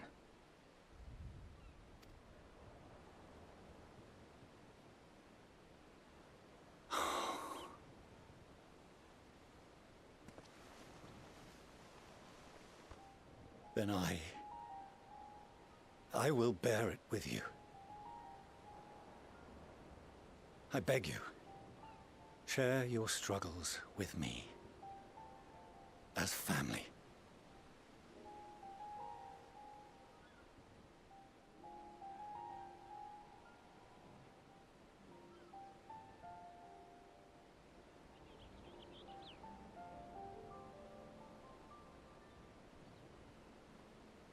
You grasped my fingers with such tiny hands the day you were born. I thought my heart might burst. 'Twas love and happiness beyond expression. Overwhelming. And a conviction so powerful that I trembled with something close to rage. I had heard the final days foretold. I swore to myself then and there that I would not let them steal your futures.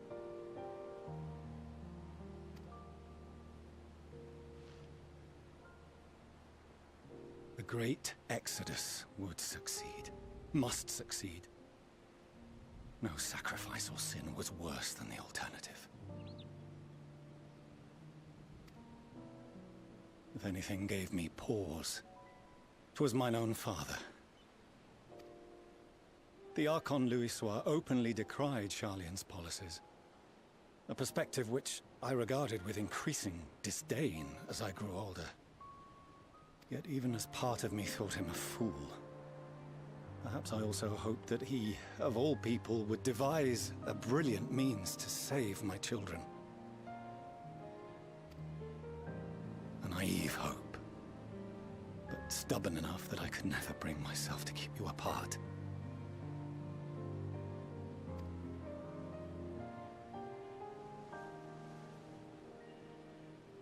No, that was his doing, when he perished at Carteneau.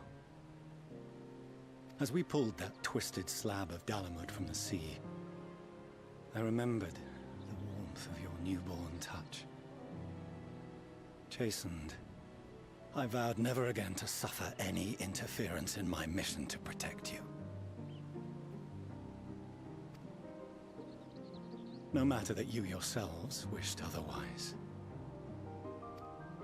Detest me, fight me tooth and nail, I would suffer it, and more, and be satisfied so long as I could force you onto the ship.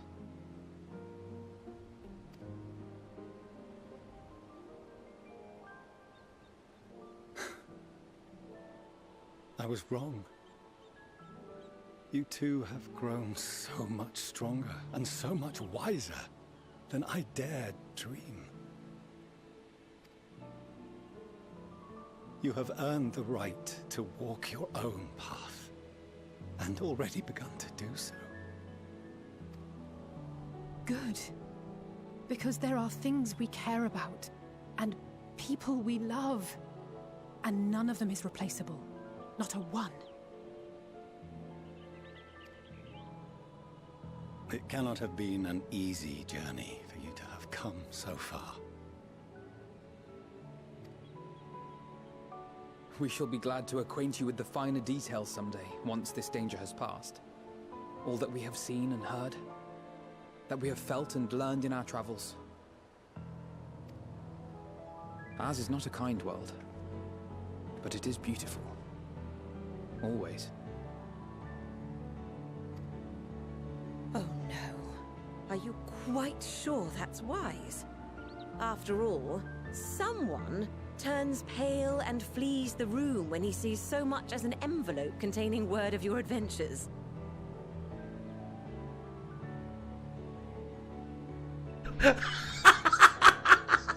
What the fuck? So he don't like hearing about. Whatever will happen if he learns what you were really up to. Amelians.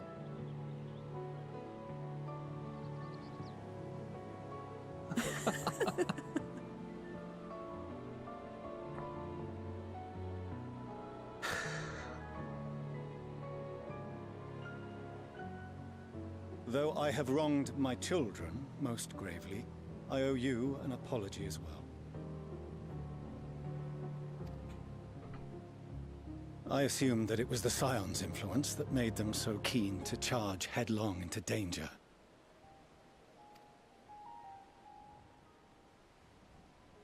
Yours, in particular. He looked at me like, I'm about tired of you, cuz you always run around here playing hero and shit, getting other people out here all psyched up and ready to kill themselves and throw themselves into danger. I'm about tired of you. He said, I'm about tired of you, little nigga right here. I'm about tired of you. Hey, look, man, I can't help that I'm strong as shit, and you know my strength seems to just ooze out and give everybody else the courage to fight and break their limits too, man. I can't help it, man. You know, I'm the warrior of darkness. You know what I'm saying? I see now that said influence instead brought them together with the many fine people gathered here today. In which case, I hope you continue to guide them.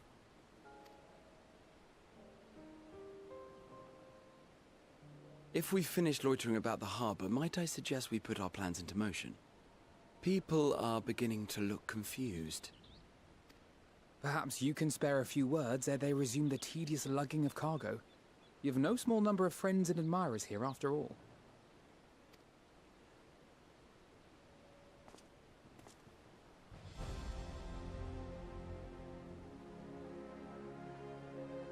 Fight now! Fight! Fight for ruin! And the world's ending! Death! Death! Death! For the Lingus! Okay, what are we gonna do?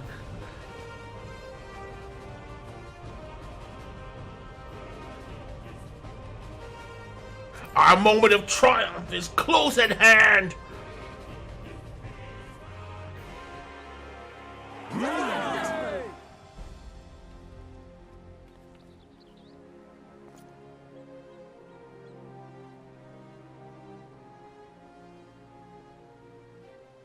Your assistance is appreciated.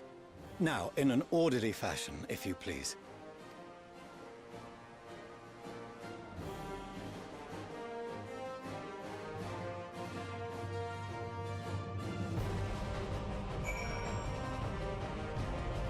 At least the dad finally got over his familial problems here. We finally managed to clear the harbor. Chris is in the engineer's capable hands. Father issued us an invitation. As was agreed, he will reveal the means by which Hydaelyn may be contacted. We are to meet him in Aporia when we're ready. Given the vital knowledge she holds, I suggest we leave without delay. It transpires, however, that the forum's method of speaking with her is not without risk. I'm curious to hear what those might entail, but regardless, be warned. Most of those who arrived with the Adamantine have offered to stay and see to any remaining tasks that need doing. The forum has already asked for my assistance in overseeing the process, so you needn't worry about a thing. Thank you, Tataro. We're off to Aporia then.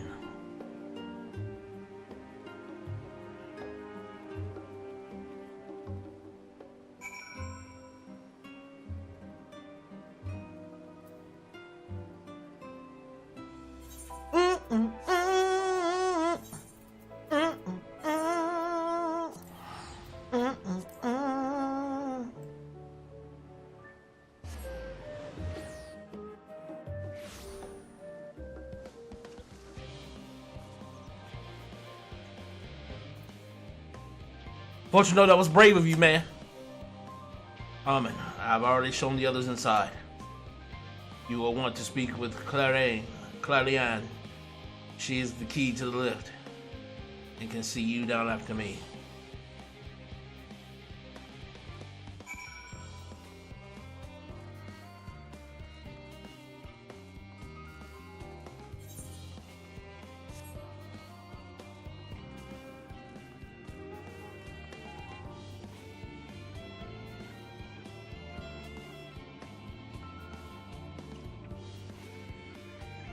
Hey girl, looking good, baby, looking good.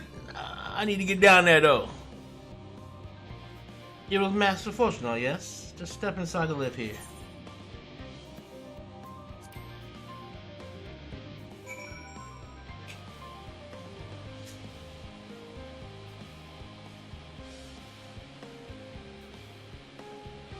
Okay, yeah, we're in the middle now. Yeah, we're in the middle.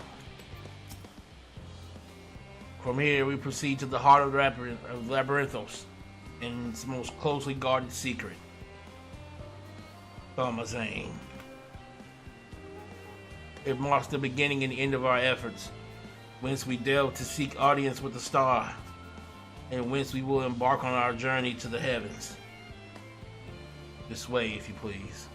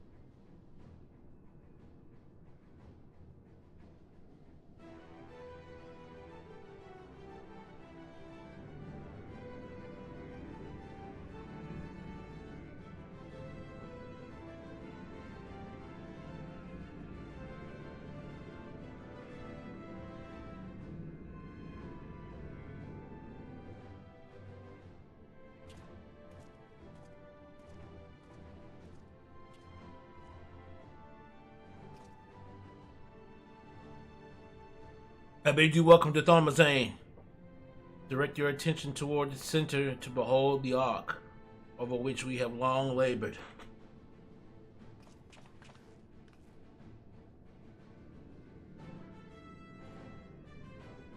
As you can see, it was designed as a medium-sized craft, the better to reduce fuel consumption. Miniaturizing magics have been applied to its interior to ensure that the thrust-to-weight ratio does not place too great a limitation on its freight capacity. The Aetherburner, as you know, has been removed for further modification, but we shall reattach it soon enough. I have received word that Kokal and several of your allies are working on it with an intense fervor. They are sure to see it done. 'Twas by their expertise that many a prior disaster was averted. If anything, I fear they will not afford us much time for speaking with Hydaelyn ere they finish.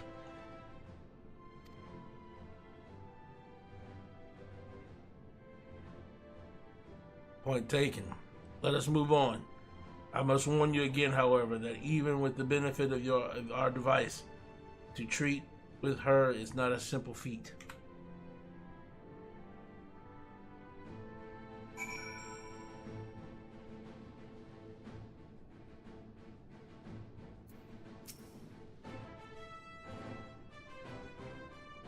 I have done what I can to impress upon you the gravity of what lies ahead.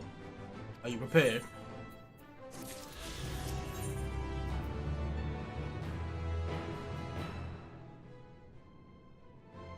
Ready to lead you to Hydaelyn. Make for the lift at the center of this chamber.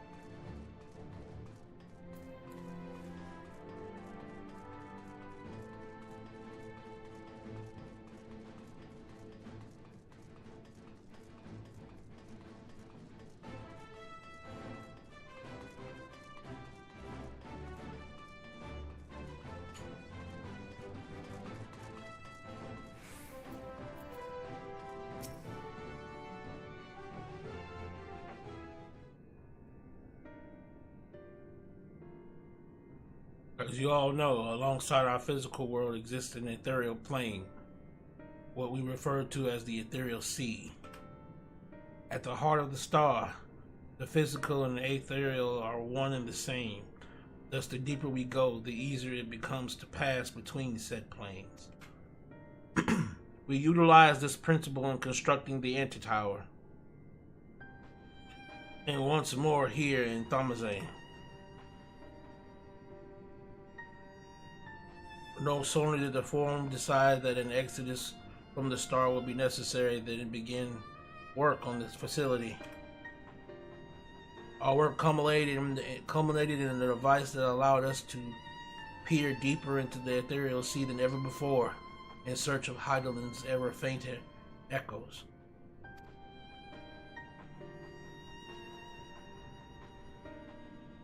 The antioscope. And you communicate with her through this device? For a time, yes. But since the 7th Umbral Calamity, it has been rare to hear even a whisper. If you wish to reach her, you must journey closer to the center of the star than we have ever dared. Beyond the Ashioscope. Even so, I make no guarantee that you will find her, nor of your safety. Not so deep in the ethereal sea. We understand. If we are to deliver this world, we have no choice but to try.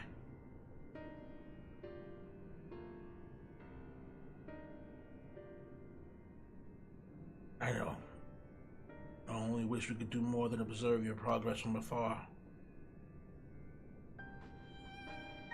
Those are ocular lens by which we may peer into the sea without placing ourselves at hazard lies above us. Through it, we can watch and guide you. In those swirling depths, there are pockets of aether so dense and turbulent that they can unravel one's soul. If we determine that you are at risk of coming into contact with such a pocket, we will recall you with the teleportation magics.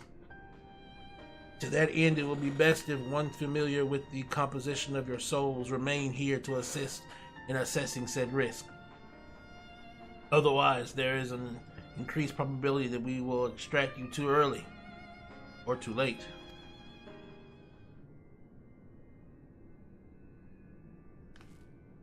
Please allow me. I have thought upon this much, and in truth, I don't believe I am fit to join you in the trials ahead. The events at the Babel Tower drained me, yes, but even before that, your capabilities far outstripped my own. This is no time to have a weak link in our vanguard, no matter how much she may wish to with other eyes. If I assist in the matter that Fortuna has laid out, I will still be of use. Will you trust me in doing so? I can't think of none I trust more, compared to all that effort you put in to keeping us alive while our souls were in the first, preventing us from dissolving into ether on a single expedition ought to pose no challenge at all. And if we did, I expect you would hunt us down and restore us to health somehow. You flatter me, but rest assured that I will be keeping a close eye on all of you. One more thing. Those in ages past referred to the ethereal sea as the underworld, our final resting place. In its embrace is memory washed away, leaving only the purity of one's soul, or so we believe.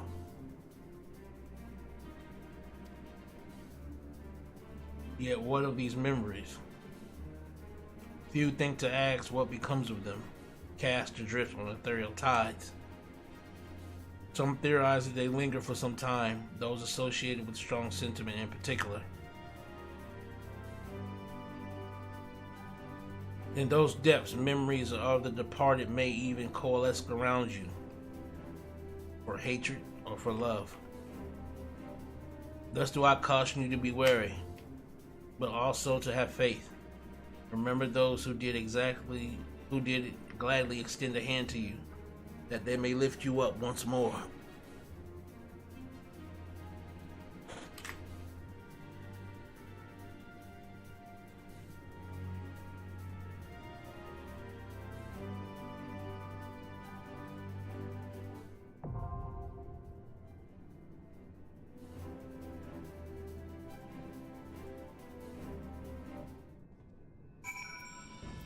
You stole her, baby!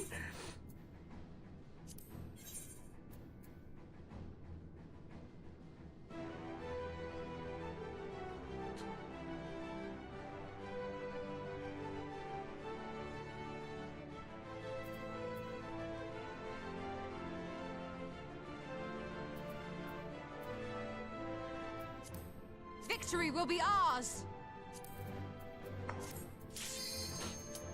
Let's go, y'all!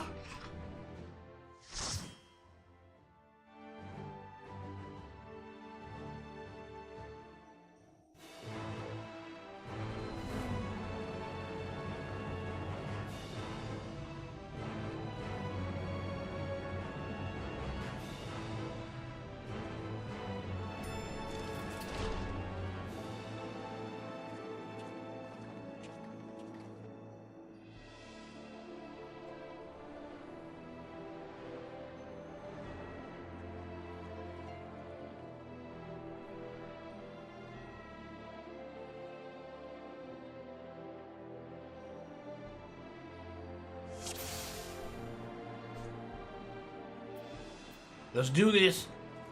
All seems in order with the lens, and I trust you can hear me.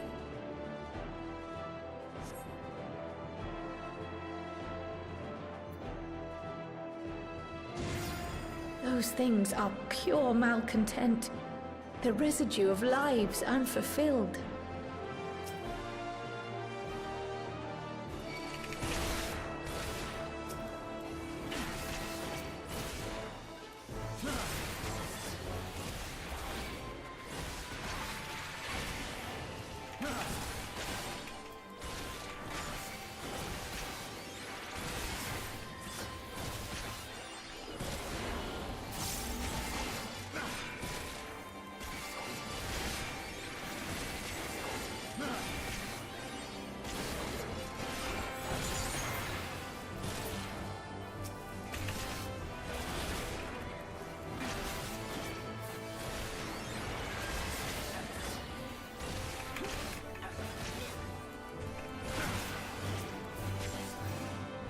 You underestimate me!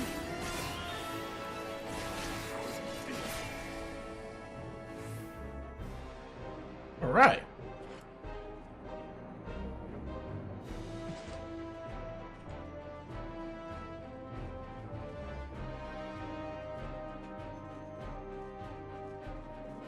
This way?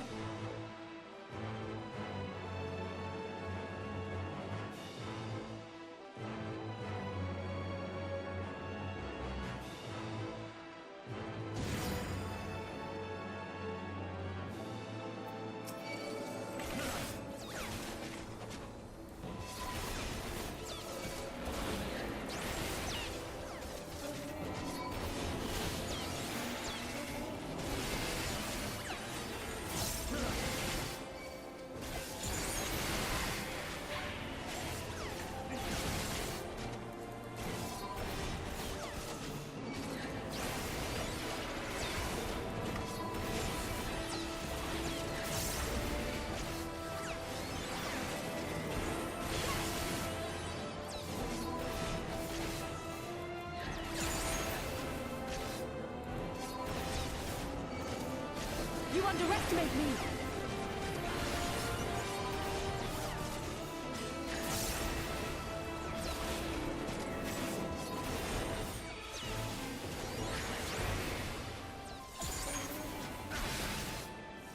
There!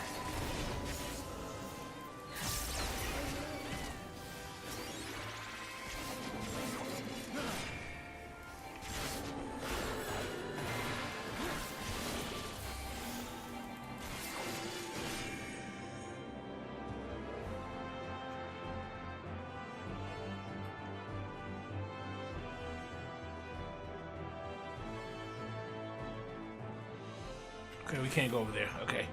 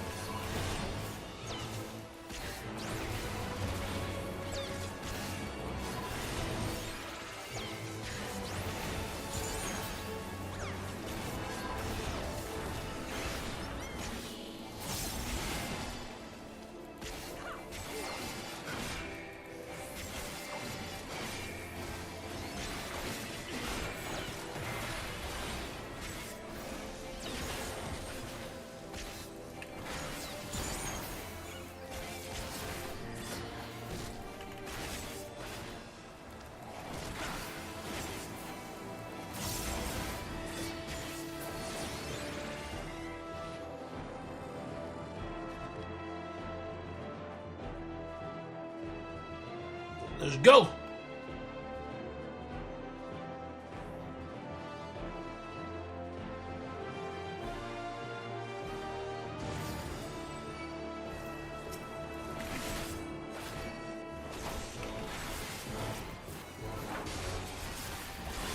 There!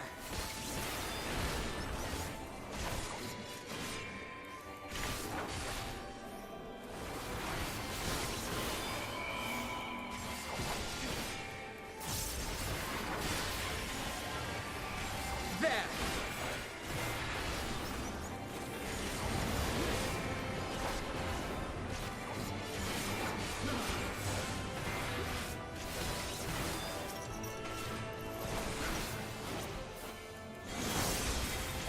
There!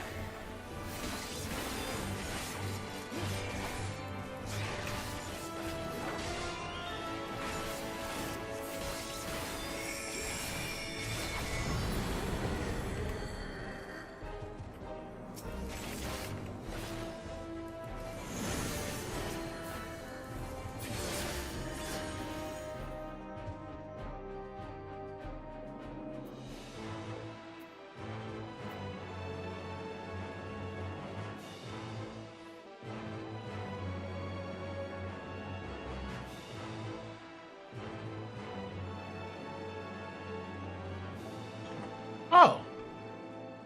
So Papa Limo came to save us. Papa Limo came to save us.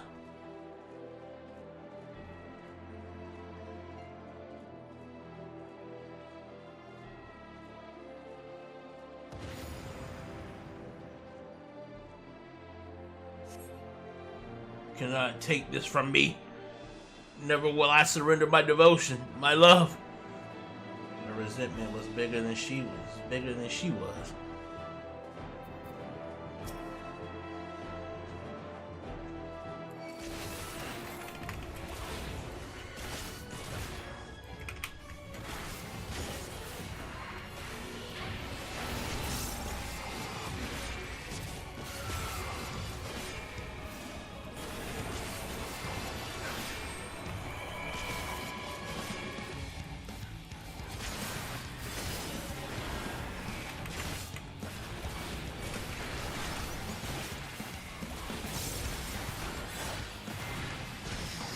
I have you now.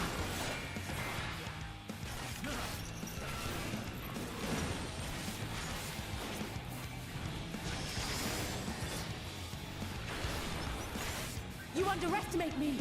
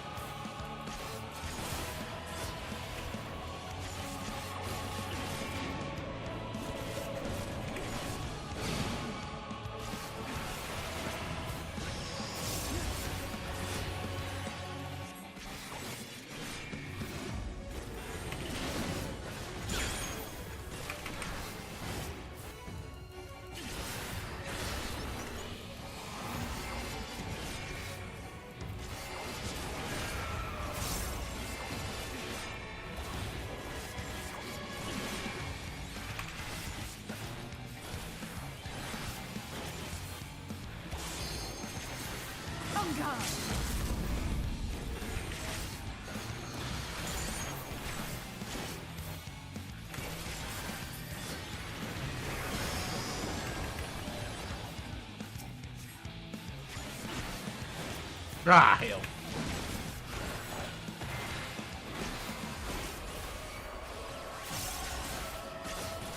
You underestimate me.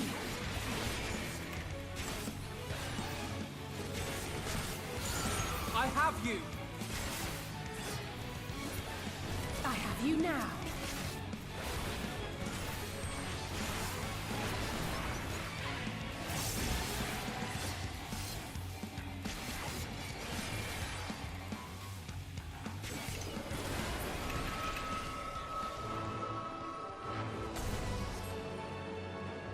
Follow the flow of ether. It will guide you.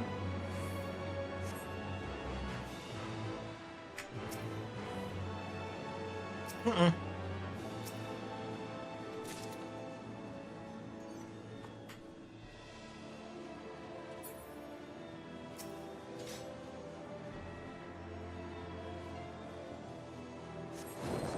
ether is too dense. Ah, I'm losing you.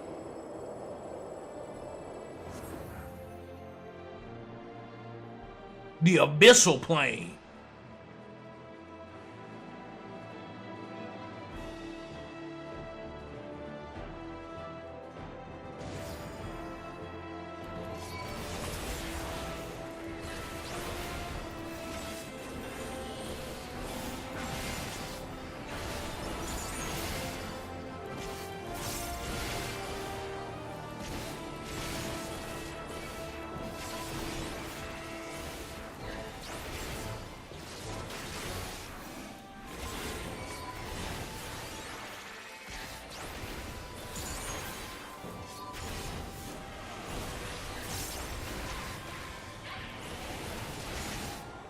You cannot stop us!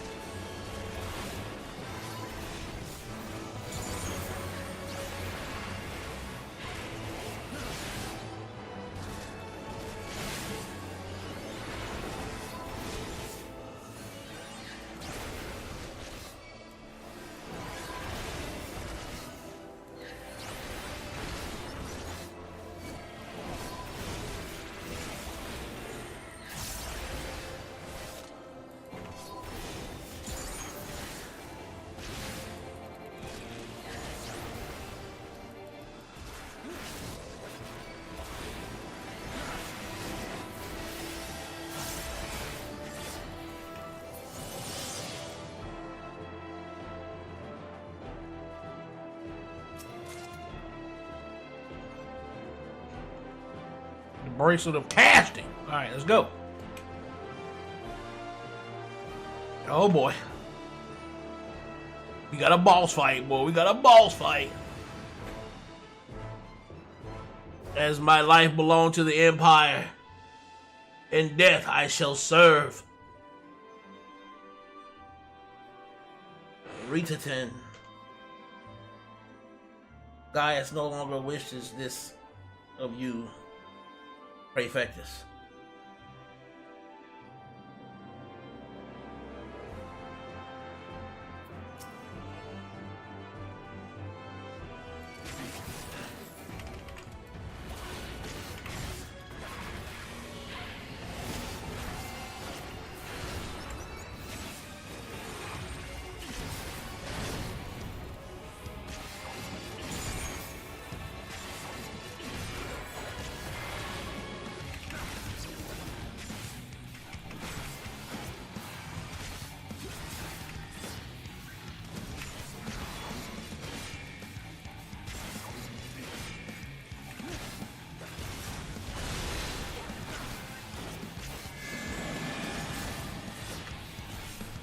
You underestimate me!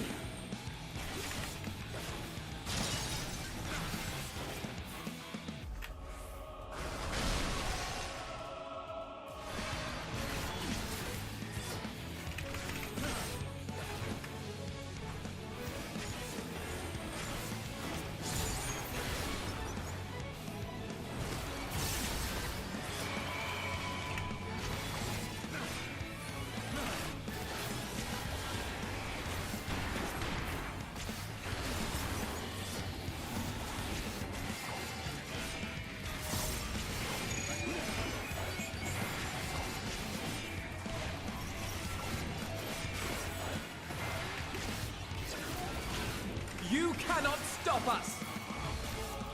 I will not hold back!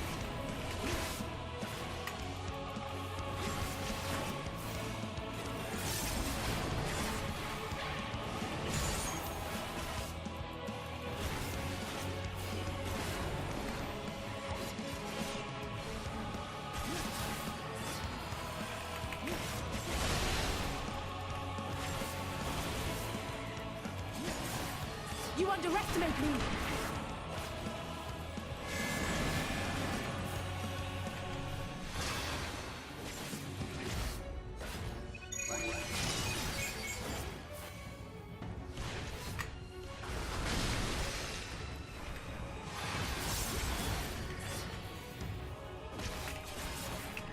Ah, hell.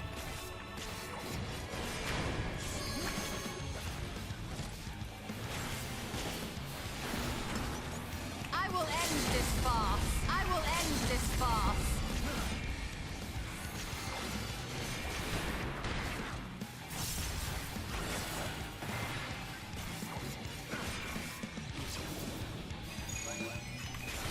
There!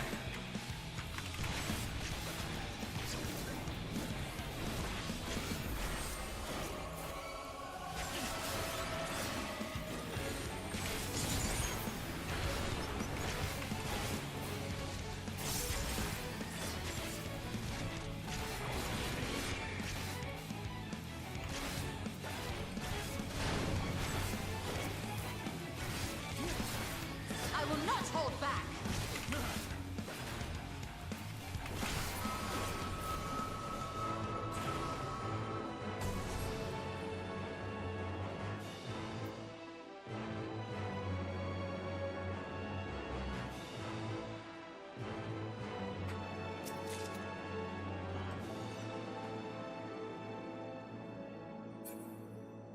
Lord Von Belsar. Again, I fail you. You didn't fail him. Lord Von Belsar.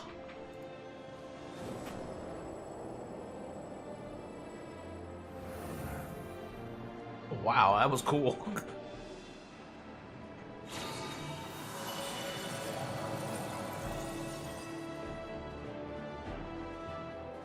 We knew you'd come.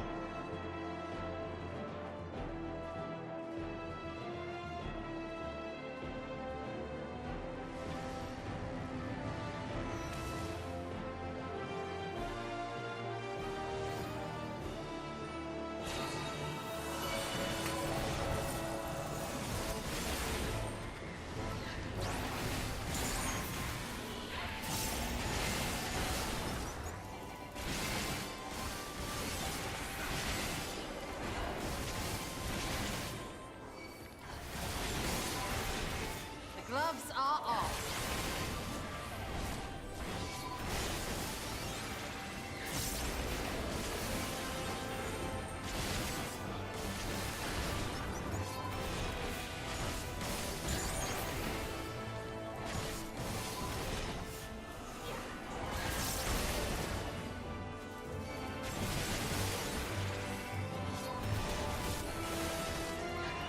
You underestimate me.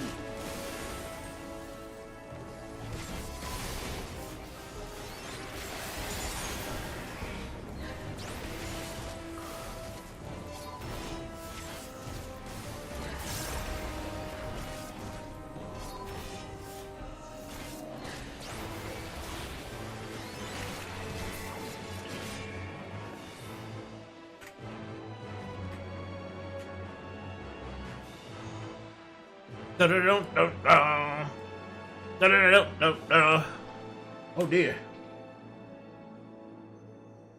Hold on.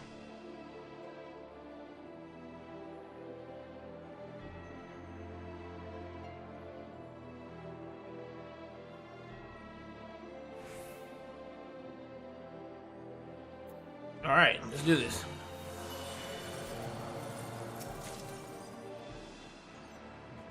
Quick time material, huh? Spell speed. That might be of some use to me later in another class. On my black mage.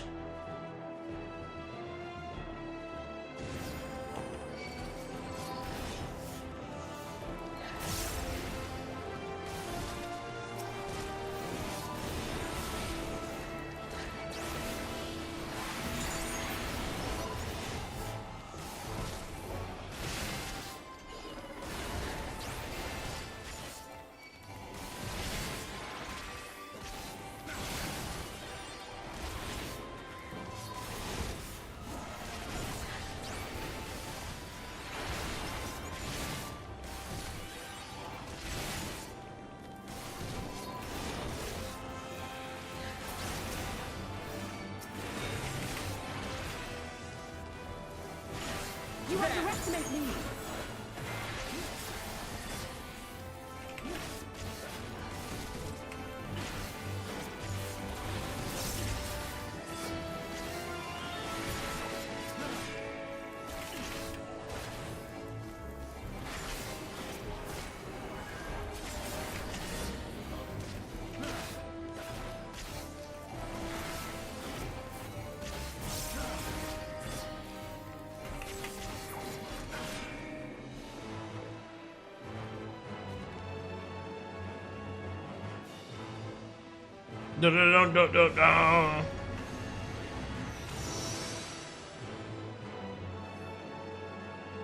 Benphilia.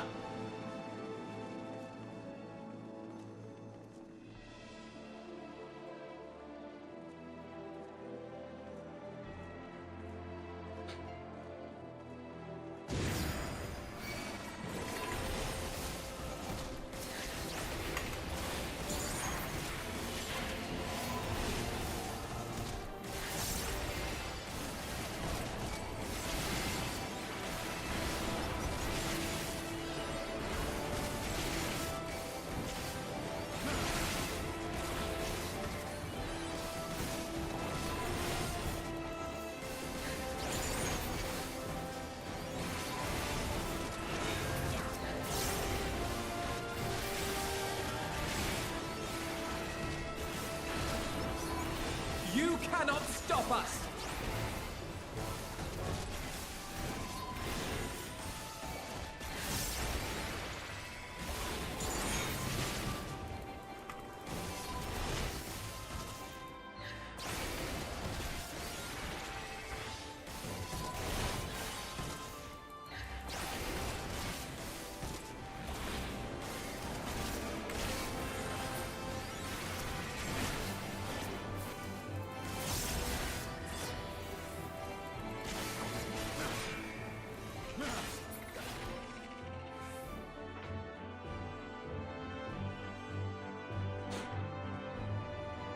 We're getting there, boy. We're getting there.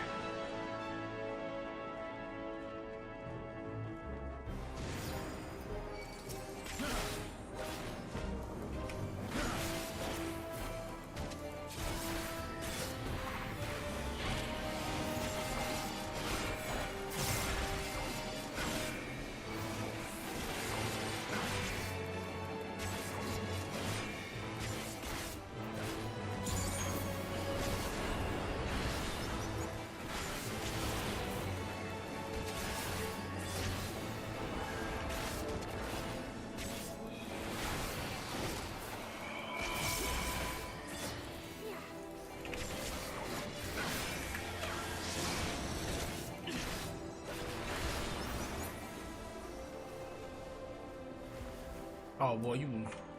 Okay.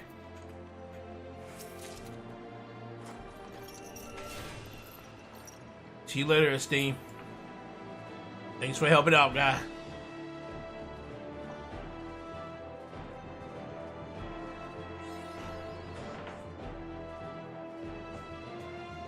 Okay. I think we're gonna have to wait. We're gonna wait a second here so I can get Esteem back, and then we'll run in there.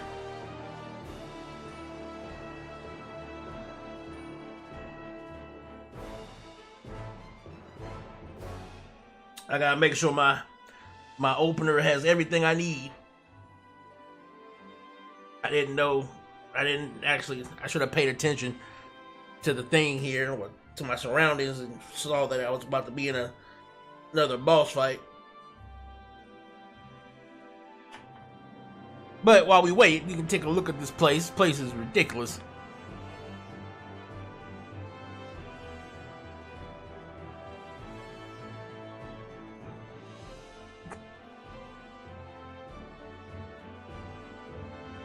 So we came from way up there.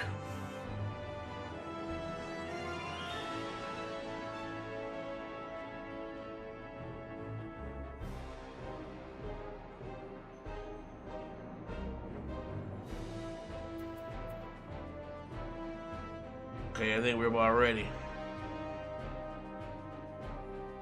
Alright, let's do this.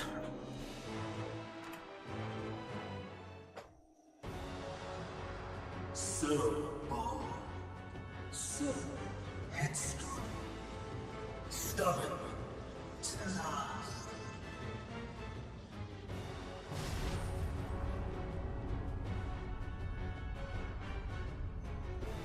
But this is as far as you go. Oblivion beckons!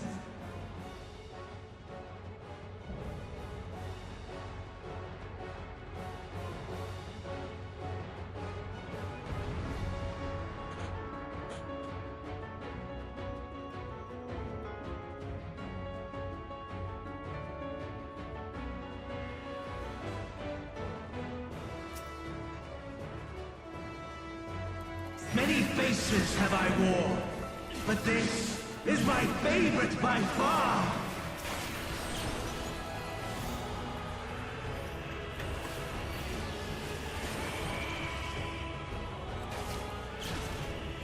You will persist in this folly no longer!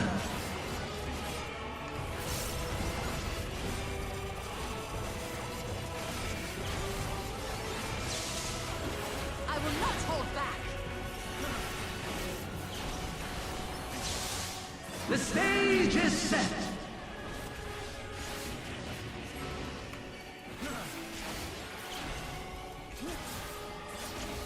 You cannot stop us!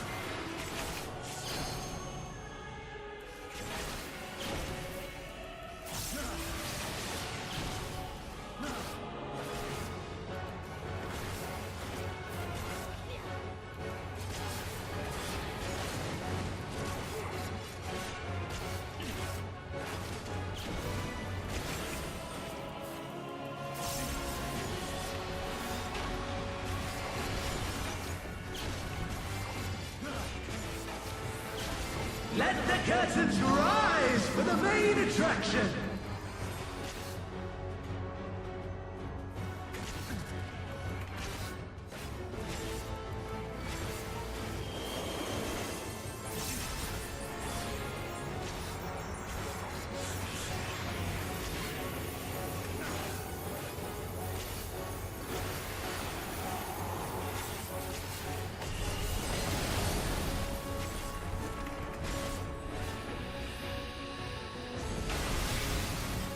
You underestimate me!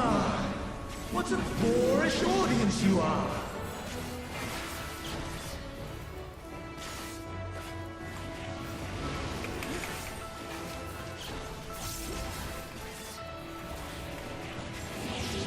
You cannot stop us!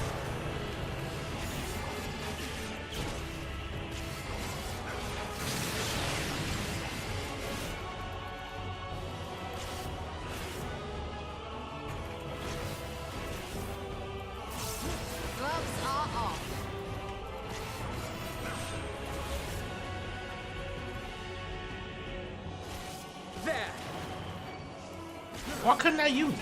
Oh, I ran out of fucking mana.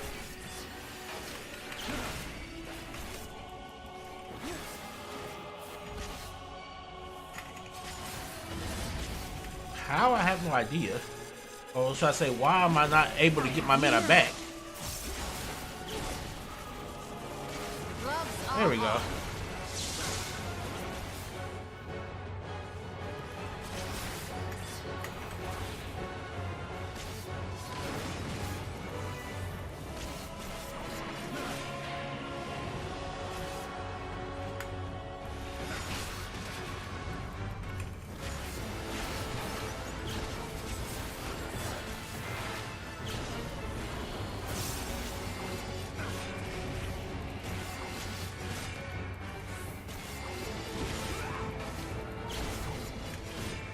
Gloves are off. I will not hold back.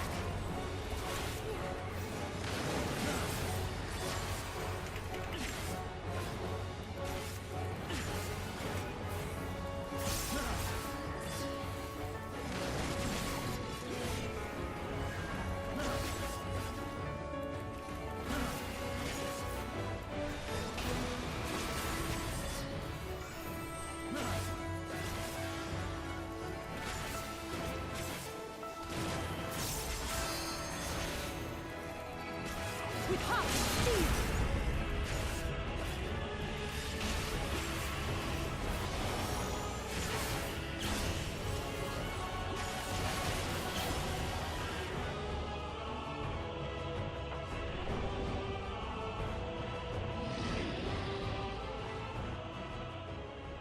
Lies! All lies! Your dreams, your hopes, your futures, delusions and lies!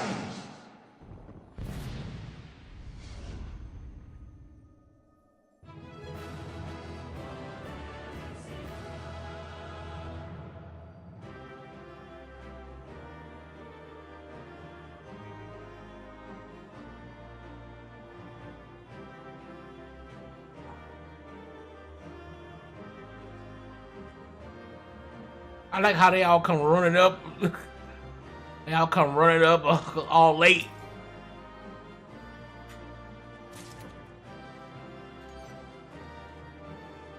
Y'all late.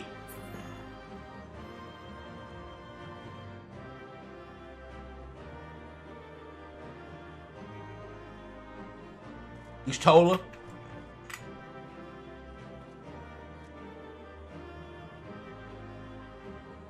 Told her, tell them they late, girl.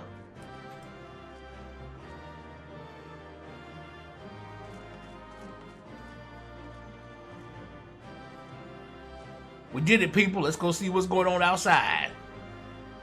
Let's get it.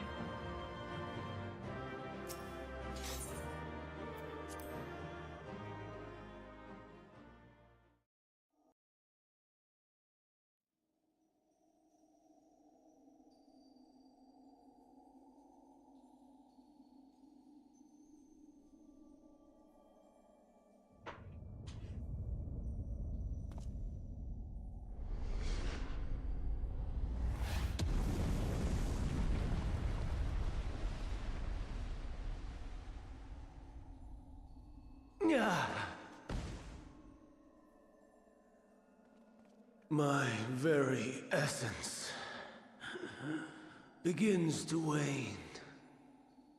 Sweet, sweet agony.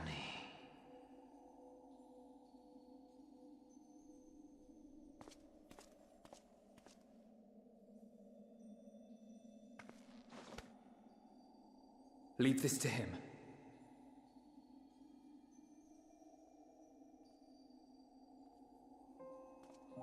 Come to deal the coup de grace.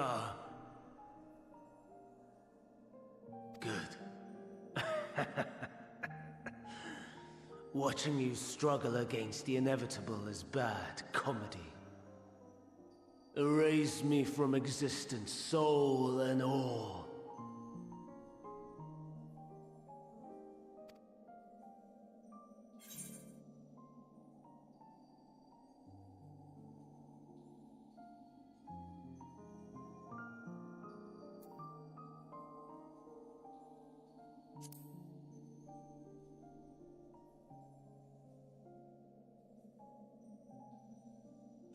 did you know that name?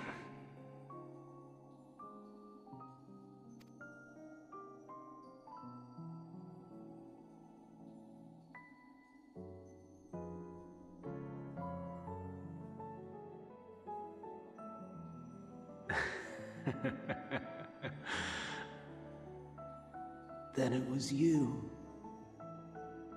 In Elpis. With Amon-Rellik. The final pieces fall into place.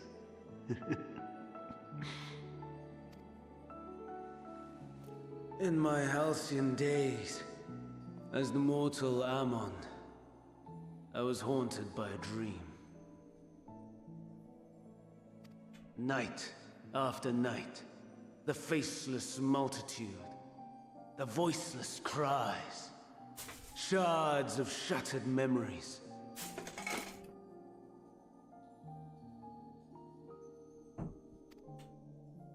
But slowly, the fog began to clear. This was Elpis. And I was Hermes. Recurring though it was, I paid this dream little heed. It was only when I was granted the seat and memories of Hydaelyn that I knew these visions to be true. They were the memories of Hermes that he himself erased using the power of Kairos.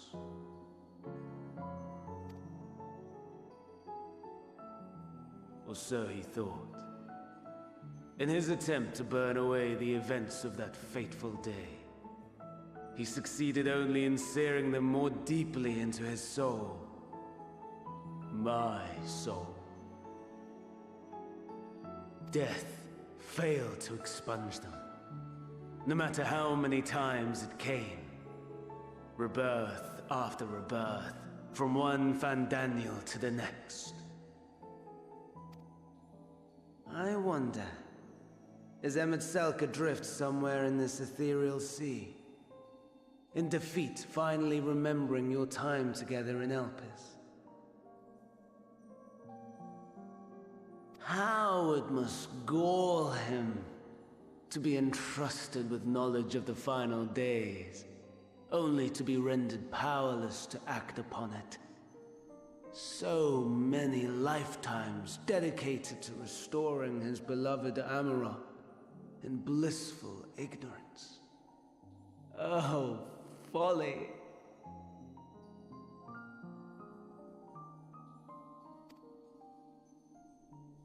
But make no mistake, my life as Hermes is not the reason I invited the world's end. I have lived.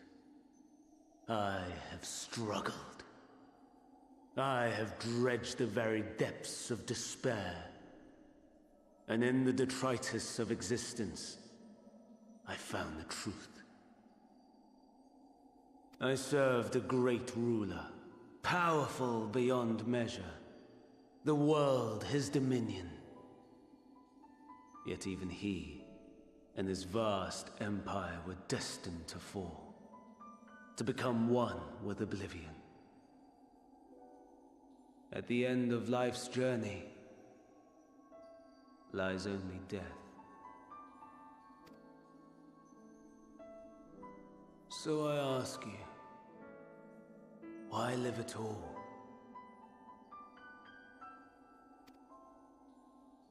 We betray, we torment, we murder. We are wicked, spiteful creatures, without exception.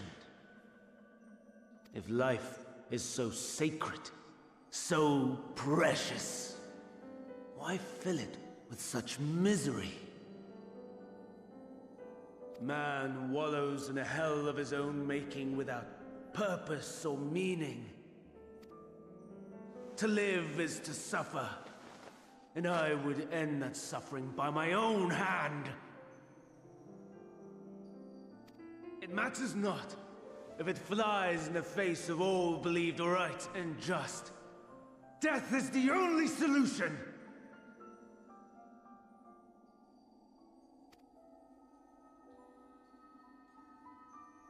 That is my truth.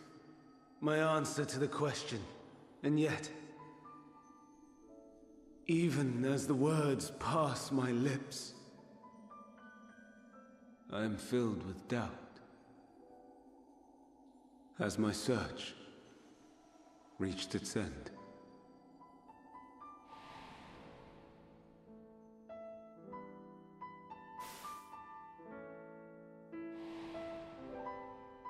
Was this the only way?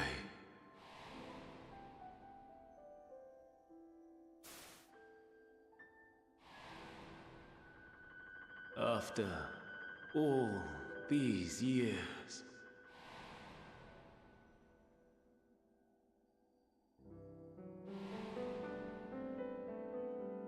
is this the answer I was hoping for?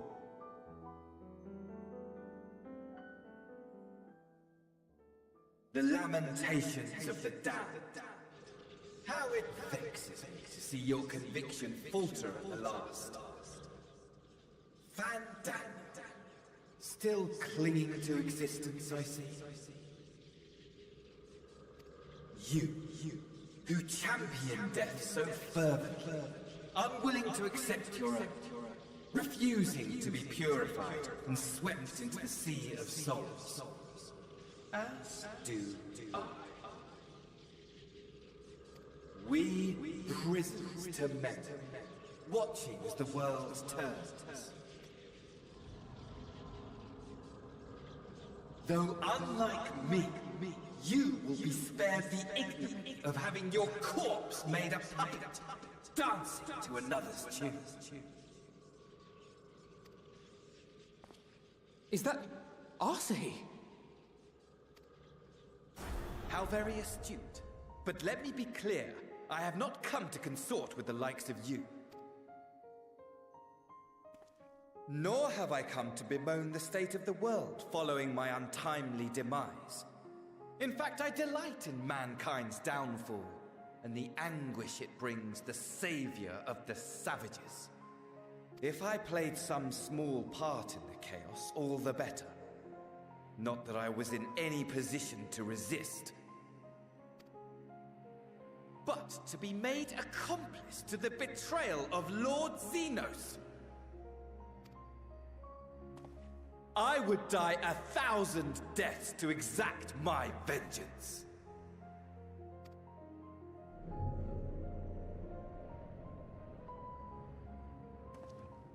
Now you are at my mercy. I shall drag us both into oblivion, and you will never see the fulfillment of your magnum opus. Even should you be reborn, your desperate search for answers must start again.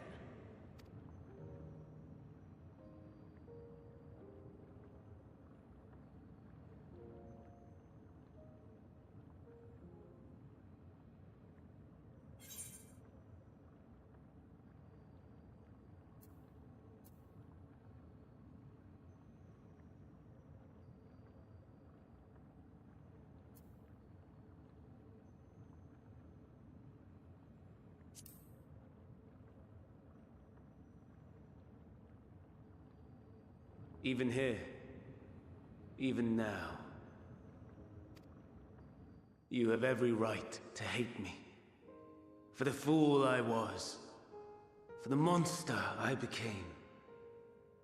But I will not beg forgiveness.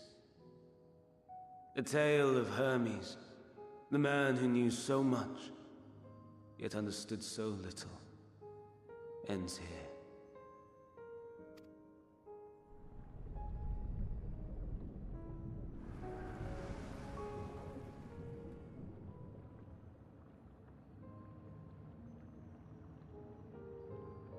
Don't try to follow me. I had more of you people than I could stomach in life. Never mind in death. Likewise. I pray we do not meet again. You had better hope not.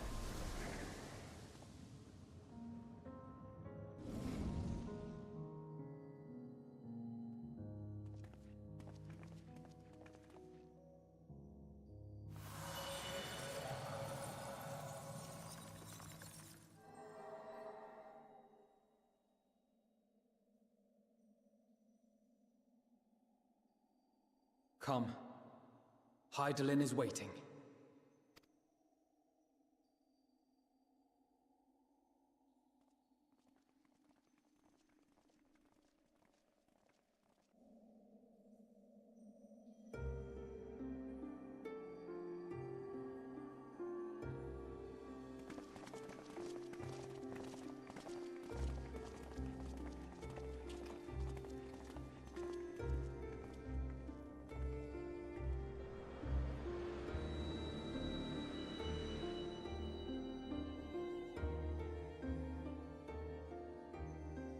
Brave travelers, I welcome you.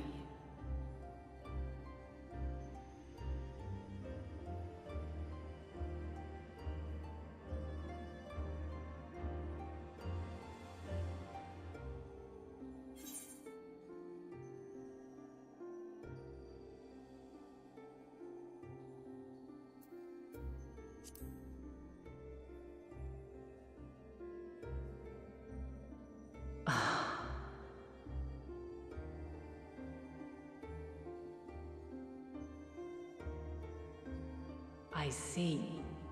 Thou didst journey under Elpis. And now, the rivers of time converge.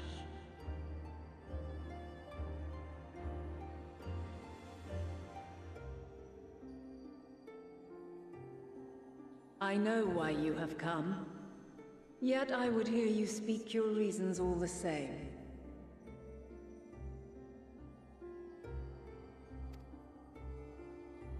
You created the moon to deliver mankind from the final days. But is that really how it has to end? We do not wish to abandon this world. We want to protect the source and all of its shards. To flee is but one of two paths.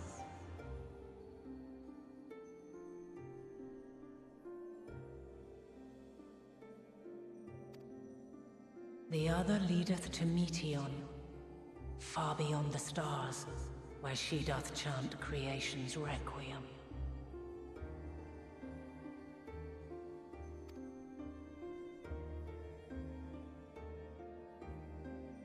Her domain is formed of dynamis, pure, absolute.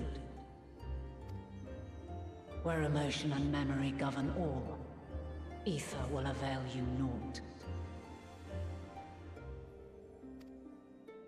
Meteion hath gathered the pain and despair of countless stars, and to go unprepared is to go unto your doom. We'll beat her. We'll win. I swear it. Is what I might have said, once. After everything I've seen, all the times I've succumbed to my own anger and fear. I can no longer pretend that courage and faith will be enough. But are we truly so powerless? That our only choice is to flee?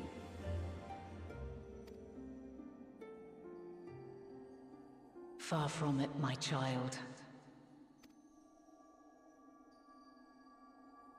Long ago, the inhabitants of myriad stars, many more prosperous than Atheris, sought to free their worlds from life's woes. Sorrow and anger, conflict and hostility, despair, and even death itself. But as Meteion reported, every attempt ended in failure.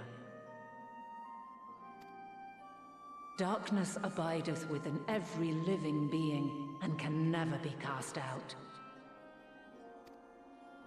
Neither reason nor faith can challenge this immutable truth. To live is to suffer.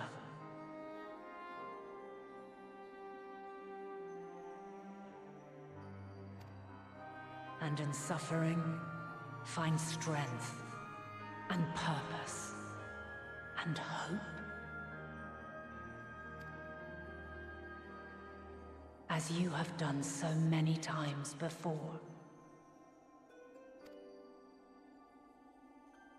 Thou dost pursue an impossible dream, yet knowing this, you pursue it nevertheless. And thou hast learned to depend on others as they do thee.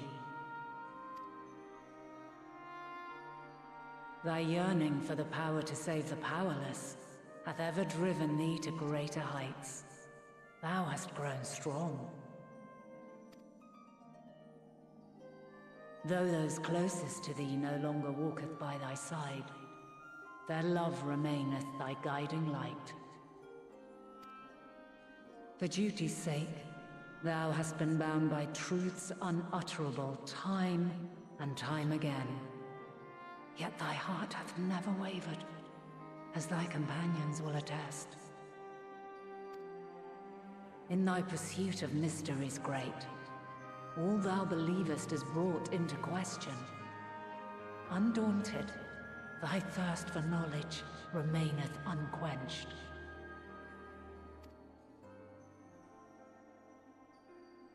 The fires of hatred that once burned in thy heart burneth no more. From their ashes doth spring the light of love, warm and pure. As witness to black calamity, thou despaired at man's helplessness. Resolved, thou didst unite a distant world on the brink of collapse.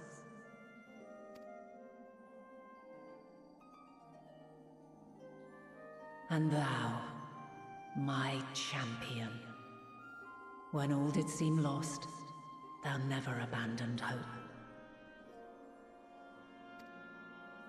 For every trial and every foe that did bar thy way, thou hast proven equal to the challenge, drawing courage from the many bonds forged on thy journey. You have all known despair, and though the end approacheth, you walk on, heads held high. Therein lieth your power, the strength to silence the song of oblivion.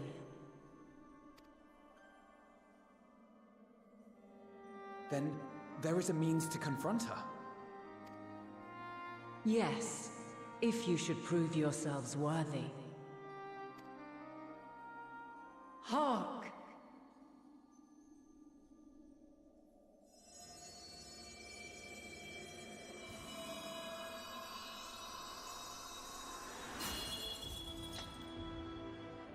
Nigh impossible is it to send mortals to the edge of the universe. Should you fail, there will be no second chance. As the will of the star, I ask of you this. Do you possess the fortitude to stand firm when all around you doth crumble? Do you possess the faith to vanquish despair itself? Should you lack the strength to best a supreme deity, I cannot allow you to make the journey.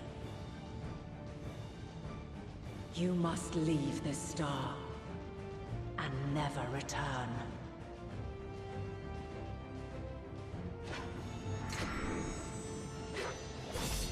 Prepare yourselves. Prove ourselves worthy, eh? Sounds straightforward enough.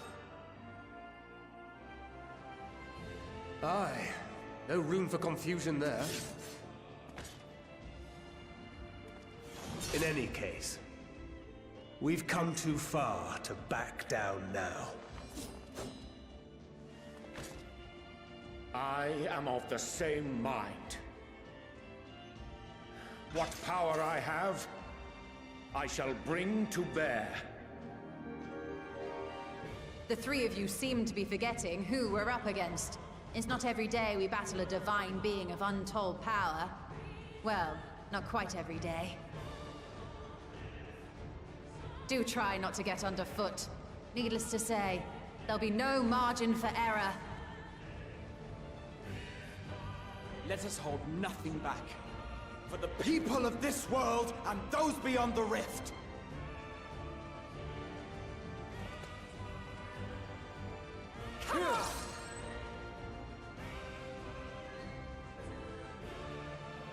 Alas, the question I posed to thee in Elpis hath remained unanswered these long years. I would hear thy response, warrior of light. Shouldst thou emerge victorious?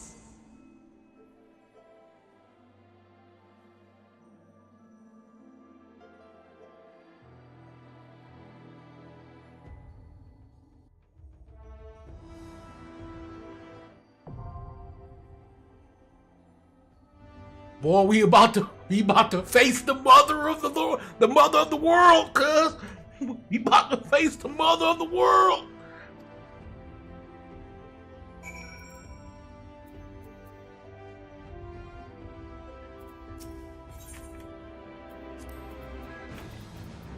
You stole it? You with me, girl?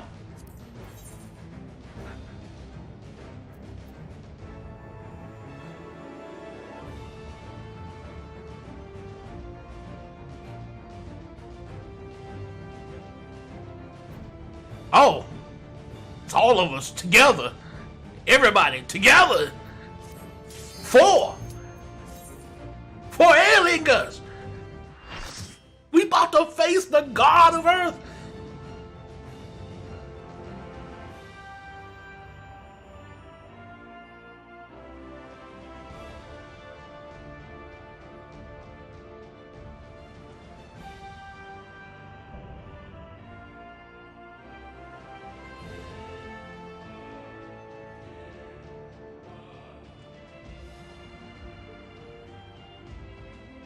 I, the last of my kind, shall test thee. Come, prove thy worth!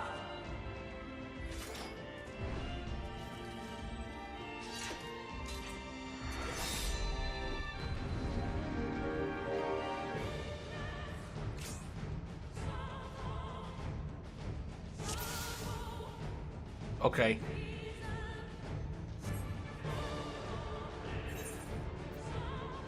I need to do something real quick here. Where are the options at?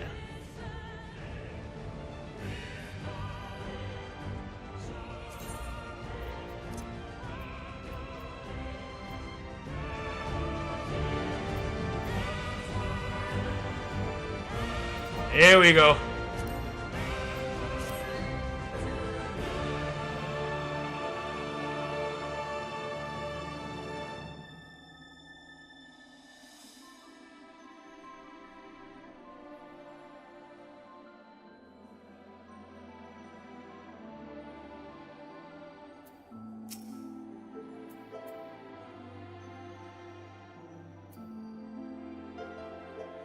Let's do this. Have you the strength of will to alter man's fate?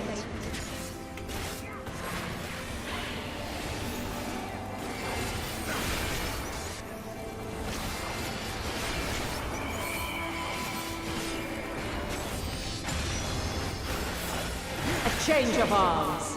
May the test continue.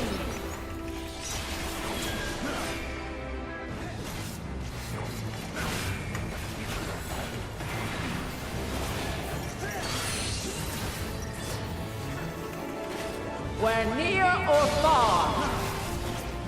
My turn.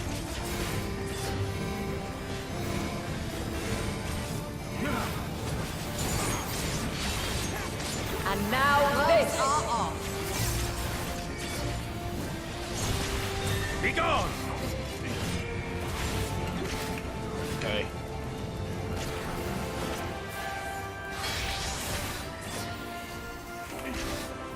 Light unyielding!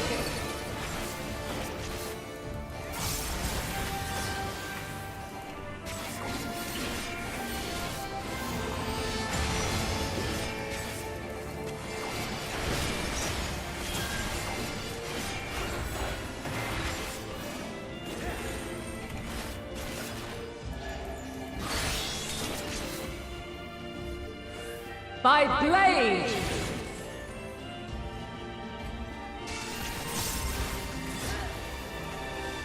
You underestimate me!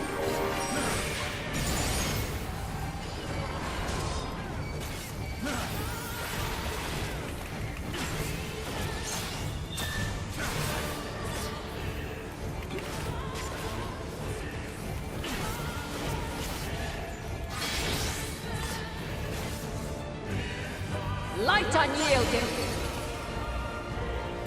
I have you now.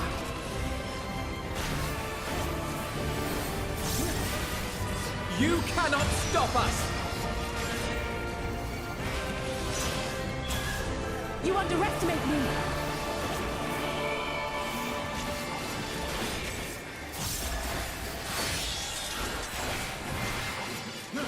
By blade!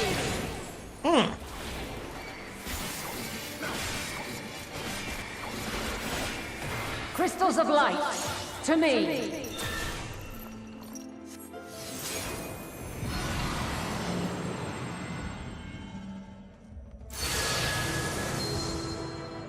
You cannot stop us! Here!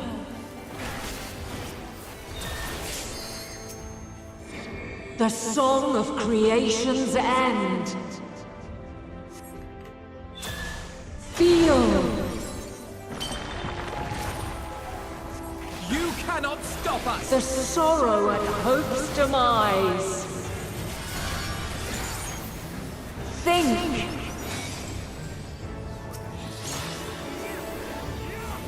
And find your way in the darkness!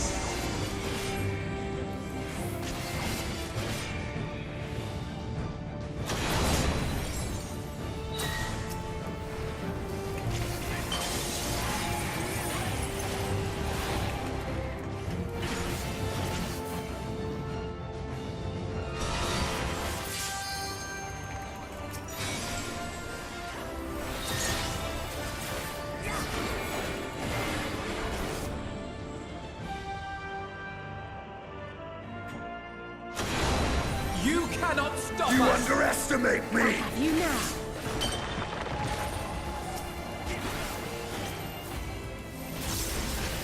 Follow your light! Or fly, my children, and never look back!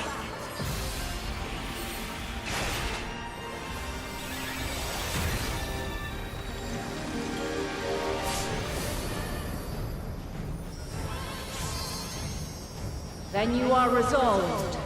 With heart and steel! But this test is far from over. By crystal's light! Let's give them a show! I will not hold back! Let's give them a show! There!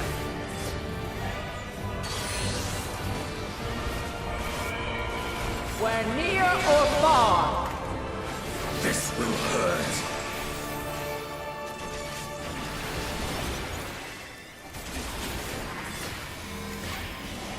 You underestimate me!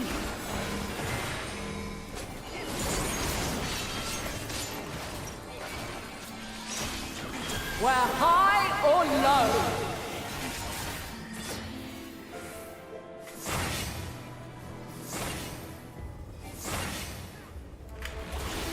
You cannot stop us! You underestimate me!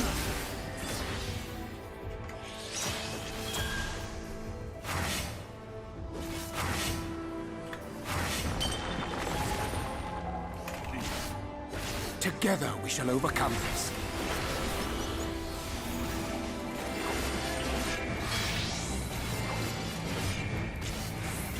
Light unyielding!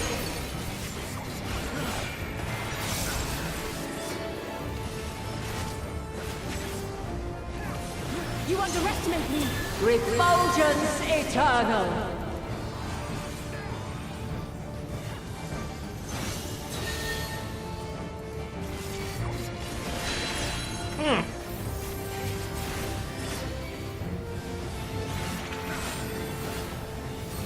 You underestimate me!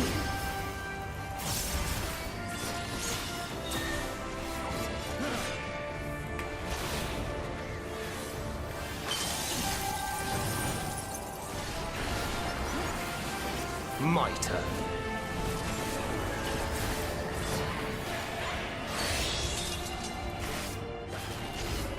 By blade!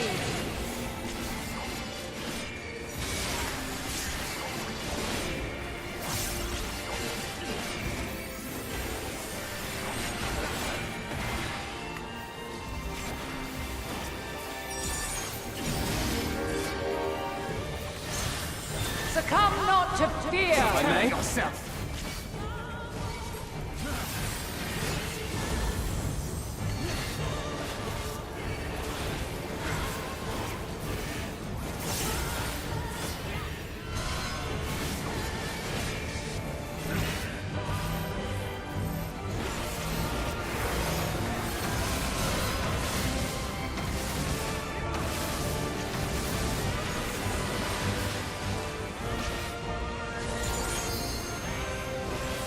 Prepare yourself!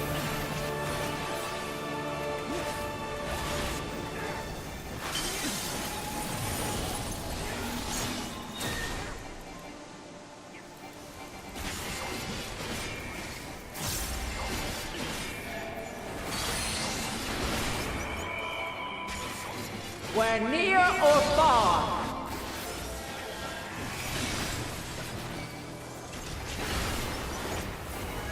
You're mine!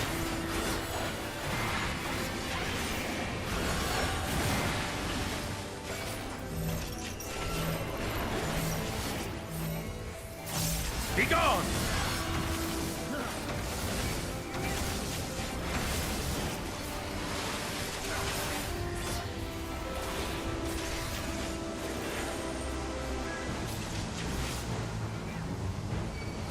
Be gone!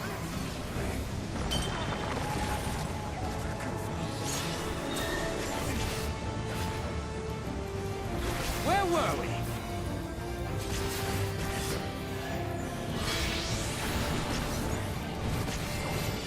Light unyielding!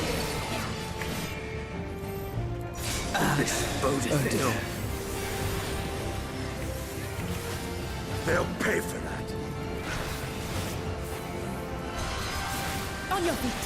My thanks.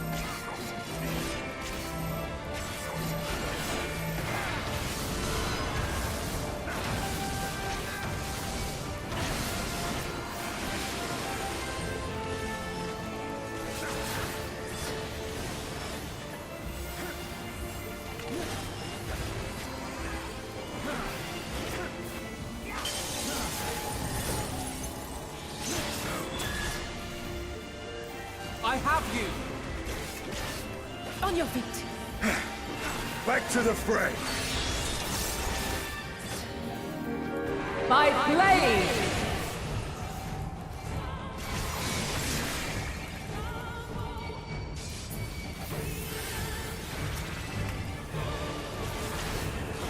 Oh shit!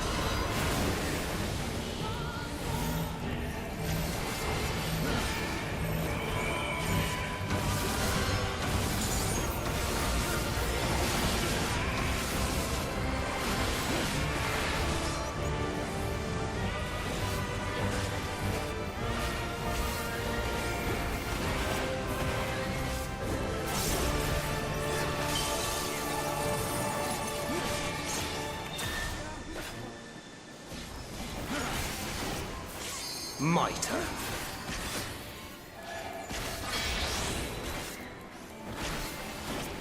Light unyielding!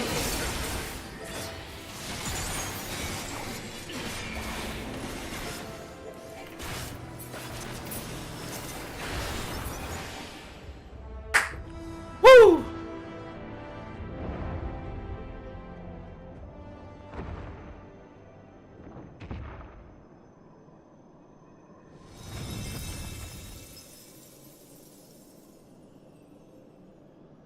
At last, man has the strength to.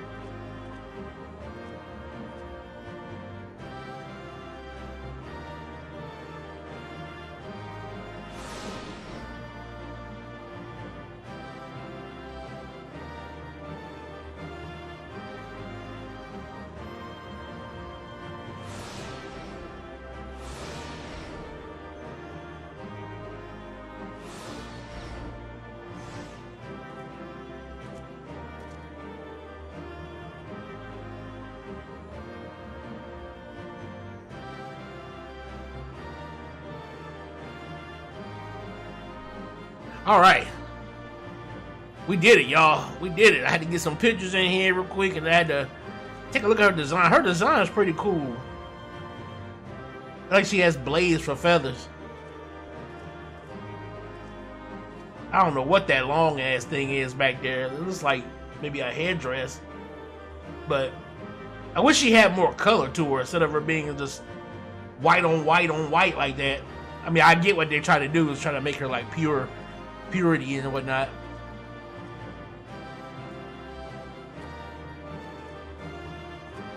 And of course, those crystals up there are pretty dope.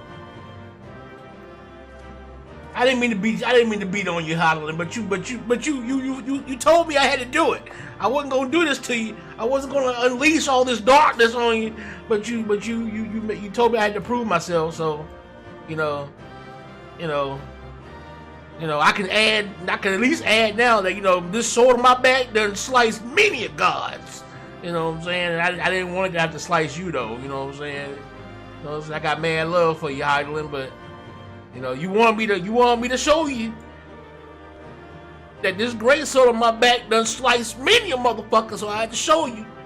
I had to show you that I done sliced many a motherfucker down. You know what I'm saying? And just I got mad love for you though, girl. I got mad love for you. What y'all got to say about this? We just beat a god. What y'all got to say?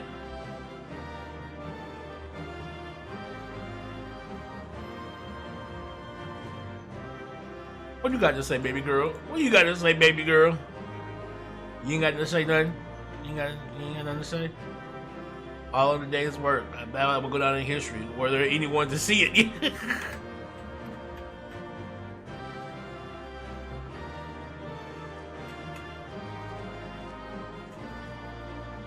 You totally ain't got nothing to say?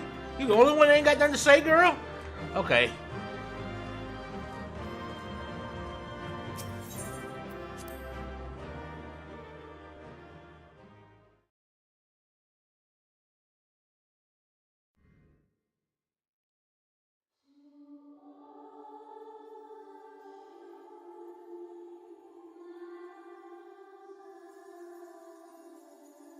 No, this can't be happening.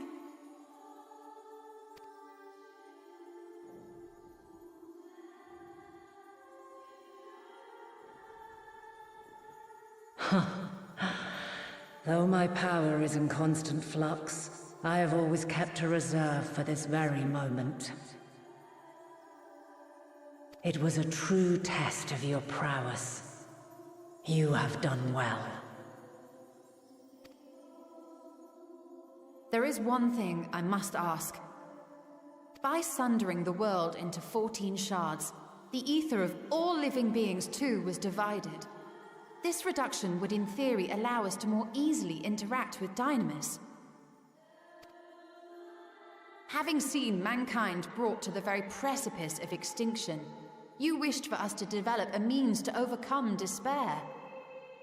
You believed we had the potential, and sundered all creation to see it fulfilled, to deliver us to that swirling maelstrom of Dynamis in which our foe hides, and grant us the power to defeat her once and for all. Is this not true? It is as thou sayest. 'Twas the trial to which I subjected mankind, and it hath led to untold bloodshed and suffering. There was no kindness, nor justice in the tragedy I wrought. When confronted with the almighty Zodiac, my only recourse was rend him and the world asunder, that his power be diminished for a time. And so it came to pass. Now you, my chosen, have surpassed my expectations, surpassed me. I entrust the fate of the universe unto you.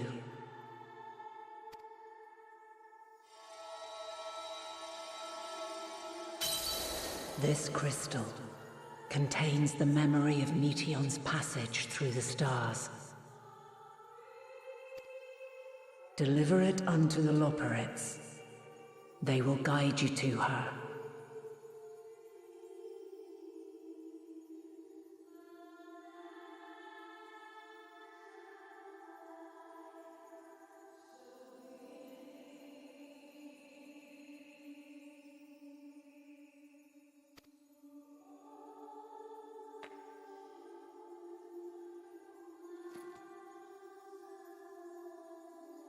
Though they may be capable of crossing great distances, there is a vast difference between traveling to the moon and the furthermost reaches of the great expanse. And unlike Meteion, we cannot simply soar on waves of dynamis to our destination. Indeed. To make such a journey would require an astronomical amount of ether. But a solution lieth close at hand.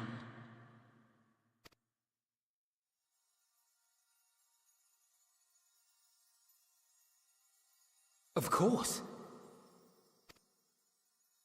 Yes, my child. Ever since I became the will of the star, the ether drawn here had slowly crystallized.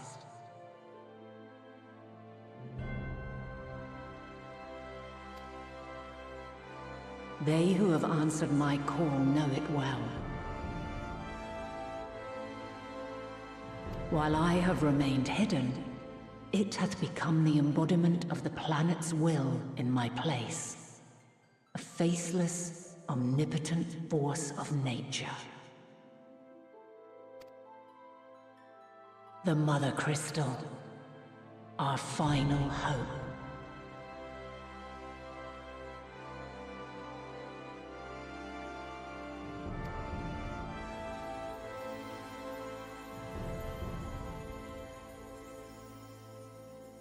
Alas, I can do no more.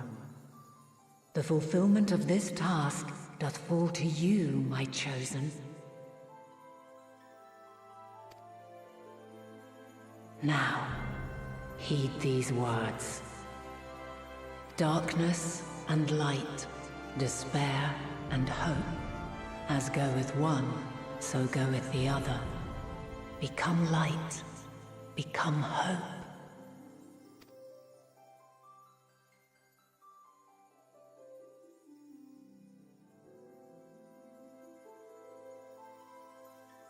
I have a gift for thee. Come closer.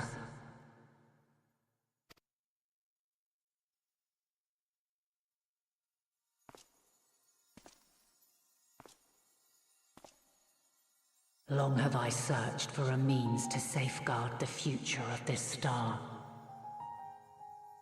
Though I knew failure after failure, by recalling thy tales and my promise to thee, I found the strength to carry on. Though the world is ever changing, thy thirst for adventure hath never waned. Thine unshakable resolve never ceases to amaze, to inspire. As a mark of my gratitude, I bestow this final gift.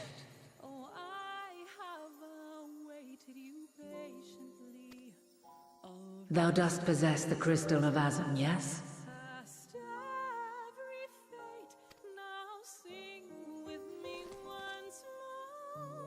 As Hydaelyn, I reside over the forces of stasis, tranquility, peace. The laws which impart stability to existence itself. I will weave this self-same power into the crystal, granting thee mastery over matter, to give form to the formless. Use it wisely, or it will not last indefinitely. As thou hast seen on thy journey through the ethereal sea, souls are drawn to thee. Mayhap this trait will prove to be a boon rather than a hindrance.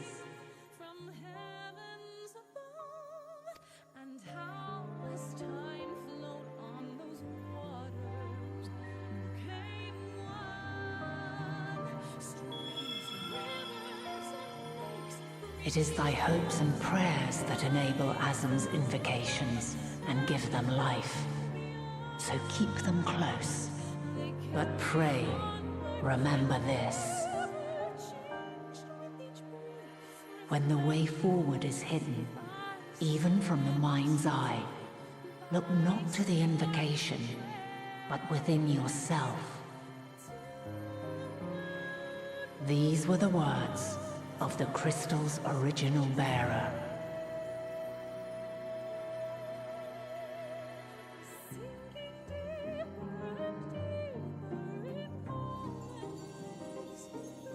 With that, my work is finished. Fulfill our promise. Right the wrongs committed when the world was yet whole. Silence the song of oblivion. Teach her a brighter melody. Show her our journey is far from over.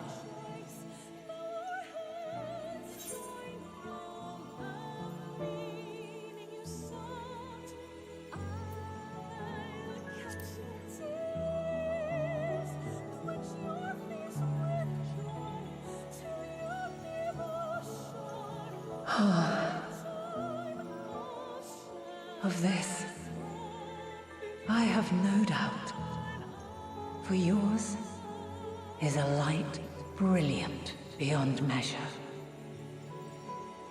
Long after I have gone, though not even my soul remaineth, my love will be with you forever, my dearest children.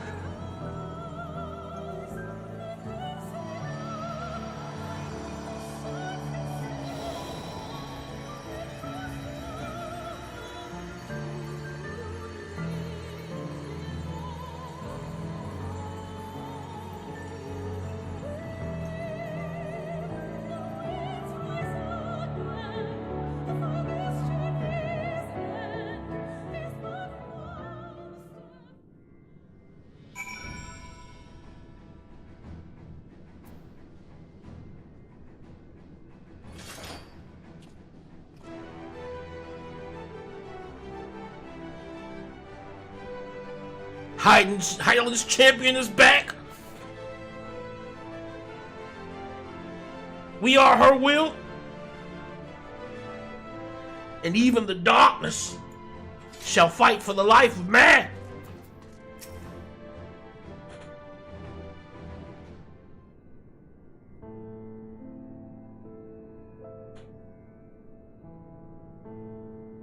I'm glad to see you well. Though we could roughly place our souls deep as you went, we could neither see nor hear you. The fluctuation of your ether near the end gave me quite a fright. What in the world happened?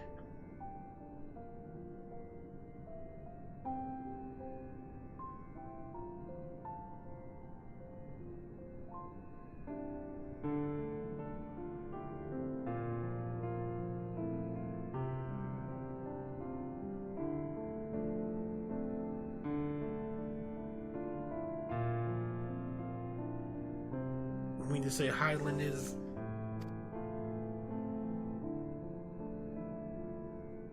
No, there's no time to feel our feelings. We must carry out Hydaelyn's will without delay. We'll find Meteon if it's the last thing we do. You might hand over the crystal, that is. The fancy navigatory one.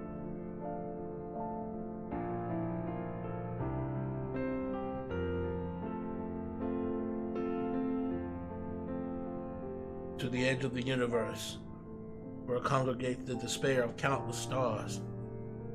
You are determined to see this through. We are. Should words fail us, we will fight to the bitter end. I know that it pains you to accept this, but that I need ask no more of you. Yet we have only two means to travel the great expanse. the moon, and Charlene's Ark. I am all too aware that without both of them, there will be no Exodus. But I nevertheless beg you to honor the agreement we made.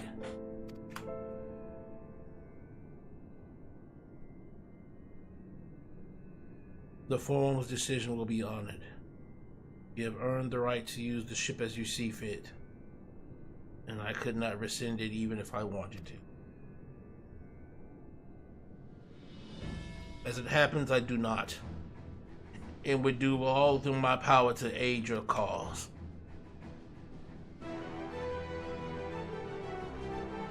With that settled, might I suggest you rest a while? Proving oneself to Hydaelyn is never easy, and despite our unparalleled genius, we'll need a day to make the necessary calculations. You may as well take advantage of it. You can chart a course through the sea of stars in a single day? Ye gods.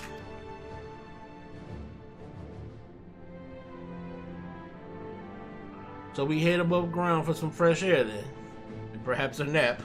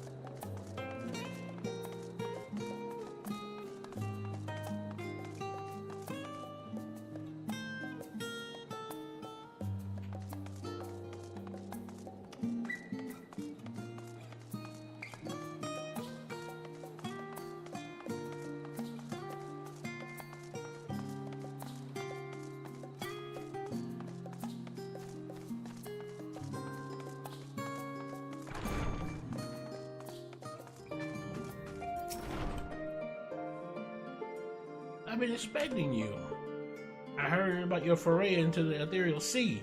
The students have ventured far and wide, but never quite so deep as that. Are you experiencing any after effects from your prolonged exposure? Nausea? Dizziness? Haunting? Well, have a pleasant sleep, and if you do experience anything unusual phenomenon, let me know. I shall add it to our records.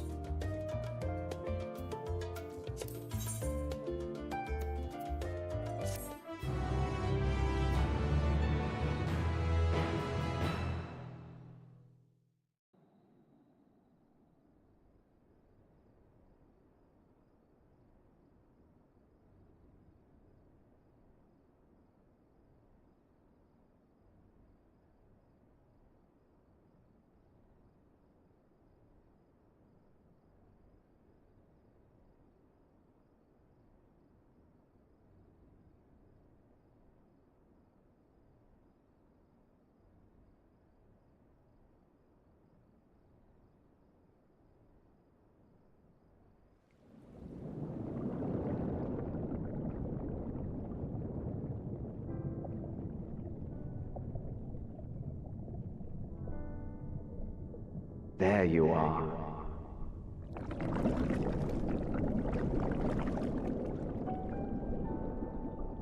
Some time, indeed, yes.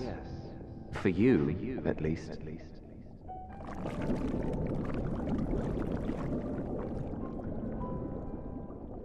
Believe me, I'd meant to get some proper sleep. But here we are, drifting along instead. Well, well, you too. And so we remain, to watch and wonder.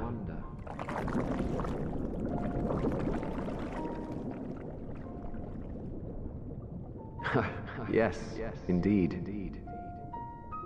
To begin, We first must see the end.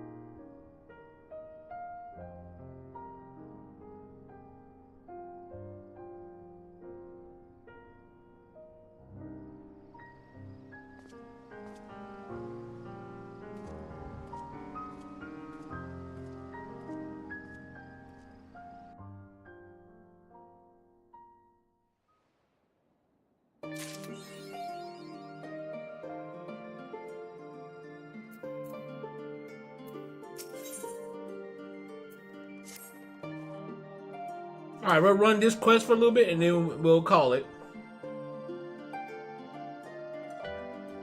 I trust you had a good rest. An envoy of Master Fortunato arrived not long ago with a message. The Lawbreakers have determined Median's location. We've been asked to gather at the rostrum. You there along with the others.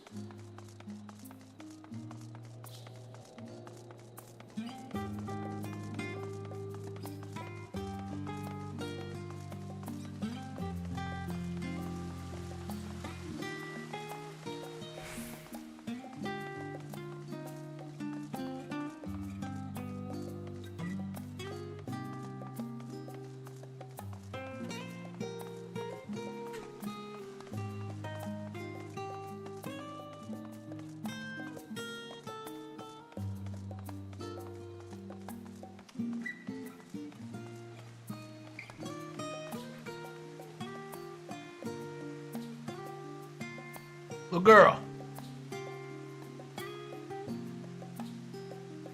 Little cat girl, where you going?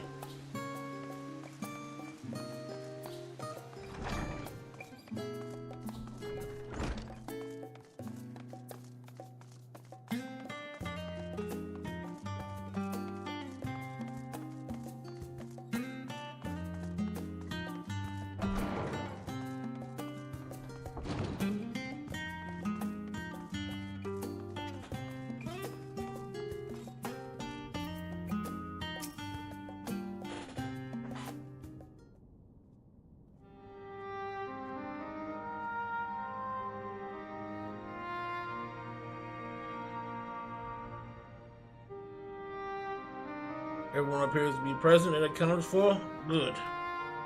As you know, the Lawbreakers have deduced the whereabouts of Meteon by means of a crystal bequeathed to us by Hydaelyn herself.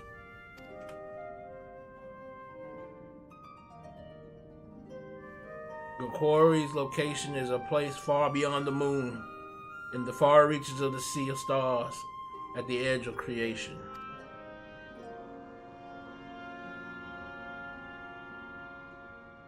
A veritable Ultima Thule.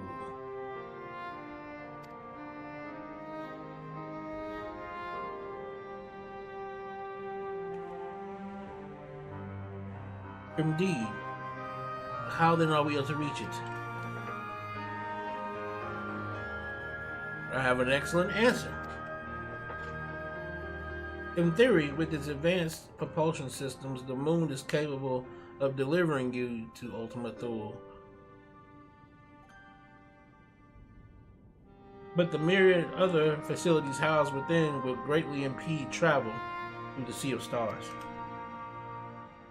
Even the Mother Crystal may not possess aether enough to bear so massive a vessel to our destination and back. However, if we integrate our hyper hopper into your aether burner, we should be able to fire things up and jump our way to the end of the universe in no time.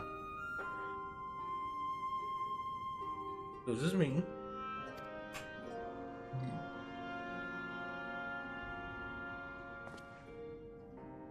Bear in mind, this decision was not made solely at my discretion, but with the consent of the Forum.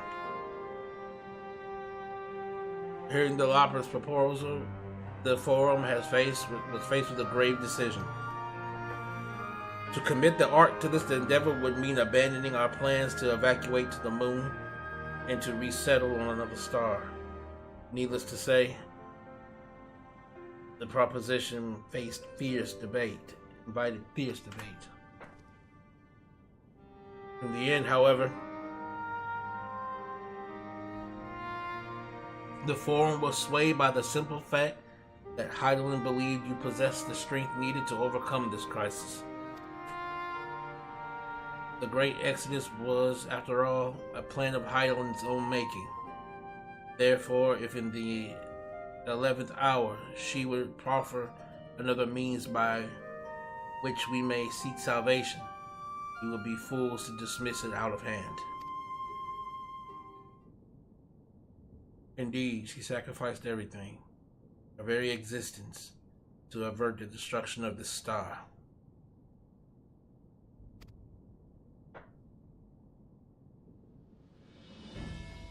That is why we have chosen to place our faith in Hydaelyn. And you. The Ark will be made ready for your voyage to Ultima Thule. With all the people that have labored so tirelessly to prepare the evacuation, they must be furious. I would not be so sure. They have not forgotten your deeds on the Magnum Glacius. Nor did your instrumental role in orchestrating the delivery of adamantite go unnoticed. No, the people do not protest. Quite the contrary. They have expressed unwavering support for you and your mission.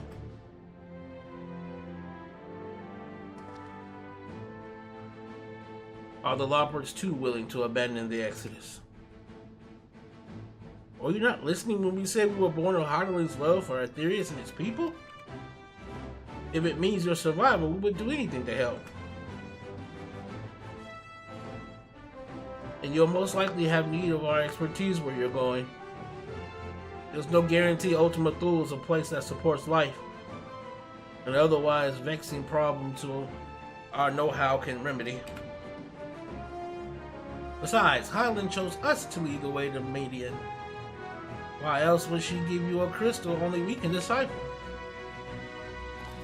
But more importantly, we were perfectly content to evacuate Aetherius until you brought us here, Ajay. And now we're enamored with the place. So what choice do we have but to save it?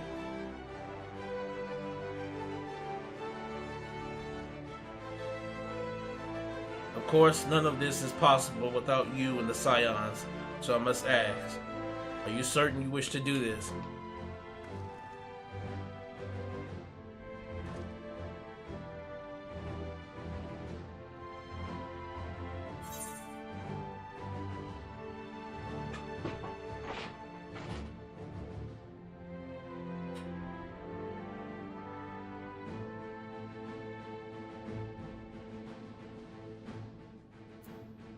We'll avert the final days, whatever it takes.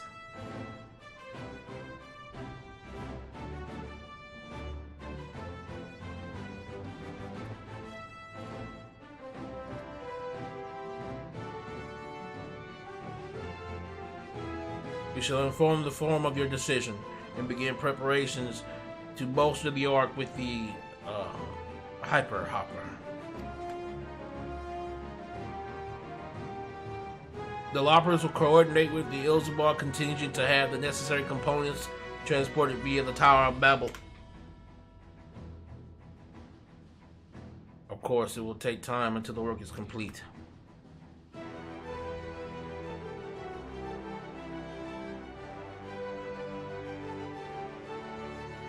For now, pray take your ease.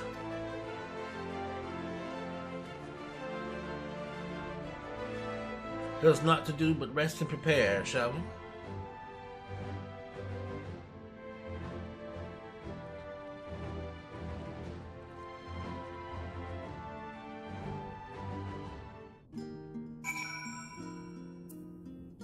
Lord Fortunar! Lord Fortunar! Lord Fortunar!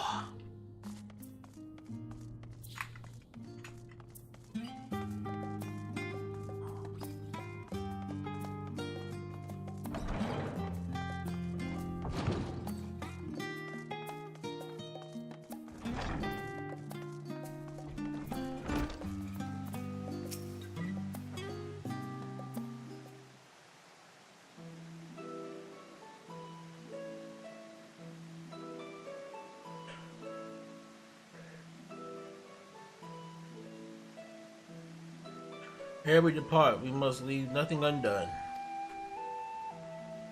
Quite, though it is difficult to conceive of how one can best prepare to brave a domain where dynamics governs all. Nevertheless, Hydaelyn deemed us worthy of the trials that await.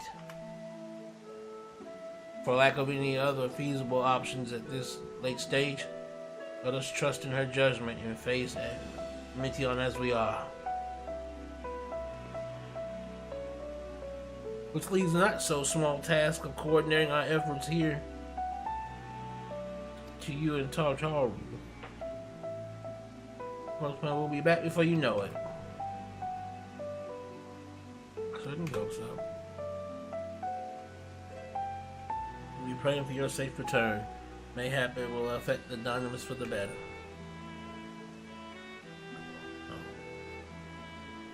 Make the most of the time you've been afforded.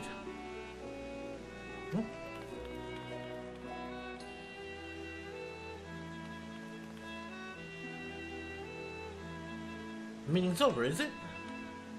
You were in there for so long, I started to worry. What did they have to say?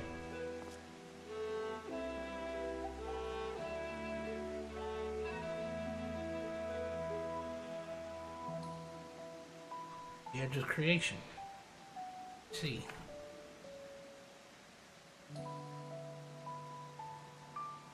Everything will remain in order until you return. You will return. Can I borrow you for a moment? Our plans of the interim are decided. When the two of you have finished, meet us back at the Baldician Attics.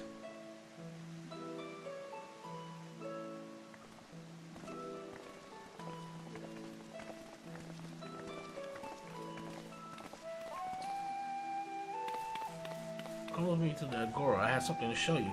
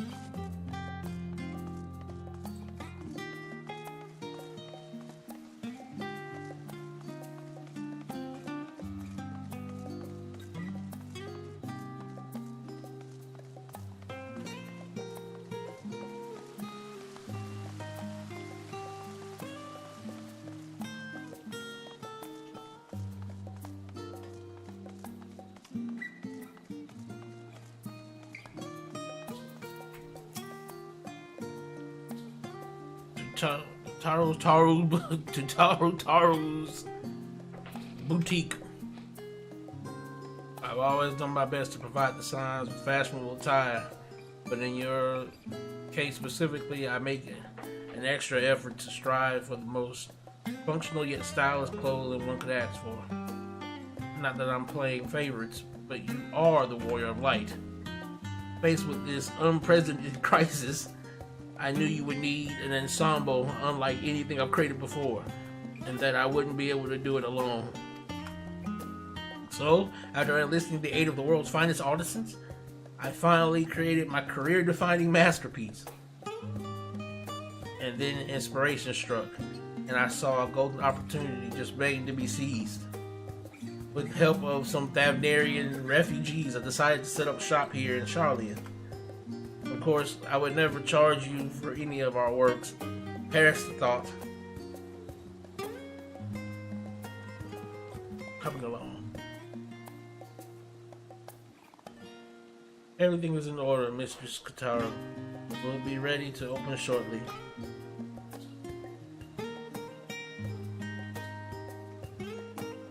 which is why I brought you here, to be our very first patron. Would you mind waiting here a moment longer?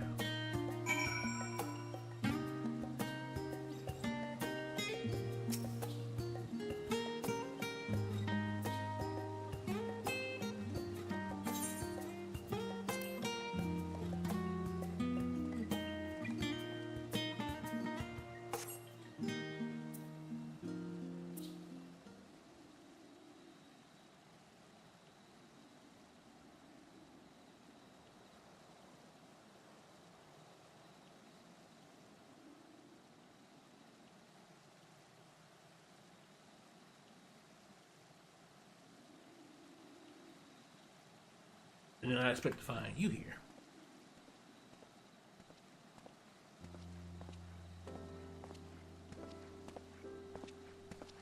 Ah, a set trap. I imagine that Hana would also wish to offer her regards. Alas, after delivering our dragon scales to the engineers, she remained to assist their work on the eighth burner. This simulacrum, too, will stay in Charlian while I oversee matters in Razat Han. It is a rather convenient means to keep abreast of developments pertaining to the final days or anything else. It also allows me, after I fashion, to watch over my people in this distant land.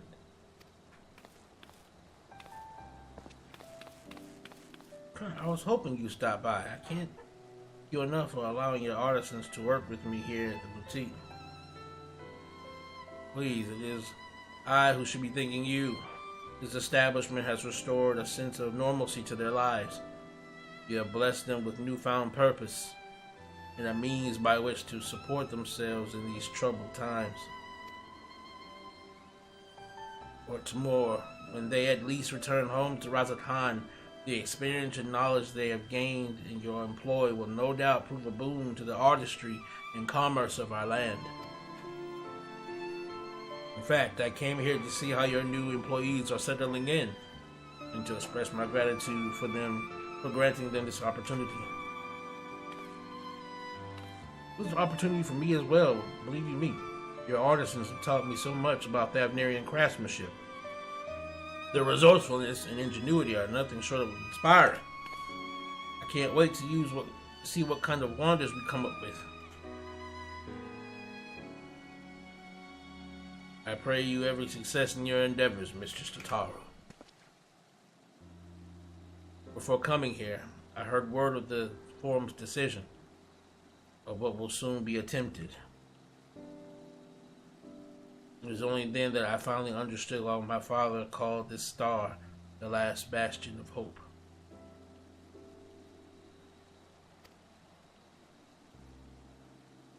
Indeed, it was the last bastion, for the flame of every other star he encountered had likely been extinguished.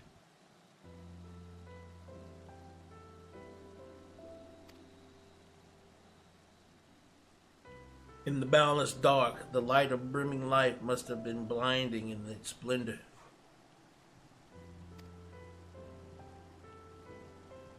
You journey unto the heavens to protect that light. May the scales of my kin serve you well. I have faith you will prevail and restore peace and tranquility to the star.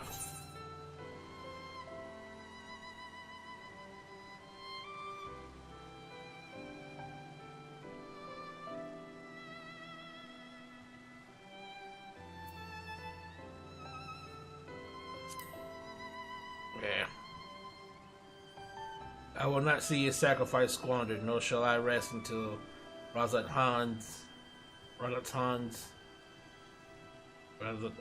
Khan is returned to his former glory. Well, I must take my leave. Fare you well, and remember, the people of this star have not yet given up hope. Neither must you.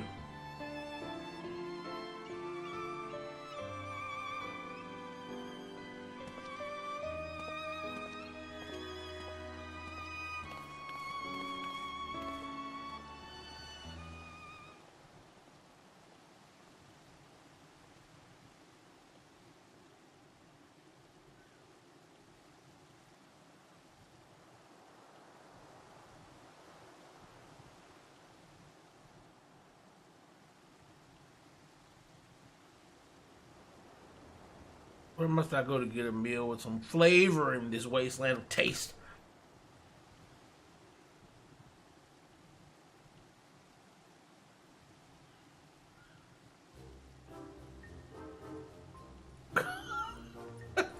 Oh, what the fuck? I don't remember. Oh boy.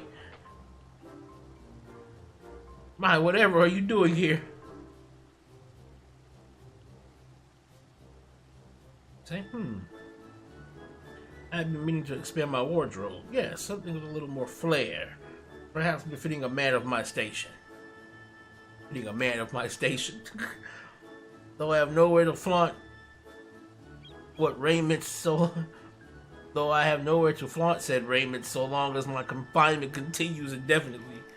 I, the young Lord Fortemps, insist that, so long as there is work to be done, no matter how trivial, I must abide here in Charlian. Thus do I toil, though every fiber of my being rails against it. Why? I even suffered the company of that brute Sickard to see supplies transported in a timely fashion. Yet he was the one granted leave this morning to participate in some supposed covert operation. So I suffer instead for his otherwise welcome absence. Now burdened with extra busy work, and without Honorult here, there's no one to prepare my meals.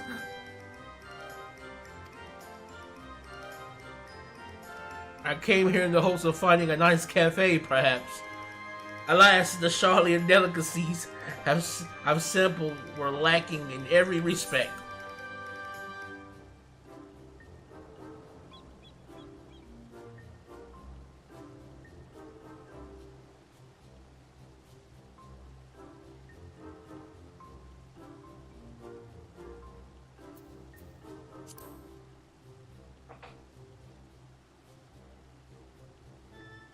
The cafe over on the pier, their cuisine didn't appear at all appetizing, but if you vouch for their cooking, then perhaps I will give it a try.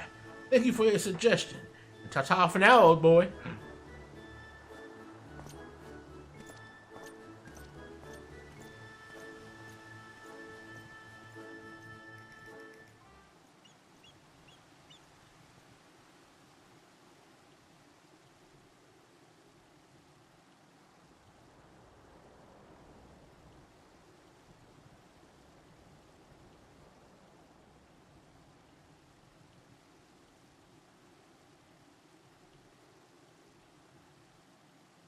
That Amon and Tataru I spied?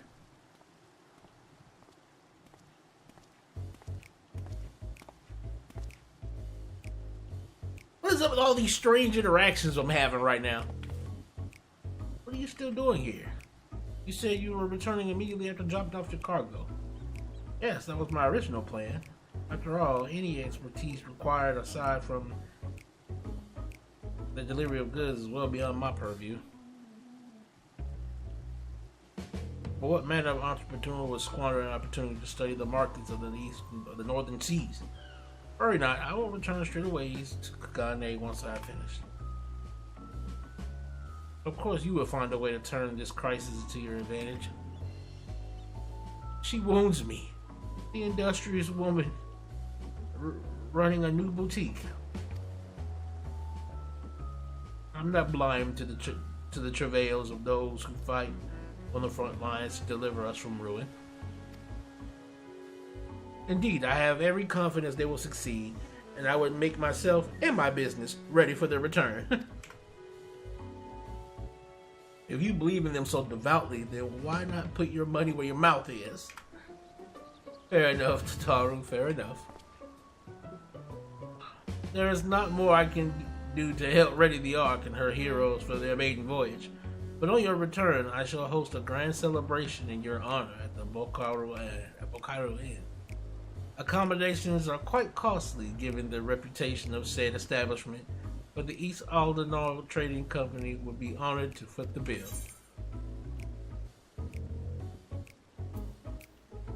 Will there be lemon cakes?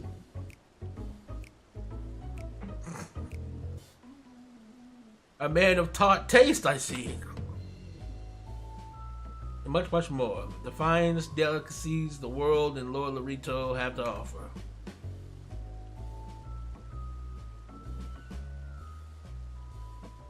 But let us speak more of this upon your return, lest I draw even more of Tataru's ire. Until next we meet.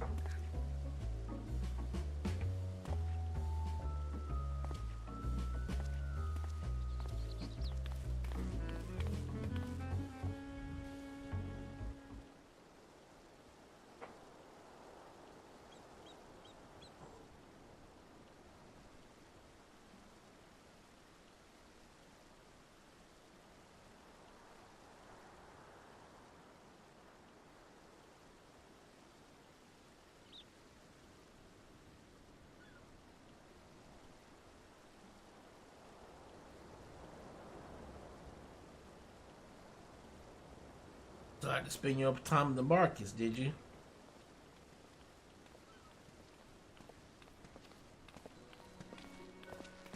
That Biggs wedge.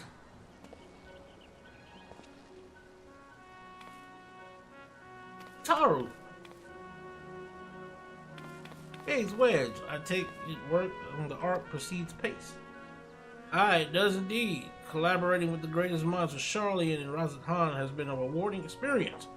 And that's to say nothing of what we've learned from the Loporits. The arc is unlike anything we've ever had the pleasure to work on. Even Nero was rendered speechless on more than one occasion. Can't wait for you to see it. Still hard to believe we have the means to send you off into the great expanse, though. To the farthest known reaches of, well, everything. I never thought I'd live to see such marvels, and here I am. More often than not, you and the Scions are the catalyst that sparks the need for these great innovations. To think how much I'd miss out on had I not been a member of the Ironworks. An awful lot of work, to be fair. And the privilege of being worked like a cart chocobo.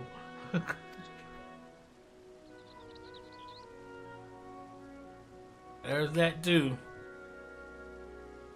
As busy as we've been, I wish there was more we could do for you, Alvin. But no matter what happens, we have to keep believing for a brighter future.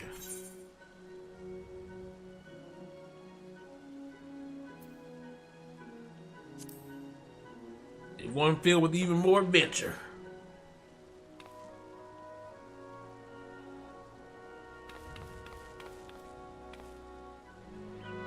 I'll be along shortly with refreshments. Glad to hear it. On that note, Wedge and I should be going. Still a few more supplies to gather before we return. Peace, y'all.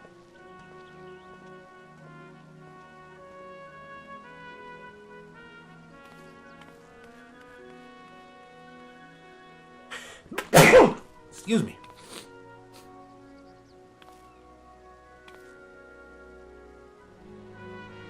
Terribly sorry for the wait.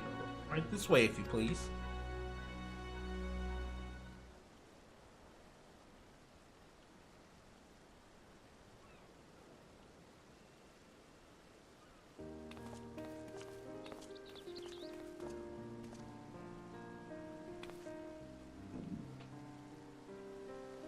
I don't believe the two of you have been formally introduced. This is Wasaru from Palakistan.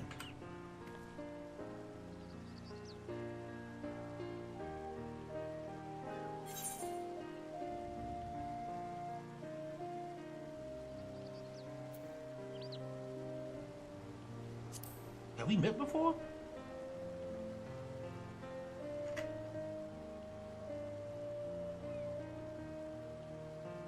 It was you who helped us at Perusa, and again when crossing the ice fields, was it not?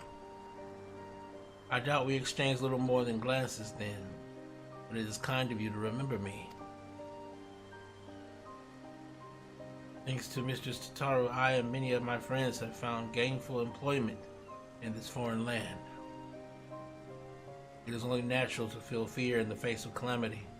In such times, we must look to one another for strength and succor. I know not whether we will come to call this place home or return to Thavnir, but we are here today and are glad to have contributed to the cause.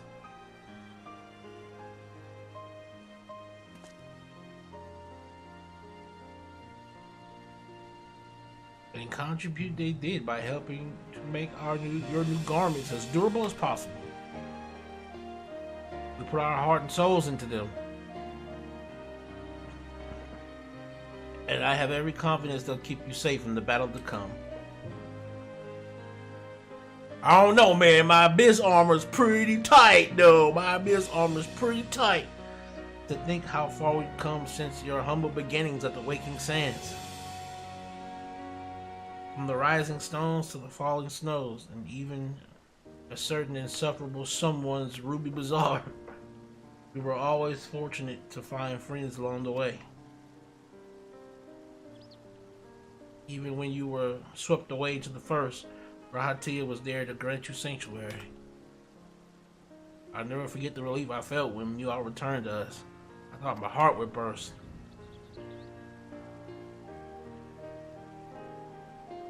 Yours has been a long, long journey, and I've been privileged to watch, often with bated breath, as you persevere time and time again. For all the joy we've shared, there's been much sorrow as well. But I've long since learned you can't have one without the other.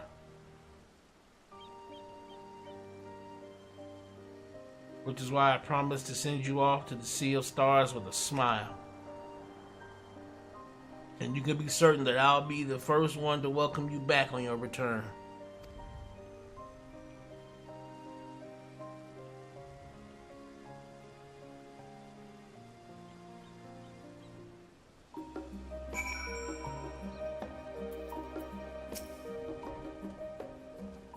In addition to your new ensemble, we have raiments and weaponry for every need.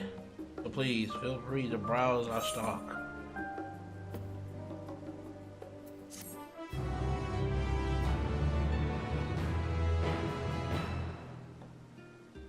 Obtain job-specific gear from the weapons and gear obtained at level 89. However, all item stats will be subject to item level sync.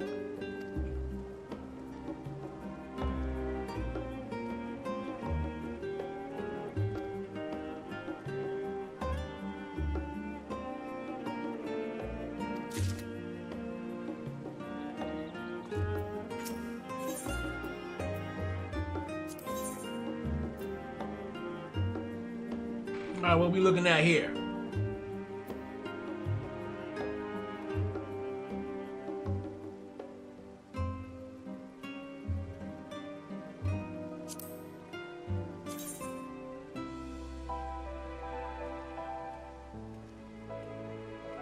Okay. Okay.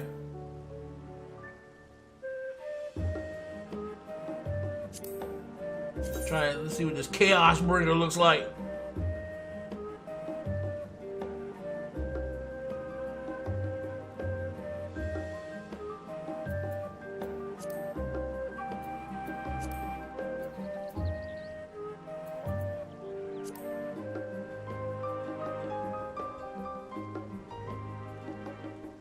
Oh, it don't look as good as my. It don't look as good as my Soul Eater, or as my. What is that? Is this Chaos Bringer? Not as good as my weapon right here, boy. Not as good as my weapon.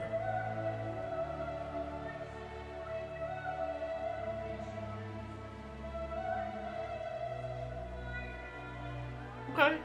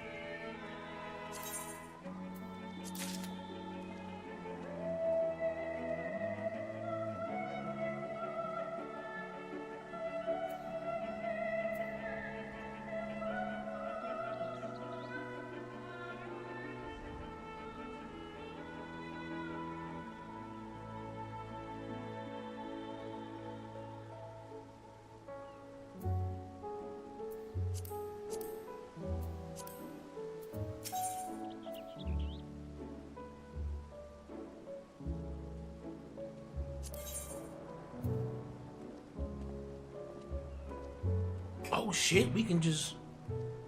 Hold on, can I just... Oh, that's dope. That's dope. Oh. Wait a second. So I can just... Okay, I can just go ahead and... I can just get all of those? Please tell me I can just get all of those.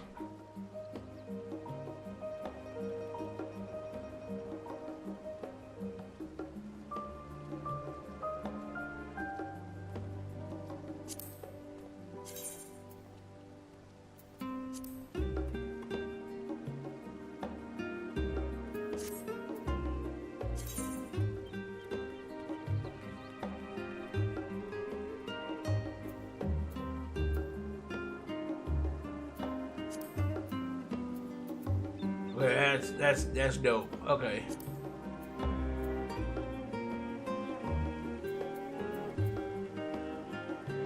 All right, so we'll end it here, guys. We'll end it here.